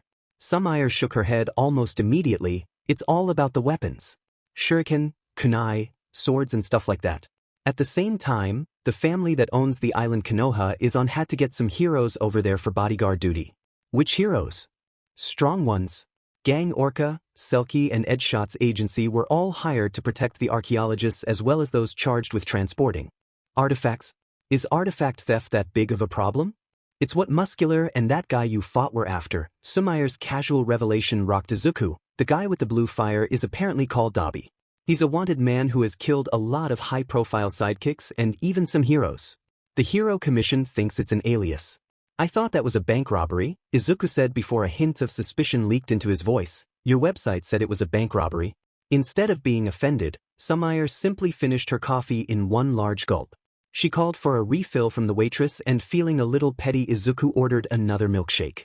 It was a bank robbery, of sorts, Sumire said as she smiled at his attempt at pettiness. The artifacts were being kept in a private storage facility that is guarded by heroes from a lot of prominent agencies. Best Jeanist, Edgeshot, Crust, Ryukyu and Endeavor. All of those agencies are employed at the same time. It was always a big deal whenever hero agencies collaborated. In emergencies, it was nothing new. One of Izuku's favorite fights was Best Jeanist working together with Crust against a slippery villain. The way Best Jeanist had used his quirk was amazing. He had used it to control Crust as if he were a puppet of some sort. Izuku could still see the way Best Jeanist had tied the villain up using his blue gene fibers. Sakura stared up at the old woman using chakra strings to bind her. She tried to move, but no matter what she did, nothing happened. Chiyo was in complete control of her body. The chakra strings spread out from Chiyo's splayed hand like a spider web. There were numerous strings, some pierced Sakura's skin while others were wrapping around her to restrain her like a rope. What the hell is this, you old hag? Sakura growled as she tried and failed to break free from the chakra strings. This is so stupid, Chiyo. Suna is meant to be our ally. Then you should have protected Lord Fifth, Chiyo murmured under her voice, and she moved her hands, forcing Sakura to a kneeling position. Konoha stole our business and let our youngest ever Kazekage and his siblings die. I think killing the Hokage's protege is an equal exchange, or at least a good start. You were the one who waited to tell us about Akatsuki. Temari and Kankuro would have never been taken otherwise. Taken? Chiyo's tone was dripping with putrid hate. That's all that happened? They were taken. Nothing more. A sharp and bitter bark of laughter escaped Chiyo's mouth. She laughed and laughed until she fell quite all of a sudden. Her fingers twitched and Sakura punched herself in the face. Chiyo was dead. Your Kage won't be happy with this, Sakura said as she began to build up chakra. How would you explain this to Baki? The alliance and financial aid are pivotal to your village, especially after they got Gaara and his siblings. Chiyo's smile was devilish and haunting, especially on a face so weathered and beaten. Who do you think ordered this attack? Our invasion won't fail this time. That's all Sakura needed to know. Chiyo took out a kunai and took a step forward, seemingly wanting to do this the old-fashioned way, but she was frozen in place as chakra exploded from Sakura. Lightning chakra. The electricity flowed up the chakra strings and into Chiyo's body. Chiyo's body froze as the electricity wreaked havoc on her body. Lightning wasn't Sakura's best element, but Tsunade Shirsho and Kakashi-sensei had taught her enough to be helpful. Chiyo dropped to the floor wriggling like a fish on land. It was only once Chiyo grew still that Sakura stopped her attack. Her muscles were a little stiff, but that was nothing compared to what had almost happened. Chiyo's body was frozen in a standing position. It stayed that way before falling backwards onto the floor. Her hands still clutched a kunai tightly. Sakura let out a sigh before taking out a scroll. Inoichi would be able to read her mind. Sakura had only induced a heart attack, so her brain should be fine. Chiyo had been off her rocker for a while now. You won't be getting a proper burial, Sakura said to the corpse before sealing the body away into the scroll. She rolled it up before bringing it closer to her face. I would be lying if I said that made me feel bad. Daria? Izuku? You're spacing out on me. Izuku's hand knocked over his milkshake as he came to. Thankfully, Sumire caught it before any large mess could be made. Izuku's breaths were coming in short and fast, and his head throbbed in time with his rising heartbeat. Are you feeling okay? Sumire asked with a frown on her face. Do you need to get to a doctor or some sort of medication? Just water? He had to pull himself together. He could deal with whatever awful thing he had just seen later. Izuku took his milkshake back from Sumire and drank up the majority of what was left. The brain freeze was immediate and terrible and painful, but it also gave him the shock needed to compartmentalize and focus. Artifact auctions now and visions of a past murder later. What was my last question? Izuku asked, and Sumire looked at him, concern in her eye before continuing. You asked if the heroes work together, and they all do on a rotating basis. Sumire said once she was sure Izuku wouldn't randomly space out again. This is the first time something has ever been stolen from there, and a lot of the sidekicks got hurt. Across all agencies. I don't mean to be rude, but I don't see what the big deal is. Izuku said as he fought to suppress Chiyo's death face. Muscular is powerful. Maruko had to take down Muscular, and even then he got away. She's a top 10 hero. I doubt that there are many sidekicks who could beat him. Izuku did mean that. Whatever Muscular's quirk was, it put him above the vast majority of heroes. It probably wouldn't be as effective against someone like Endeavor, and Eraserhead could cancel it out, but those two weren't your run-of-the-mill of the heroes. Then again, someone with a blade or sword quirk could probably beat him too. Unless his muscle fibers were enhanced, but then again everything could be cut if the blade was sharp enough. Were there any? You're spacing out again. Anyways, this facility is supposed to be impregnable. It has survived direct nuclear blasts. Sumire didn't even sound bothered by him spacing out. There's a lot of security measures and they get changed constantly at random. This is where the ultra-rich keep all their valuables and even some money. And by some, I mean a lot. The only way someone could possibly get past all of that. Izuku's heart sank as the penny finally dropped for him. As if there was someone on the inside, Izuku finished as a sense of foreboding came over him, and the only people who work as security are heroes and the police. Sumire finished before reaching for something in her bag. One of my sources? You have sources? The question was out his lips before Izuku could stop it. My website has a lot of traffic, Sumire explained as she took out her phone and tapped a few times before turning it to him. It picked up dramatically after you saved me and just keeps rising. I was also one of the first to break the news on a prominent villain, so the ad money is enough for me to retire. Sumire was talking about the hero killer.